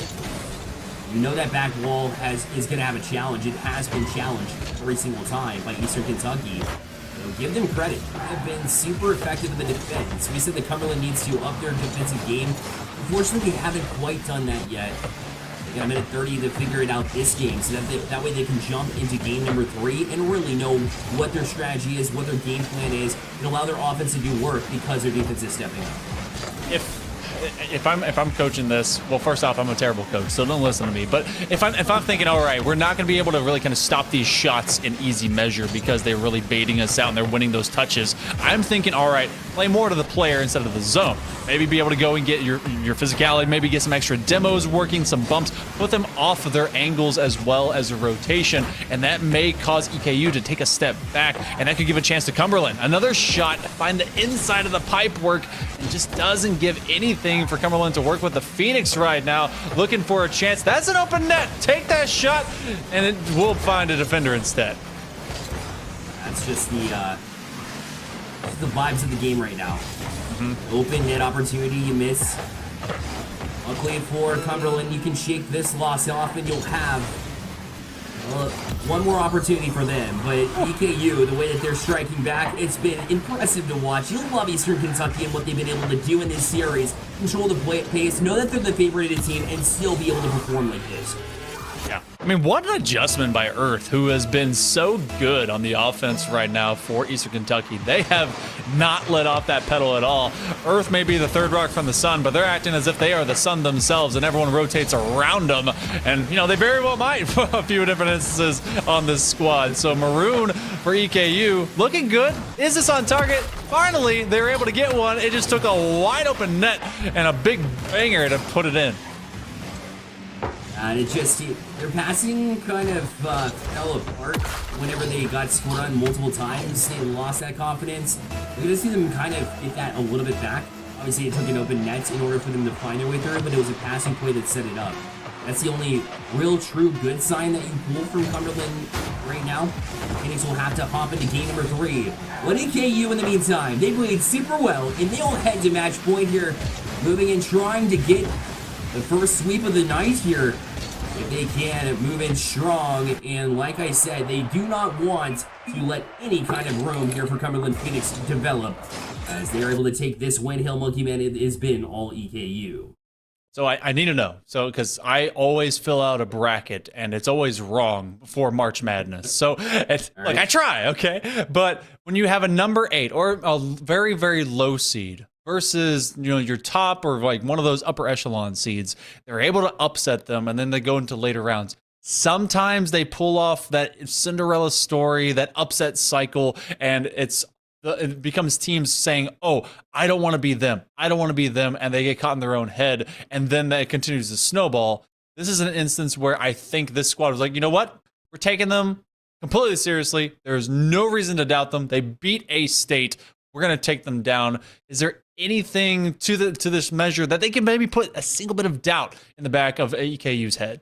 Yeah, it's so difficult to say because you're right. It takes a strong start in really, like you said, a snowball down the side of the hill effect. Mm-hmm. So, for me, it's, first of all, being present. You have to get off to the strong start. What you want to do is get that first goal and get them thinking in this game that suddenly it's like, okay, well, we let off go one game. Right? How do we get into the next, right, and try to get back to it? The way that you get into their heads, obviously a bit of physicality, but just stick to your offensive strategy wholeheartedly and focus on your defensive rotations. Don't get too far forward. Don't get antsy. Stay level-headed. Let's go get them. So far, that's the name of the game in the midfield if they can keep EKU from not having these early goals. And that's exactly something that they could be able to progress and develop more of. Diego Mano is looking for a bit of boost in their opponent's back corner.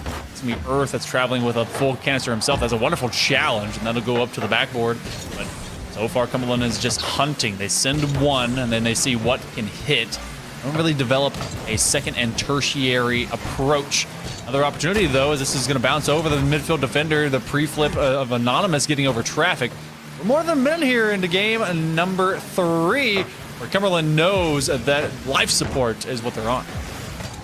There is, but they're still making, aware plays. You saw a bump attempt down the field with the last back being challenged on that one.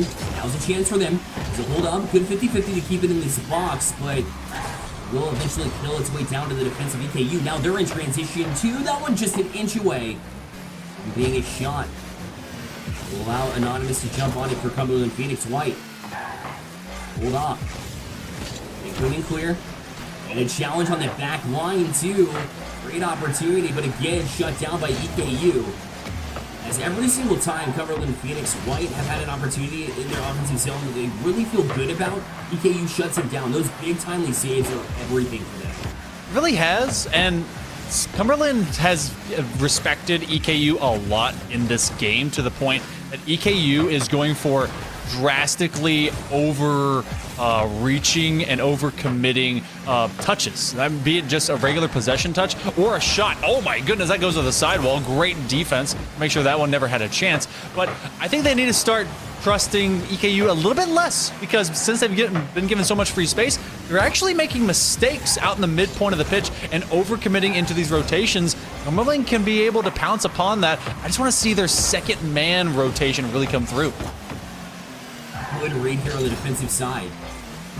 Decision making has been amped up a little bit since the first couple of games here. A little bit more for Cumberland Phoenix.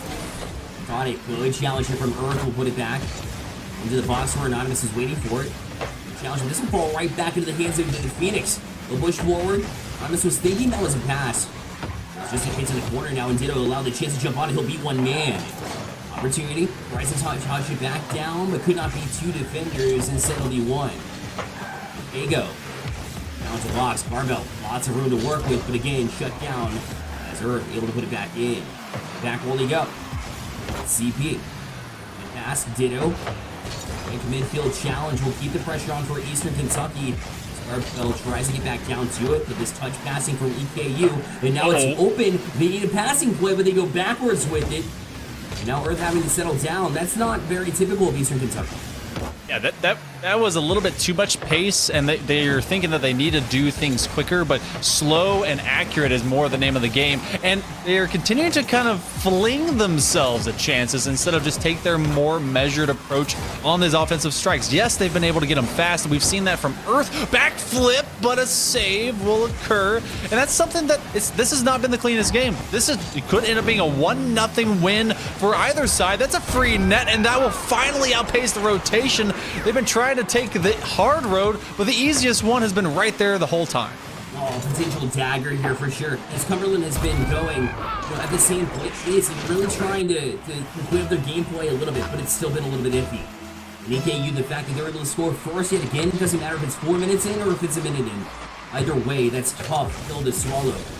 And Phoenix trying to need a quick answer, trying to get it as well. That touchdown off the post. Now Anonymous is cut off by his own man. That's when you have to calm off your man. You have to make sure that you're the one taking the shot in that situation. Bombs are hard to come by when you are in this do or die situation. You know that the bracket is right in front of you. You had the #1 seed upset. Well, now you got to be able to get a #4 seed upset, and you have to do it in a less amount of time. Carbell can be able to win that touch. Redirect forthcoming, goes to the backboard. They're setting it up for at least one more. Ditto with the death knell, no. And that will have 15 seconds here coming up, Bear, and it's going to be all EKU with the pressure, and Cumberland has to fight back. Not the best touch here. He's trying to kill for his team, but that will leave a chance for Cumberland for one last opportunity. This shot will be shot down. It's a little bit wide. Down to 2 seconds left. Ditto just needs to kill this ball, but it's going to go high. They chip it instead. Now trying to fake it, but keeping it up temporarily are the Phoenix. A Push back by Keiko, they can't get to it. EKU with the perfect sweep, and they're heading to the finals now of this Emergence Southeastern Division. EKU came to play tonight, Hail Monkey Man. Yes, they did, and I am surprised. I had forgotten that they had been shutting out and shutting down Cumberland. They did not let them score. What a wonderful turn of events for Eastern Kentucky as the Maroon will be going forward into the finals. Congratulations to them. A perfect sweep is hard to get. A regular sweep is hard to get in the first place, but absolutely shutting down your opponent, that is something measurable. But again, it's one of those, was there a magic moment that they had when they took down the number one? It doesn't matter anymore because they're now out of the picture. But what can we really see be kind of, I guess, built upon for the likes of Cumberland going into next semester? Well, so you had your offense set and you had these set up plays, but the mentality broke down the minute that EKU proved that they can shut you down with a couple of big saves. You have to continuously put that pressure on, right, and take those shots. I think a multitude of shots will help them. They were outshot in every game here for EKU, but no one relying on your offense is great, but you have to be responsible defensively. And we saw too many times there's open gaps in the defensive challenges. They can lay off a little bit on the pressure offensively. It felt like they needed to be aggressive in their heads, at least it seemed that way. But really, you can just trust your offense whenever you get those opportunities, right? And maybe, just maybe, it'll catch your opponents by surprise whenever you have those opportunities develop. So don't be too antsy, but for them, definitely a bright future ahead of you. Big accomplishment by getting that upset against the number one team in A-State. So just keep your heads up. For Cumberland, great job. For EKU, even better, obviously. 6-2 season during the regular season, and proving that you're the better team in this one. We all knew it was the case on paper, but to see it solidified too just means everything here for East Kentucky.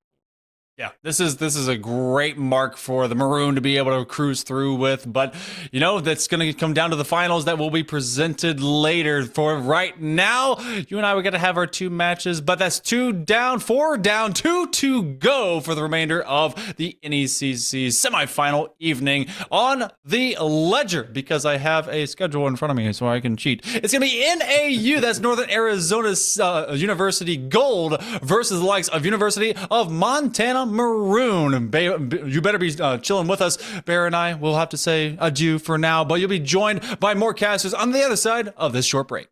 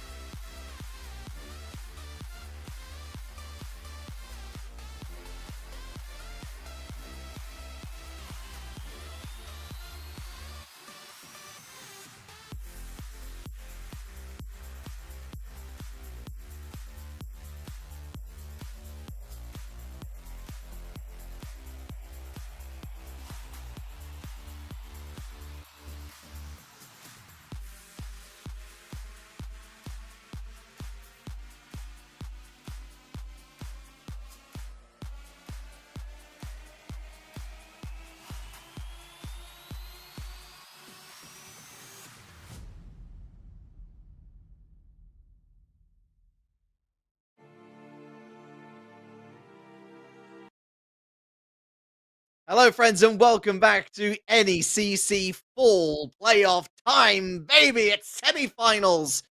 I'm Relic. He's Galgan. Lovely Storm Warrior on production. Of course, we've got Guitargo doing all of the observing. And we finish off the night. It's been what a night, by the way, with some champions and some challenges action. Starting off in the Champions Frontier Conference, we've got ourselves Northern Arizona University and University of Montana going up against each other. Plenty of things to look forward to in this matchup here. We can take a look at the bracket as well and see how specifically this Champions Frontier division is shaping up. And I think the most noticeable thing for both of these teams is that they are passing through by not actually playing anybody. NAU had their berth into the semifinals by virtue of a bye on their second seed, and Montana Maroon there against Ottawa Braves Gold that ends up being a forfeit going in their favor. The top half of the bracket, the other semifinal already set and to be played sometime in the near future or the past, wherever you want to decide, is Columbia College versus UT Dallas, the matchup of two current CRL Western teams, I might add. So that will be a very spicy one to decide who is met in the grand finals by the winner of the series we're about to watch. Yeah, this one that we're covering, I'm calling it a bit of an Ash Ketchum derby because they've actually earned it by just smiling and waving and doing good deeds and not actually doing the thing that you're supposed to do by earning this position. But they are here now. They're one game away from those grand finals, and you've got to make lemon with lemonade. Wait a second, that's the wrong way around. You've got to make lemonade with the lemons that you're given. And actually, the lemonade that the audience was treated to was fizzy and scrumptious and wonderful when these two met each other in the league season, Galgan. It went all the way to game 5. NAU Gold, you would expect them, with their overall seeding, to have smashed Montana Maroon out the water. Wasn't the case. You really do, but these teams, especially out in the West, like if CRL is any indication, they play closer to each other than you would expect them to. And on any given night, the result can flip against that seeding. So yes, NAU have those paper advantages, right? You would think that they are the favorite going into this series, but University of Montana Maroon are not a side to be put off with quickly here. I feel like this series, just on early inclinations, has to go to at least 4 games, possibly even 5, because of the past history between these two. But at the same time, this is an NAU Gold squad that also took Columbia to game 5. Columbia, that all too familiar, just stalwart defender of the West, the absolute gatekeeper of the cream of the crop for this western half of the country. And whether or not anybody can go through Columbia, we'll have to see, because that seems like a grand final waiting in the midst. But for now, this semifinal between these two, like I said, 4 games, probably 5. You can expect a banger. Let's deep dive into this NAU Gold roster then. We have ourselves Galaxy, goes by Caden in other places. We've got ourselves Castillo, and we've got KJ. Now, in regards to all 3 of these players, it's fair to say that they don't find sweeping teams easy. In fact, they only had 1 sweep in favor of them, and that was against UBC Navy, which just so happened to be the only team that Montana Maroon beat legitimately in league season. Surprise, surprise. Also 3-0. NAU Gold seems to have an affinity with Game 5 Galgan. They went there 3 times. And that's 4 times even. Yeah, that's something that you don't necessarily love to see if you are NAU. It's great on the spectator's perspective because you're getting the back and forth. You know, teams are really taking the time to figure each other out, that talking point that we hit so often. But when you're here in the Champions Division, there's not so much about the figuring each other out. Everybody's great at the game at this point. If you're going the distance with these teams, it means that you're ultimately leaving gaps that people are able to capitalize on, and that's exactly what the other side of the pitch will look to do. University of Montana Maroon squad. This squad has had a bit more struggles in terms of the official CRL events and whatnot, but in terms of these playoffs, they find themselves in the semis. It is Hey Crew, A's, and Oki Finn. All 3 seniors, computer science and business management, your majors, and this squad, like I said, can't be counted out here. You can't immediately write this off. Oh, 2 seed versus 6 seed. Montana has no shot. They very clearly do. Took it the distance in week 5. Could do the same here. I mean, we say that there's at least a game 4 guaranteed with good reason. Not only do Northern Arizona drop a lot of games in their series, Montana Maroon have a pretty decent chance of at least getting 1 game win. There was only 1 time in the entire league season where they were swept out the building. That was by UT Dallas. Guess what? NAU Gold also got swept 3-0 by UT Dallas. Guess where UT Dallas ended up in the seeding? Yep, that's right, 5th. And it truly is. Sometimes it feels just all upside down and twisted, how these teams just go back and forth with each other and almost win trade to a point. But decisive results are what you need. And in a best-of-5 semifinal as well in this bracket, you need to come out with a hot start more than ever. So we get into the gameplay here. First kickoff of the series. And this one could potentially fly by, but the memories we make will last, at least until the grand finals for one of these teams, booking it on the other side, and early opportunities here for Montana. Gold. Lovely, beautiful.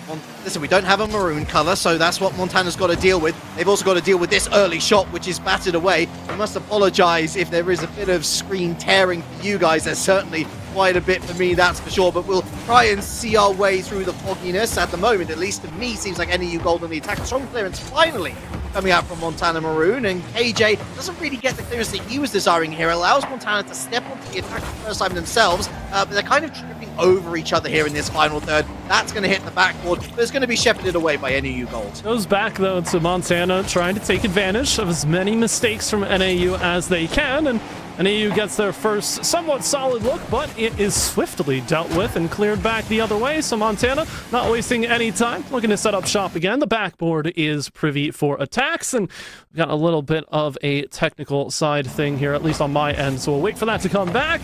But finally, we've got our image here, and Montana able to get it going.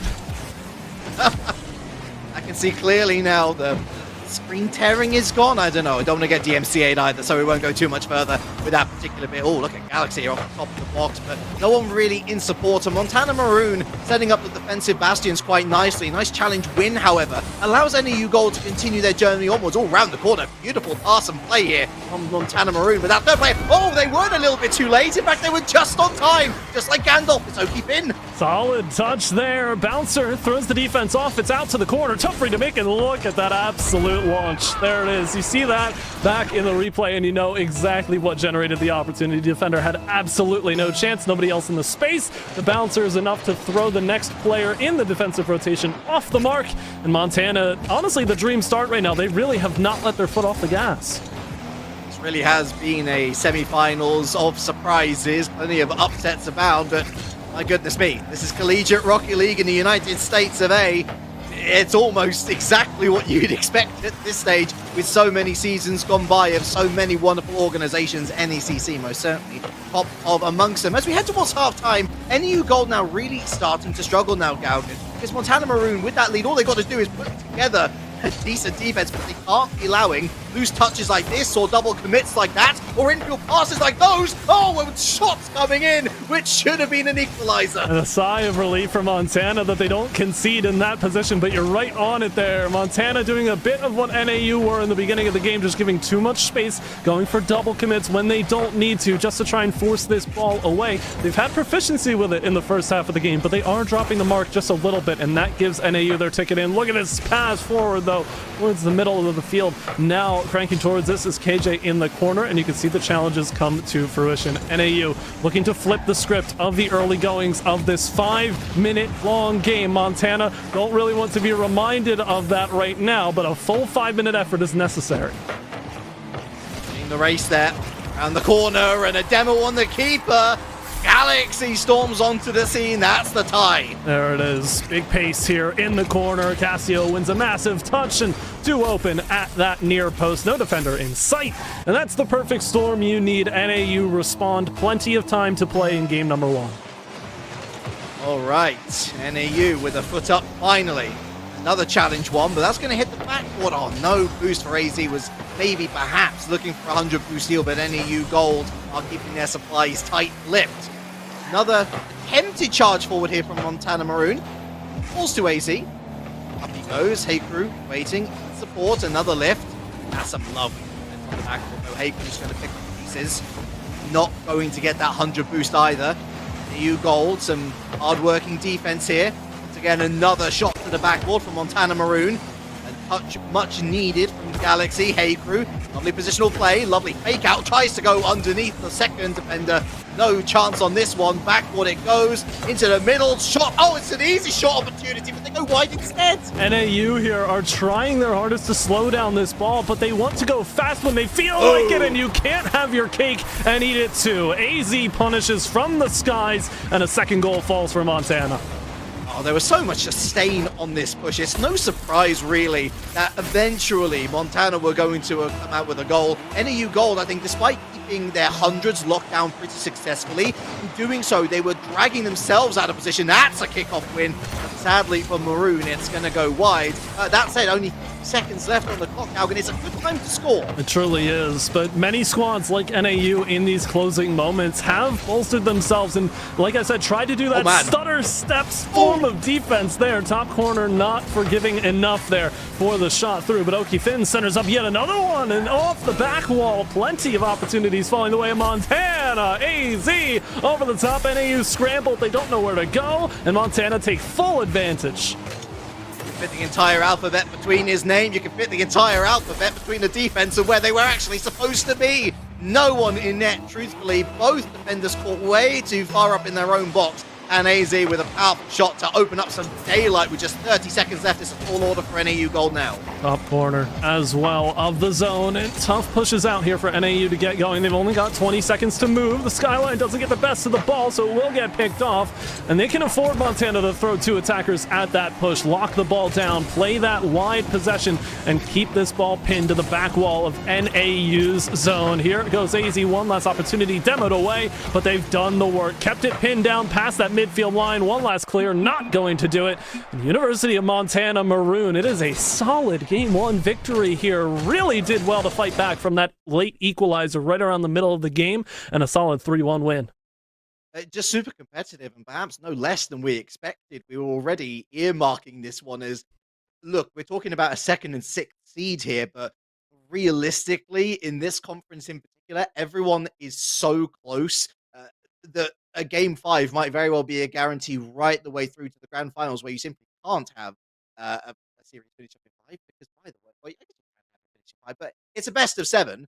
So in that case, it'll probably go to game 7. What I'm saying is that Montana worked hard for that, and perhaps they could have conceded more had Northern Arizona taken their chances. I'm thinking about that huge moment of oppression around the midway part of the game where we had a shot ricocheting off the crossbar. But quite frankly, if we're just talking about fine margins, then Northern Arizona missed out because of that lack of clinicalness. Yeah, they've got to take advantage of situations like that, be able to capitalize on everything that Montana will do in terms of making mistakes like that. Both squads had moments on defense that looked a tad bit shaky, where we started from neutral game, and then all of a sudden you have two defenders double committing for what doesn't seem like a good enough reason, but NAU just need to capitalize on a bit more opportunities like that. They do present themselves, seems level for this game and this series thus far, but for the time being, Maroon are the ones with that game tick on their side, and they hold that lead going into game 2. Oki Finn, try and drive out from the back here. NAU Gold definitely coming out the gates hot, coming out the gates strong, looking for an early lead. They don't want to give any sort of possibilities. Even demos arriving from NAU Gold, but no goal as of yet. Continuing this drive forward, Montana just about keeping the goals at bay. That's a much better clearance into no man's land.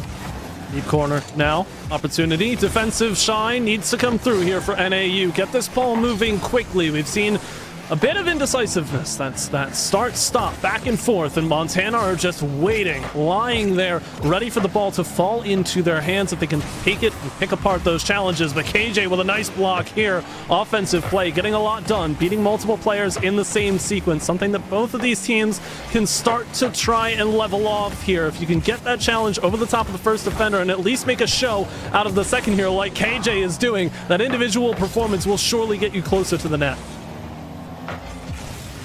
Going to fall back into blue hands. Casio Haycrew, what on earth? Has he changed his nickname in between? I don't know what he's trying to pull there, but maybe a bit of Among Us sort of vibes.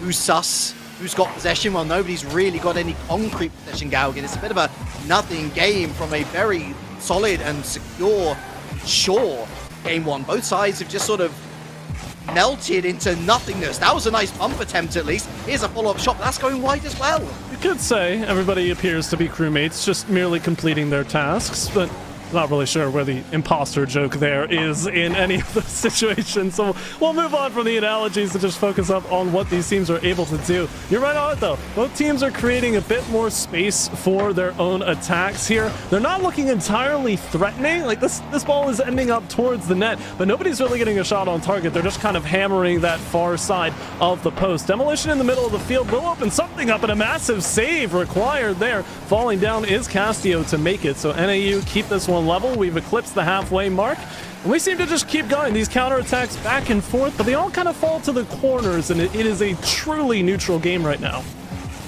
Halftime comes and goes, and no closer to that opening goal. Finally a 2v1, finally a passing play, but Oki Finn, he's read the book. He's got to the chapter where they said, okay, I'm going to pass and then we're going to shoot. And the save is made, much to the relief of Montana Maroon. Here's a lifted shot off the backboard and a lovely clearance as well. Galaxy completely misreads it onto the backboard now of the yellow side, as it's almost like a ping pong match, you could say. AZ all gives it up, backboard again, no follow-up shot. It seems like both teams, for me, Galgan, are afraid to give, I want to say, a full commitment to a push, because both teams fearing that the moment that they do, they're going to lose out. And it's going to be a 2v1 scenario that might very well lead to that opening goal. And that ping pong comparison rings true, but it's a frustrating version to watch because the paddles that the teams are using seem to be their own backboards. The opportunities go asking off of all of them. That one nearly sneaking in from that near post, and now up in the air looking for more. Oki Finn will deny and play from the corner. And teams, it does feel like a stalemate, but that's a nice 45-degree angle flick. Does not connect underneath the crossbar. And again, we get to this situation. I don't know how many more times we can paint this picture, but both teams get that one look in, that one opportunity that could end up being a centering pass, and it finds a defensive body before the other team wants it to. We're now in the final 60 seconds, and neither team has really gained too much ground either way. Oh, but that's a dunk. Goes wide. Sweats are starting to appear on the brows of all six players. Nice lift-up moment, but again, no one willing to go for it. That's because there was only one person who could go for it. I think AZ absolutely taking the right course of action. Attempted strafing run. That's committed two defenders. Oki Finn, that's straight into the hands of NEU Gold, and it's off the crossbar, off the backboard. Is there a third shot arriving? It's way too late. Montana Maroon stuck in their own net. Another miss, and a scuffed shot, and another one. NEU Gold round the corner. Finally, it goes in. Castio! Oh, what a way to go behind. When opportunity comes calling, you've got to pick up the phone, and NAU left it nearly all the way to the answering machine, but they grabbed that phone at the last second, pull it up 14 seconds, and NAU find their goal. Pure chaos in front of the net there. Everybody's scrambling, communications surely faltering on both sides. But now NAU walk away with a late lead and a chance to tie this series up. Up in the sky, looking for confirmation is Galaxy, but a flip reset is all that will be found deep into the zone. Opportunity, but a big dig to be made, and the ball's got too much pace in the corner. NAU Gold walk away and tie the series. Too much forward, not enough up. And that does seem to be the story really of Montana's game too there. Their defense was actually great with that one moment of madness breaking the entire game plan apart. As I say, it just felt like both teams were a little bit behind their own game plans. And even in the goal that was scored, it was like a finally moment. And even then, it wasn't exactly a great moment of quality. Very strange game two. Can't make too much out of it, I don't think. I was going to say, let's not get too far ahead of ourselves. And I think we honestly need to think of these games 3, 4, and potentially 5 as their own separate series in and of themselves, because again, of the 14 matches combined between these two teams that are registered to have been played, I know one of them was registered as a forfeit, but only 3 of those were sweeps. Every other series goes to either 4 or 5 games. This feels typical for both teams. This adjustment period is going to start to wear off here in game number 3, but the question is, do we get another 1-0 scoreline here in game 3 as a result of both teams stepping up defensively, or do the floodgates open wide for one of these sides to really find their way through decisively? Oh, only time will tell, but I have early indications here. Yeah, if I was to put some channel points on it, I would say that NAU Gold are, I mean, if they weren't the favorites going into it at the beginning of the series, they are the favorites going forward now, because if we think about the trajectory of both of these teams, Montana, they always get a game. They always get a game or two, but they never are able to get that series in their pocket. And it was exactly the same story when these two teams last met, went all the way to Game 5, could not put NAU Gold away. And at the beginning of this game, as the first minute comes and goes, it's hardly been anything to talk about for Montana, because Northern Arizona, they've had all the shots, they've had all the possession, and Montana just waiting for that counter-attack opportunity. Could it arrive now? Oh, it is! No way! Easy! Sneaks it in, and Montana, the first look they get is the first look they score, taking to the skies, quick flip reset, and the backwards touch as well. Just delays the ball getting in. The defenders have already jumped and used their boost, in Montana, talk about efficiency, they get it done the first look they get. That's a huge whiff of, oh wait, that worked? Doesn't matter. Doesn't matter. One shot, one goal. And it's Montana Maroon who take the lead. Quick transition downfield. Here's Galaxy. Little boost to work with. Doesn't get the touch, does get the second. Forces everyone into reverse. And that is on target, but should be shepherded off to the side. Is done. But 100 boost steal from Castio. Going to put Montana Maroon immediately on the back foot. Castio looking to hit that backboard once again. Up goes the defender, to the side, it ends up. Galaxy back into the center on Montana Maroon. It's almost back to the status quo, the only difference being that scoreline, which is the one that matters the most. Oh, and the scoreline, for all intents and purposes, should be 1-1. Wait, what? Oh, it really should. The Castillo, they can't get the read on lock, and it goes begging. There have been a couple looks now. That initial touch on target that was forced into the corner and then eventually picked off by NAU. It's looks like those that you were going to regret later on in the series if you do not get the win, because those moments where you force Montana to play slow out of their own defensive half, you have got to take advantage of, and NAU are certainly going to be hurting for that one. You know, in the world of Football Manager, we have a saying, it's called getting FM'd, and it's when all the stats are in your favor, and yet you still come out with a loss. Castillo ensuring that this won't be the case, picks it up from his own half, air dribbles straight to the enemy base. No one comes to intercept him. And quite frankly, if you're not going to have the confidence to go and meet them up in the air, then of course that's going to be a shot. Of course that's most likely going to be a conversion. 1-1, and I think the Montana honestly are going to be quite disappointed. Beautiful recuperation, though, by Castillo. They certainly made up for that earlier moment there. Now pushing forward past this halfway mark. It's all square at 1 apiece. Bump onto KJ to deny the defense, and now coming through in rotation, high up in the sky, looking for yet another flip reset. Anything to try and hammer home this possession here for Montana. They keep on coming through. Backboard, that's a spicy one, nearly corralled. It is sent towards the top corner, and a slow one as well. So now NAU start to get the boost strained away. Galaxy trying to get the clear with the 100 in the tank, and finally they find the sidewall to give themselves a bit of space.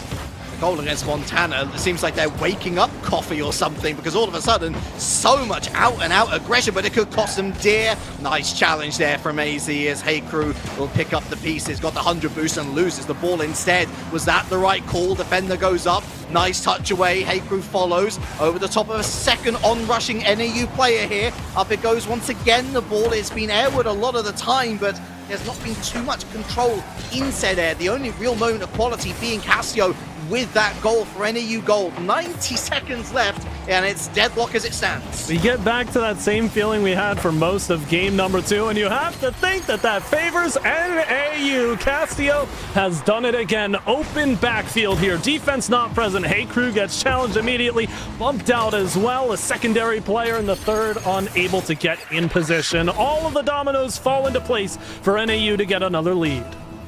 They do incredibly well there. And considering that this was the player that missed an open net opportunity, to have the mental resolve to be able to bring 2 goals to your side nevertheless, it's an excellent show of determination here, both from Castillo and NAU Gold in general, although that's it, they have really dominated the game. That said, oh, it's not going to go in at the near post. NAU Gold get away with it, but Montana Maroon, they're still knocking. Oh, these absolute moments of just being on the edge of your seat, and hoping that this ball finds its way to the back of the target, but Montana Maroon find themselves in that difficult position. Now Oki Finn opening up a lot of space over the top of one, but look at this connection, something we need to see more of from both sides. These passes with intent up the pitch, now a solid demo, but the clear is found with enough space to at least force Galaxy into a shadow challenge and sent back on target here, closing in on the final 30 seconds. And now Montana starting to move with this one. We get back to NAU, struggling for pads in their own defensive zone, playing this one slowly, and Montana have every right to try and strip possession away. Yeah, Montana's currently shooting as if their lives depend on it, but they really need a lot more calm in front of net. They need to be going for more technical team plays to break open that NAU defense. Here's Hey Crew. It's a challenge that really goes to no one except an NAU Gold player who's the last on the scene. That's over the top of AZ.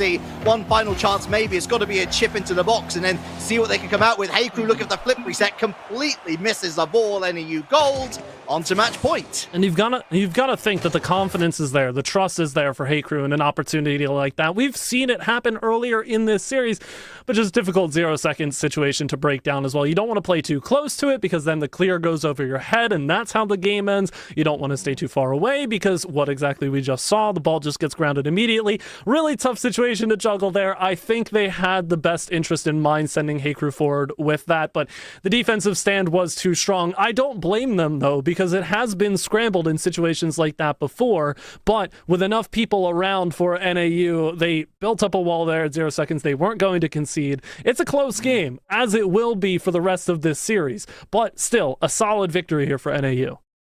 Yeah, it was the least convincing performance from Montana as well, despite the fact that they managed to somehow grab a goal out of it. It always felt like they were on the back foot, and the only time when they really ventured forward was when that lead had been lost and when perhaps it was a little too late. Rocket League is in a very aggressive place at the moment. You've got to pummel your opponents into the ground, or there is always a possibility that a comeback is on the cards. And NAU Gold know that if they pummel Montana Maroon into the ground, there is going to be no comeback on the cards. That's why the start to this game, it's a game number 4, has gone as totally against their hopes as one could imagine. As quick as you like here, and the lead is in Montana's possession. Oki Finn, a solid play off the kickoff, 3 seconds off the clock. That's not too shabby for the first goal here. One of the earliest leads we've seen in the series. I believe definitely the earliest, but it sets the pace here for NAU. Now they've got their work cut out for them, and obviously Champions Field already looming on the horizon. Cassio doesn't really want it, but NAU are going to have to do a bit more work than that to try and stave off Montana here in Game 4. Hail Mary pass to the other side of the field, no connection sadly. Nice bump in midfield though. Allows Hey Crew to throw it up in the air, demoed for his troubles. Castio or another demo. Double demo power play here for NEU Gold. Comes to nothing ultimately. It's the backwall once more. Infield pass, but sadly AZ not in the right place. That's going to be off to the side. NEU Gold venturing forward. Heiku in net. That's not going to be lifted over him.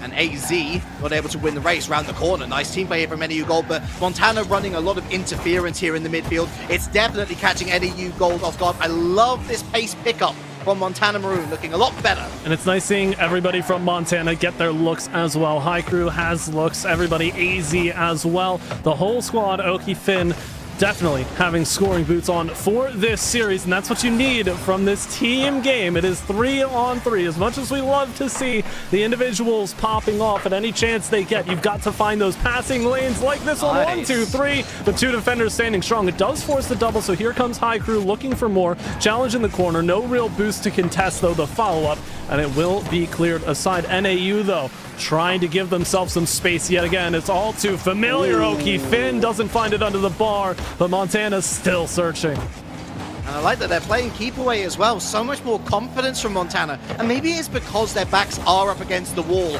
You lose this, you're going home. It's as simple as that. Force game 5 or there's nothing more to play for. As NEU Gold, a rare venture forward in game number 4. 3 minutes left on the clock, still plenty of time to fashion a goal together at the very least. But Montana Maroon, when they get up the field, it's a completely different picture to the previous game. It's tough to see if there's a comfort level here for NAU right now, because Montana do look like they're turning things up, but they've left the backfield open for a moment here, and AZ bailed out there on the defensive clear by High Crew, and now coming through On the initial follow-up, there is Oki Finn. The rotations, though, getting beat out by KJ. Again, being able to beat 2 defenders there on that side wall has bought so much space here, but Galaxy has got to have that touch. Oh, but it's recuperated. KJ over the top. Halfway mark just eclipsed, but NAU tie things up. It's the best type of triple commit. All 3 players, you can throw a blanket over them, but it was 3v1 in net. And quite frankly, the neighbors, well, they were watching the TV a little bit too loud, couldn't hear their mate in danger. That's been coming. Montana needed a stronger lead to work with, even though their performance is overall stronger. Now you got to worry if you're a Montana fan, because Northern Arizona, they have previous for this. These teams, however, it doesn't feel like either of them are quite ready to build up that 3-4 goal lead against each other. The trading seems almost second nature to these 2 teams and how they like to counter each other actively. That is nice a demo. massive demo, Nice. and the entire far side of that net is open for Castillo to punch home another one. Great communication once again from Northern Arizona, and Castillo, all they have to do is make sure that they win the race ahead of Hey Crew. They do, and it is down to that knowledge that their teammate is going for a bump, going for a demo. There's a trust there, and NAU Gold, they have turned the match on its head. Oh, but AZ has something to say about it, and the goal line has more, but iCrew will do it. 2-2 here. We go back and forth. Starts to feel like those floodgates aforementioned are starting to break through. Got a feel for 2 players here. First of all, AZ for not hitting the double tap as smoothly as he would have liked. Secondly, to Galaxy, who has a feels bad side flip at the worst possible moment. It's an easy one for Hey Crew.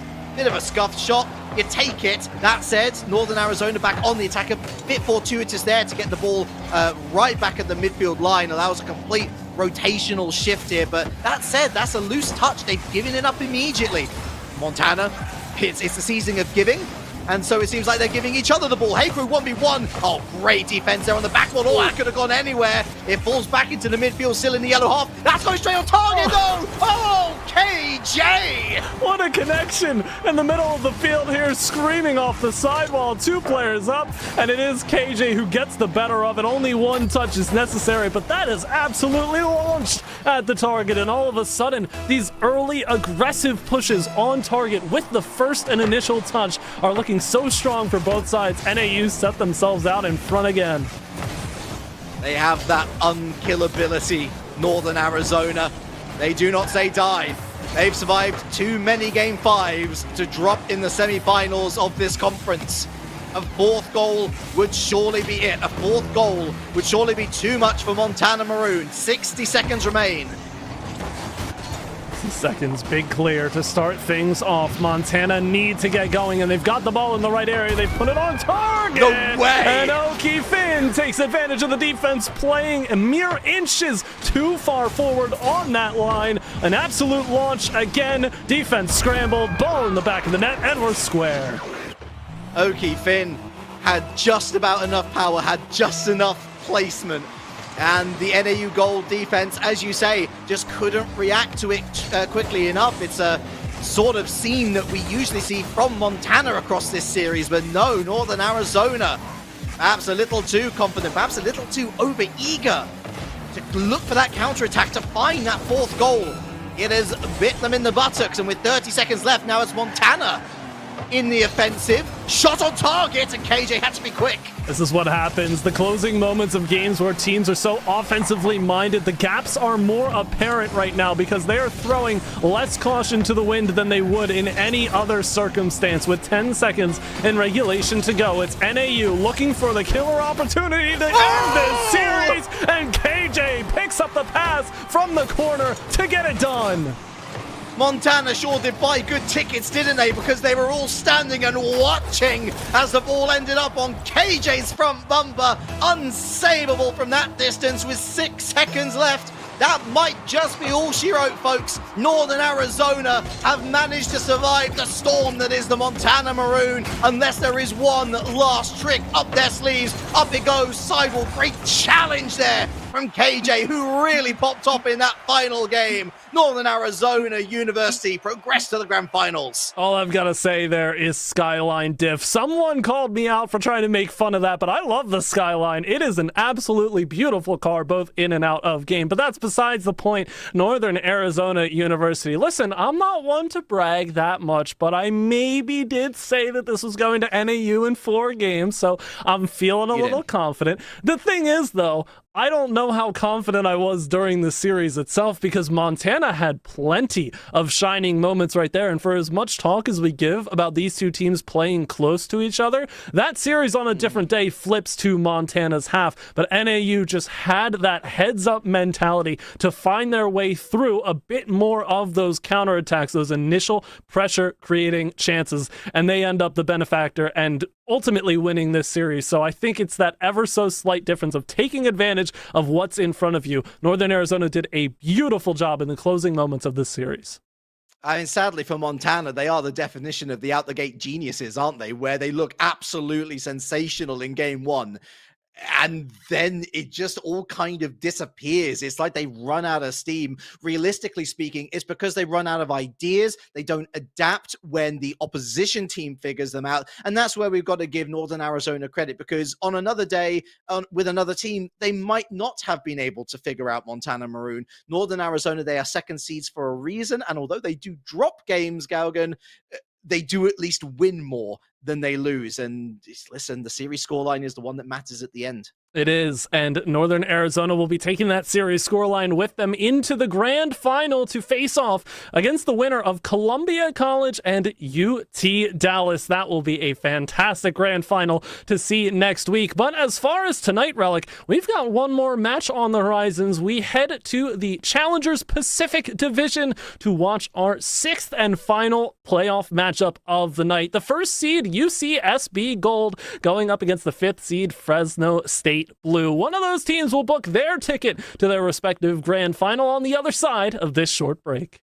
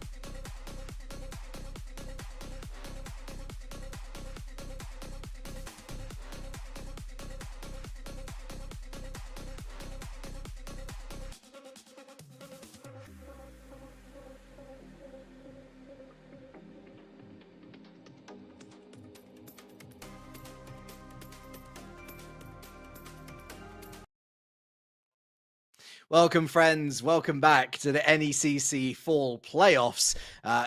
We've had 5 massively entertaining matches. We've got hopefully one more to bring to you in the Challengers Pacific Conference. I'm Relic, joined by Galgan. We got some Santa Barbara. We got some California State. Fresno. Tell me a little bit more about these 2 teams, Galgan. Indeed, we've got those teams. We've got some Rocket League, makes for a perfect Friday night, and a semifinals matchup to boot as well. We can take a look at the bracket for this division. As you mentioned, this is Challengers Pacific here, so these players just underneath that champions side. But I want you to take a look first to the bottom side of this bracket, not where we are heading right now, but it is Sacramento State Gold, who take their way all the way into the grand final with that 3-1 win over the Westcliff Warriors in the semis. So UCSB Gold and Fresno State Blue will battle it out in this best of 5 to try and take on that Sac State Gold squad in the grand final. More on how they handled Sacramento State in the regular season as we break down the rosters, but for these 2 teams specifically, Relic,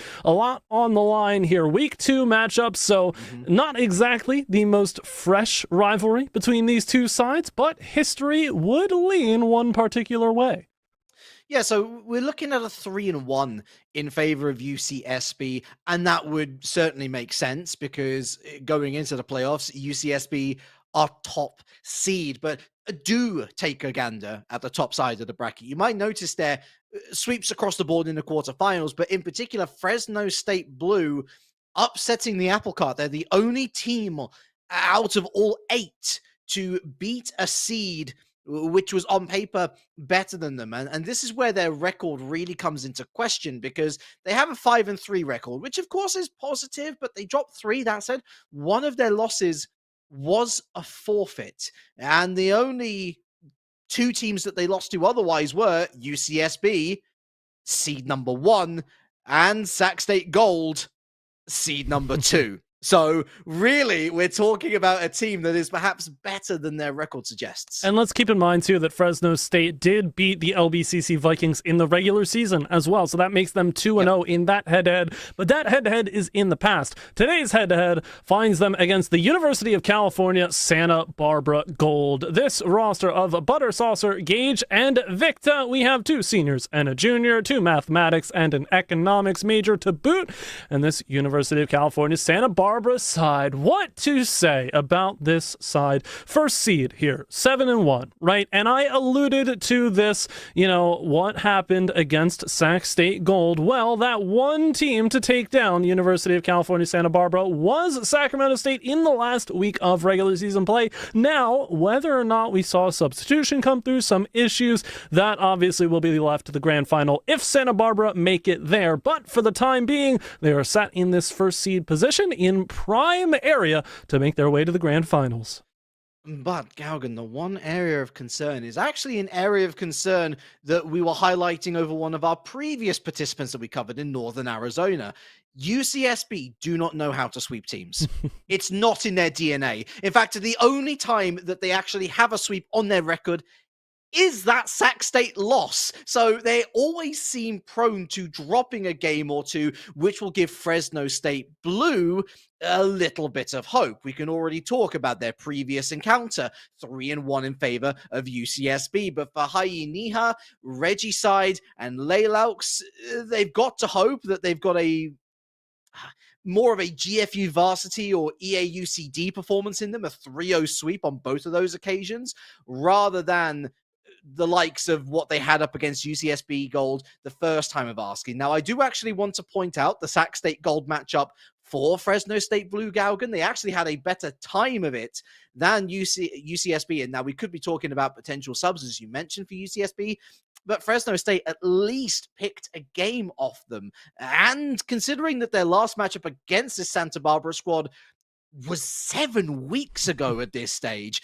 Again, one of the biggest mantras of collegiate Rocket League in general is that these trios are sometimes playing for the first time together, are sometimes maybe a season or 2 into their time together. There is always continual improvement in these players. And I'm hoping that Fresno State, at the very least, will be able to force a game 5 rather than what the paper might suggest, which is a series over in 3 or 4. I think the takeaway here, though, is to completely ditch the paper altogether. The past results are one thing, but both of these teams are into the semifinals by virtue of a sweep. Santa Barbara got it done against GFU Varsity, Fresno State against LBCC. Both those teams falling by the wayside, but only one of the two on the pitch here will advance to that grand final against Sac State Gold. And we're underway here in Game 1 of this best-of-5 semifinal. There's some early nervous touches for sure, which is understandable. You're only one series win away from a grand final appearance. Sac State, a very dangerous opponent, of course, but hey, listen, in order to win, you got to beat the best, and that's not the best defense whatsoever. Gages with an opener for UCSB. Just persistent in that corner here. Impossible angle nearly as well, so a tough shot to take away from a defender who's airborne, but they're not even up in the air in the first place. So all of the errors culminating there for Santa Barbara to get the first goal of this match, and they've set the pace here, set the tone for game number 1. 30 seconds and change is all it really took, and now Gages is not going to be stopped on this one a second. Gauge this. It's beautiful. It's gorgeous. It's fast. It is clinical. No defense against that airstrike, and UCSB Gold flexing some early advantage. This is going to be an interesting one to read as the series develops, because for as much as the past results and the series scores indicate, I mean, even if you look at the quarterfinals, Santa Barbara with a decisive sweep. It's 3-0, but the score lines are all massive differentials in favor of Santa Barbara. Meanwhile, Fresno, we talk about the fact that they got an upset in the quarterfinals and they got that sweep. It looks impressive. Every single game was a 1-goal difference, if I believe I am quoting that correctly, and all of the games not particularly high scoring as well. So Santa Barbara already finding 2 within the first minute here. That could be the magic number unless Fresno have a response. 2 might be all that the Santa Barbara squad needs to really give themselves the edge. As I'm sure many are finding out if you are first-time viewers of the World Cup, group stage and playoff football is, or soccer, my apologies everyone, my apologies, is very, very different to your league stage soccer/football. And that is something that certainly speaks to the 1-0-1-0-1-0 in this team. They get the job done, and Regicide, not to be deterred from an early 2-0 down, is immediately going to put Fresno Blue back underneath the spotlight. Great goal, great work overall from the team to break over that defense. Listen, UCSB Gold, great start, but don't count out Fresno just yet. Absolutely not. Team has a right to be in this playoff position like any other in their spot. Fresno Blue will do what they can to get back into this game 1. There's plenty of time on the clock. You hear it said time and time again, because it's true, 3 minutes can feel like an eternity in Rocket League, but it all matters what Fresno come at us with here in these sequences, and you can see Regicide is looking to start something. It is clear all the way back down, but possession for the most part being held on to by Fresno, forcing some odd challenges here, making Santa Barbara back up and respect the space before coming in for the challenge. And Fresno have those glimmers, again, those moments where you think this squad is going to come back in, and all it takes is one little slip up from the Santa Barbara squad. Oh, what a bump. But they're not too keen on that, are they? Victor gets them back up in 2. Victor victorious, follows up in his own pass, and he knows he has the opportunity to do that because Gage has gone immediately for the last defender. And so as much as Victor claims the goal, it's Gage's on hand once again to make it. UCSB on the stroke of half-time. They re-engage that 2-goal lead. Oh, big touch here, though. But not to be dealt with any further here from the corner. Go Fresno, looking for more. Slower clear, but Victor does get a piece of it, and Santa Barbara are starting to look very confident here in their positioning, knowing where this ball is ending up, and that's half the battle, honestly. Having the reads on all touches, not just your teammates, but your opponents as well, and knowing exactly where you need to take the ball, forcing your opponents as well to make awkward touches. It's everything culminating here for Santa Barbara to maintain possession of this ball for as long as they can. But Fresno are certainly knocking and starting to get a bit creative on their own side. Yeah, learning the language of the game is a difficult thing, and I think it's something that perhaps people underestimate. For many casual viewers, it might just be learn how to play Rocket League, learn how to play the car, and you're going to play the game just fine. But no, there is so much more minutia to it. And even something as simple as this, a lovely deft touch from Victor, a lift over Leilaux, and there is Butter ready to receive, ready to shoot himself. That's wonderful communication between those two players, followed up on, built upon some individual brilliance. UCSB Gold well worth their 3-goal advantage now. It's beautiful to watch those sequences too, because Victor has done so well to draw 2 defenders to that far side outside of the center lane, and it leaves that back line completely exposed. You see it in traditional soccer, but obviously here in Rocket League as well. In that shadow position, it can be a very nervy spot for a defender to be. They're drawn out a line for even a brief moment, and the ball is already past them. So Santa Barbara take full advantage. Gages now is up for another one. How they've gotten back around to that ball, honestly, befuddles me with the little boost that he had in the tank as Fresno looked to strike back. But we're at the final 60 now, and this difference may be a bit too much to bear for Fresno. Regicide can only do what he can, put it to the side, but there's been a couple too many missed touches for my liking. Fresno Blue cracking under the pressure. UCSB Gold looking like there is no pressure upon them, or if there is, it's raising their heights even further. Out from the back, miss, finally a hit, but Victor all on his own makes the clearance. It's oh so easy for the team in yellow. Got so much space there. So much was afforded to them by the 2 players from Fresno going high up into the corner just to try and keep that offensive play alive, and with no resources to back them up, UCSB found the clear, found the possession, and now can kill more time off the clock. They forced too far forward as well for Fresno. You can't really fault them for trying. They've got to find 3 goals in a near impossible amount of time, so they're going to throw everything but the kitchen sink at the play and see what sticks. Unfortunately, none of it does. Goes to the back wall one last time. UCSB close to a 5th, but it will not fall. 4 will be the magic number here in game number 1, however, and the first lead of the series goes to Santa Barbara. Butter saucer nose up. Fezzes are cool, and you might feel that a doctor might very well be required for this Fresno State Blue defense, because my goodness me, were UCSB amazing in front of net. Let us not take anything away from their communication and their overall team play. They weren't enjoying large spells of possession in the opposition third, but when they were there, they looked a danger. They looked a threat every single time. Fresno State Blue barely with any looks at net for themselves. It is a bleak position to start this series from, and I do fear for them slightly heading into game 2. This is what I called out, though, for Fresno. 2 was the magic number in game number 1 because it did end 4-1. 2 would have been good enough in the quarterfinal for Fresno State Blue against the LBCC Vikings. Granted, they did have one of the games ended a 2-goal differential in their favor in that sweep, but you went from 2-0 to 2-1 to 2-1. Close scoring affairs and not particularly high scoring affairs for Fresno. On the other side, UCSB up against GFU go 6-0, 2-0, and 4-3. Closer games towards the end, sure, but that 6-0 tells me one of 2 things. Either Santa Barbara is going to be similar to the Montana side that start hot and fizzle out as the series go on, or Santa Barbara have the offensive advantage in this series early on, and it will take Fresno's own response offensively, not just defensively, but they've got to show us that they have the same level of efficiency. They can compete and keep this game close going into the closing moments. Otherwise, Santa Barbara could walk away quicker than they may anticipate.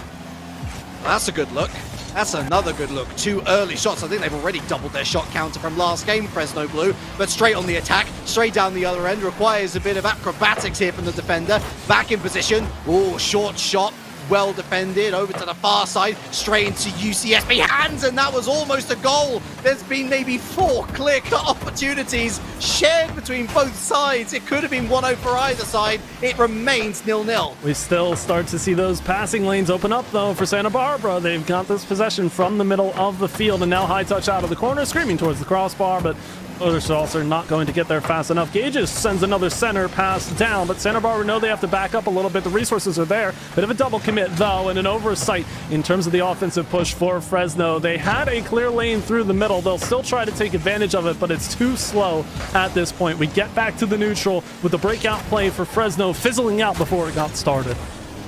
Up to Saucer. Oh, dear. Oh, dear. That is some Rocket League 101. You win the challenge, okay, sure, but 2 players that wasn't even a bump. That was two players not chatting to each other, one in no man's land, one missing the challenge. Butter Saucer, if the challenge ends up with a ball heading towards the goal mouth, guess what? It's going in. Fresno Blue, the defense comes crackling down again. And it's Butter moving right through the defense. You could say smooth like butter, sneaking in like a criminal undercover, but it is the goal for Santa Barbara to get this early lead. They'll look for more. They're not content with one. Cages is going to try and set the tone, but blocked away from that crossbar once again. Victor off the sidewall, and Santa Barbara are starting to get overzealous with it, but they've got the space to do so. They're not necessarily being punished on these big takes from the sidewall, and that's something that Fresno has to step up on. They've got the space, and more importantly for me, Galgan, they've got every right to. Fresno Blue have offered nothing outside of that first 30 seconds to suggest that they can actually put a goal together. Even then, lovely into passing play, but no final effort, no clinical edge. That's a waterfall pass. Where's the Shadow Strike? Comes way too late in the day, and look how far up Laylox is. And he's expecting that miss. What tells you about the mentality of the team? It does feel like the first opportunity for Fresno just sort of goes without communication, and then once they get it there, they immediately start to try and figure out where's this ball going to end up. But before they can even get that far into the plan, Santa Barbara's got some form of resistance in the way. So what good are the initial touches here for Fresno if they're not going to commit to that follow-up, scared of what might befall them if they let Santa Barbara get that ticket through? Because these touches on the counters from this UCSB side are potent. They are getting to the target quickly here. No passing lanes necessary. They just immediately generate that pressure, and that's what Fresno will ultimately continue to be scared of until they can shake those inhibitions. It's like they walked to the restaurant and then decided to go home because they forgot their wallet. What's the point? If you're not going to order anything, then the trip is wasted. And a lot of wasted possession, a lot of wasted opportunities really can sum up Fresno Blue in game number one. Less so, I would say, in game number two, honestly, because they've had less chances overall. I said I was scared for Fresno heading into game number two, and I think that fear is well justified. Even in a moment like this, a power play, a double demo, if you will, they're still taking so long to get the ball into center area, and a great challenge has seen it just go right back to home. Oh, and another opportunity as well as Butter Saucer is harassing the defense on the back wall. When you've gone Mad Max that deep in the offensive zone, you need to find yourselves a score as a result, or at least a solid look on target. They go devoid of either now, and we still head towards the final minute of regulation with Fresno looking for something. Again, this is a close game. It's 1-0 right now. There's plenty of opportunity for Fresno to strike, tie this up, and force us into extra time, but they've got to show that decisive factor. They're not going to be handed this on a silver platter. They've got to carve it out for themselves. You can hear the demolitions going off in the background. Demos are all fair and well if you punish them. Fresno are not. It is inaction, criminal inaction. And that is exactly how you do it, Fresno. USBC have no right to put this goal in. Butter Saucer throwing it down into the path of the defender, but then there's the Shadow Striker. Sure, you could call it a quote-unquote double commit, but it's a guarantee 2 versus 1 is going to go so vastly in one particular side's favor. And even then, the difficult part of playing a ball like that is you've gone up onto the near wall. You're inherently weak side because the player has the advantage to push that farther off to that far post for Santa Barbara. So they've got that entire half of the net open to them as an opportunity. And like you said, the Shadow Striker certainly helps expedite the process here. Infield pass denied by the wall of defense that is UCSB. They've been putting up an absolute brick castle in front of their net this entire series. They've only conceded 1 thus far. It's a clean sheet in game number 2 and 3 chances to advance to the grand final. Forget the brick and mortar, it's wooden weapons against a steel shield at the moment. No way through. Quite frankly, I'm sure you might get where the mind's coming. You've got to set that sword alight, because that's the only way that you're going to even strike any sort of doubt into the minds of UCSB. They have no reason to stop playing the way they are. They've got to be forced into a different tactic. And for that, Fresno has to throw everything at them. And I'm not talking about demos. I'm not talking about big clearances to the backboard. You've simply got to have this, even if it's an individual effort, have the confidence to go for something, because quite frankly, one goal was enough in game 2. It's fighting fire with fire, isn't it? It's responding to UCSB's style of play because they look very open. They look like they are getting the touches that they want, where they want, when they want, and that's how they score. The response for Fresno, more of what they want to be doing, because as soon as you get forced to play Santa Barbara's version of Rocket League, you've already conceded the series. Fresno need to come out here with that individual personality, show us what it takes to get this team to consistently score goals, whether that is the infield passes, which we saw a couple times, but they were blocked away. And you'd love to see, again, those kind of sequences where they find 1 or 2 demos. 2 demos plus an infield pass has to give Fresno a goal here. And you hope that they find more looks like that, but it feels like a perfect storm that has to collide here for Fresno just to get that goal. And the earlier they do it in game 3, the better, because their backs are surely against the wall. Nice. That's more like it regicide. Okay, it doesn't come off, but it scares the UCSB defense, I should say. And that's a loose touch. Forces Butter Saucer into a defensive run, which he ultimately just kind of stuffs up here. Far side pass. And here's Laylox. Gives it up. Nobody's there to follow in with the challenge. Finally, help arrives. Victor, good read. Through the corner again. Here's Laylox once again. Backboard. Second touch, lovely, but too soft was the final touch. Again, just needed that last player in there to make the difference. As down the other side. Oh, Fresno all over the place. Oh, you've seen the difference with your own 2 eyes. I know I've seen it as well. That was Fresno with the right amount of patience on offense, waiting at the midfield line for the ball to be handed right back to them. They had boosts in the tanks and everything to go for the push. But as soon as we get on the counter, they all scramble to the goal line. None of them have got their wheels off the ground, and the shot is immediately threatening from Santa Barbara. No goal here, but it is a stark contrast in how these teams are operating right now, as UCSB have the space to set up their first touch as a threatening one. Fresno are fighting and doing everything in their power just to get a glimpse of the back of the target here, pushing through the corners, but they're stopped. They keep persisting, but how much will persistence pay off for this squad if UCSB denies them at every turn? Okay, this is better. It's better. I'll give him that much, but it has to go one step further. Demo, a missed challenge, Hainiha. Oh, that's a missed touch there from Laylox. Butter Sauce bumped out the way, nice. Gives Hainiha the time to at least try and get it to the midfield line. Lost possession, gained possession. Laylox with a challenge win, hits the backboard. No real opportunity to gain from here, but it's forcing UCSB back. Now, out to the midfield. Fresno looking for more, but Hainiha is not able to find much else. Soft touches here. UCSB's slow response, almost as if they're trying to park the bus of their own and clamp things down. Go for another 1-0 result. Fresno, though, opportunities go begging again. Now they're scrambled. They understand they have to block Santa Barbara because that's a breakout play waiting to happen, and Regicide does well to get up on the backboard here to defuse the situation.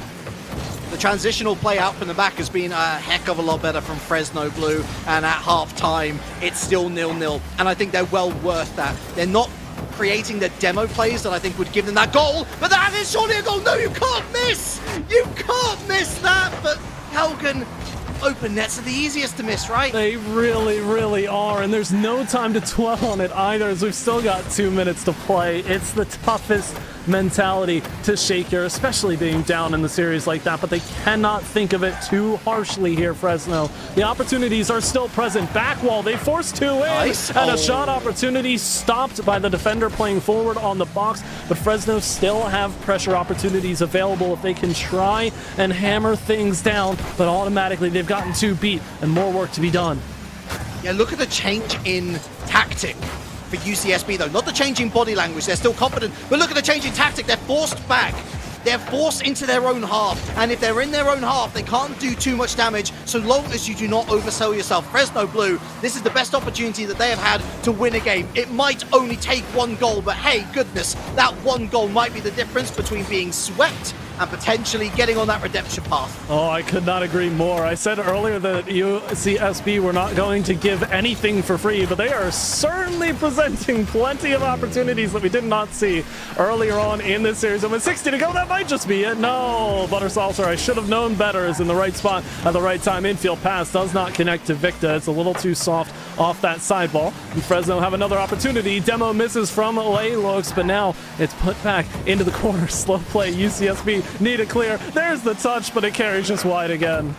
So much more inventive, and listen, they've just got to keep hitting the hammer on the anvil, because eventually they will get exactly what they want. Regicide again just looking to commit the keeper, commit a play. That's a shot towards the backboard. Regicide, and that's some lovely keeping from Butter Saucer. Back onto the goal line he goes. He's been stuck for boost for a little while now. Onto the backboard away. It's not the strongest clearance. Challenge win in the air. There's another touch into the midfield. No, that's not gonna. It's gonna actually reload here to Regicide. I thought that was gonna end up on the midfield line. Fresno Blue unrelenting in these final few seconds. Demo as well. Challenge win, but that's some lovely positional play. That's a shot on target. Oh no! You're joking. The defensive castle for UCSB is battered and worn down, but the structural integrity will not let this thing fall. And somehow this Santa Barbara side sees their way to extra time in Game 3 with an opportunity to sweep after everything that Fresno has done,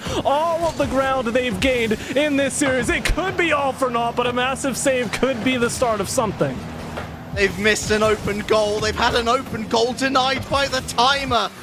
Fresno Blue, you've got to feel for them. We've given them their due criticism, but goodness me, what a response to said criticism. That's a miss. Picks up the 100. Gauges to the backboard. My goodness me, he's been kept quiet, hasn't he, after what was an incredible game number one. And UCSB goal, they finally have some purchase in the midfield, Galgan. Got to be worrying, but Fresno Blue, they simply have to show that resilience. I am so on the fence right now, because seeing Fresno continue this form convinces me that we could get a really entertaining series if this continues on, but it would make the ending of UCSB finding this goal so bittersweet for Fresno. Again, after everything they've done, and now taking up to the skies, over to the side, double knot there, Gauges once more, but it is cleared aside, and now with momentum, go Fresno back into the corner. 1 minute 20 of overtime elapsed. Fresno Blue looking to reload the weaponry here. Gauges forces them all the way back to their far corner. And Victor isn't going to win the race to the challenge.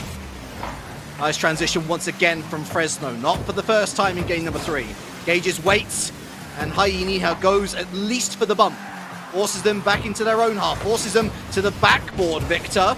Into the ground, Laylokes. Not the best touch, but at least it keeps possession in blue hands. They can't be giving it away too cheaply. Oh, that's gone up. That's not gone forward. That's dangerous. That's a chop down, and that's a complete miss. I can't believe it's not Butter. Fresno starting to back up, starting to get nervy. You don't want to see that from them. Santa Barbara are starting to take their space back, the real estate they've had on this field earlier on in the series, finding the challenges and the confidence that they need as Gauges tries to go from the corner. Doesn't have quite a lot of boost. This one played down, though, for a good center pass, and Hyeniha is up in time to take it aside. 2 players flying for Fresno. 1 connects. Butter trying to do everything to block this one away. Center pass ends up, but it's there. The defense has to scramble. Laylokes will have time to take this one at least out to the corner, but here goes Gauges. Could that be the shot? No, massive save yet again. I'm loving how responsible all 3 of these Fresno players are being, because the threat of a Hail Mary shot from UCSB is palpable. Yeah, but Fresno Blue have not pushed up too far once in overtime, and it's so commendable that they haven't. They are desperate to find a game win to at least try and ignite a charge in this series. 3 minutes of overtime now. Who's going to hold their nerve? Oh, Fresno looking for more, but blocked out immediately. That one is a tricky, threatening one. Low lob there. Gauges trying to set up more. Nobody's really close enough. Everybody's committed for, but the clear is not good enough for Fresno to try and get a breakout play. And now they're slow to handle this ball. This one nearly given away in the middle, but a really nice read there from Hyeniha to at least get that one moving, open up some space. They've got an advantage as well, but Hyeniha, that's an impossible redirect to get back up for. Santa Barbara, hold on. We still continue to tick away. I feel like the action is not slowing down at all.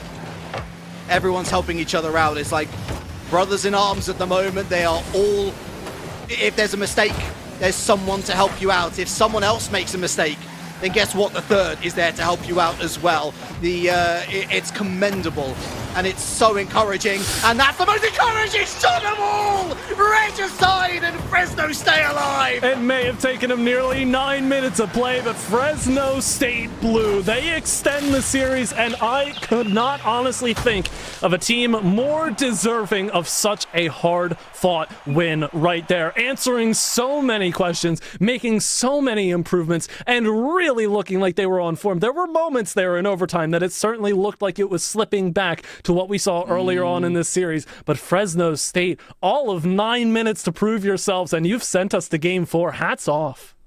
There was one deserving winner in that game, and it was 100% Fresno. The fact that they had 2 open goal opportunities denied for very different reasons aside, just all over the pitch. Improvement everywhere, and you could see that whereas before there was maybe not so much communication, they were all talking to each other. So many covering runs. I was talking about those mistakes literally just before the goal that came. It's okay to make mistakes if you're working together as a team.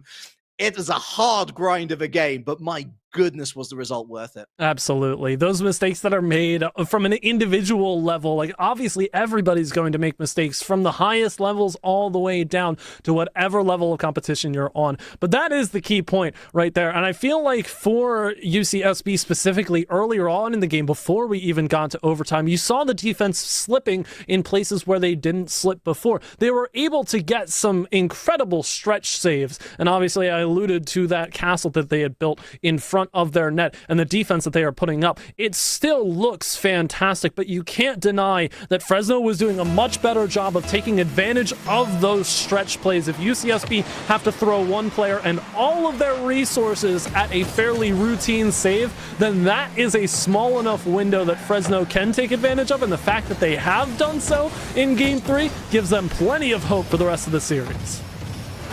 And is that hope going to be continued? Regicide again, trying to get the dunk on Buttersauce. A lovely pass back. A little bit mishandled there, but Fresno Blue with life breathed back into their lungs.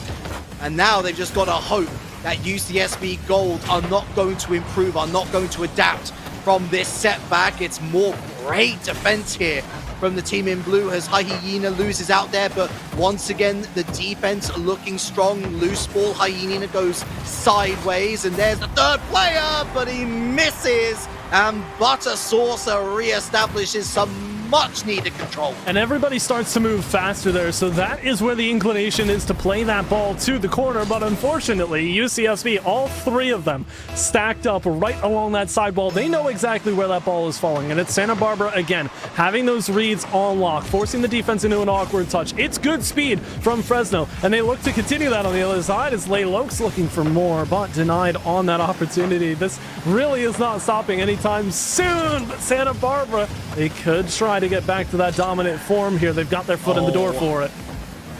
Bad read for Regicide, gets the 100. Of course, bad news for Fresno fans is even this early on, UCSB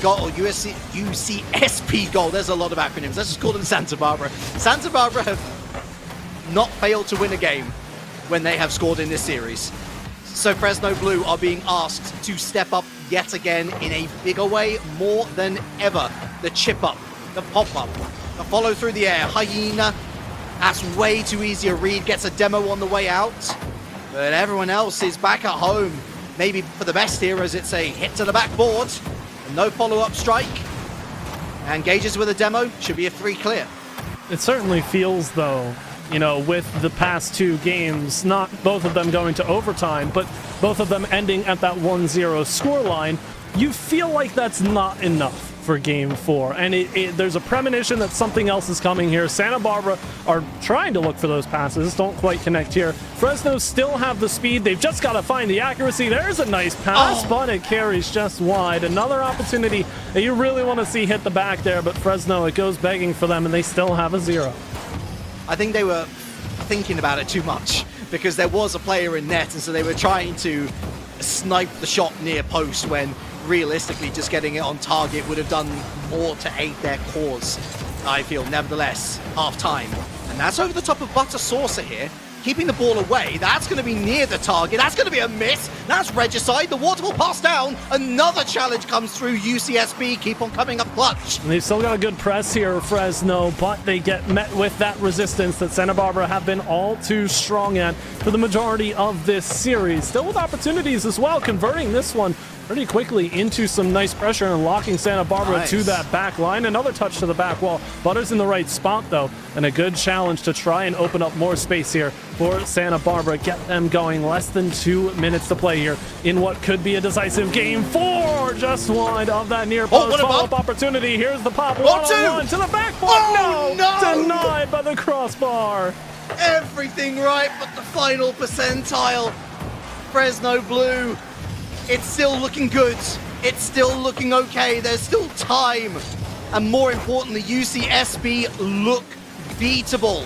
Hyena, he's been at the center of everything good in game number 4. Just has to find that final, I mean, he has found the final pass to be fair, but one of these players has to find the finishing touch, the final application that's going to break the Bears back. This is a good clearance for UCSB, looking for the bump finally. Hyena once again back on hand with the defense. Great defensive clear, though. Tough play to make. Another infield pass for Laylokes. It is sent off the sidewall here, out from the corner, but you've got to get on the better half of that ball, and unable to do so. Laylokes has to turn back. No boost in the tank. No. That ball is ending up on target, and it will Laylokes. go far side. Victor extends the lead late in game 4. You simply cannot be prioritizing boost in that scenario. I'm sorry, Laylokes. That was the wrong call. That was a moment where he was scared to do the wrong thing, and he ended up doing no thing. And that might just be all she wrote for Fresno Blue. What a courageous effort it has been, but it's going to require the turnaround of turnarounds to even bring it to overtime. They've got to start here. They've got all 3 stacked up on the sidewall, driving through the corner now. Center pass ends up in front, Where but are there's you? no second player in the rotation to take the shot. And if there's ever any moment in this series that they've got to throw someone forward for that, it has to be here. It has to be now. They've got their lead attacker demoed, and every opportunity is falling away from Fresno Blue. This is Santa Barbara's ticket in to the grand final and the rematch against Sac State Gold. With the time ticking away, it looks like they'll lock it in. Okay, hold on. And Hold there's up. a chance. Hold up. Hold up. Regicide's at it again, finally. I wouldn't say it was complacency, just a moment of panic from Victor as he throws himself into a situation where he was going to have no say in the discussion. This kickoff has to be nigh on perfection for Fresno Blue, and that's not bad. The ball chips up, a demo potentially. That's a shot towards them. No, I can't believe it. Oh, Fresno. My heart is broken. I am elated. Let me put it very plain and simple. I am elated for Santa Barbara. They get the 3-1 victory here. It mirrors the result in week 2, the 3-1 that they had over Fresno State, and they advance to the grand final. They will have a chance to avenge their one and only loss on the season in a best of 7 this time. So that grand final is going to be fantastic. But this series specifically, Fresno State Blue, what a turnaround we saw from this squad. I have to give my commiserations to them, because even with how game 4 turned out, they really made some solid adjustments there. At the end of the day, it wasn't enough, but on a better day, this series certainly goes to game 5. I go back to my earlier analogy, though, Galgan. You can't be a Germany. You can't leave it too late in Rocket League series, because the moment that you do, you're asking for trouble. And despite the huge effort that they put in, I mean, night and day team between games 1 and 2 and games 3 and 4. And although that games 3 and 4 team might still have gone on to lose, maybe we could have seen a game 5. As it happens, it's exactly the same scoreline that we ended up with in the league season, 3-1, and UCSB absolutely earning that rematch, I should say, up against Sacramento State. You can tell it's quite late. It has been a long day, but now there is a long week ahead, Galgan, as the grand finals await in just 7 days' time. Oh, those best of 7s are going to be absolutely fantastic, and we can't wait to see all of you there for all of that action. Grand finals next week. All these teams vying for that first place spot. Going to be some great series to watch. I'm sure we'll see all of you there. And a huge thank you before we go to everybody working behind the scenes. Gatago for observing and Storm Warrior for producing. Everybody who was casting as well on this stream before us, and Relic, it's always a pleasure to be with you on these Friday evenings to cover some amazing collegiate action. But the action resumes next week with the grand finals. You don't want to miss those series. We will see you next week.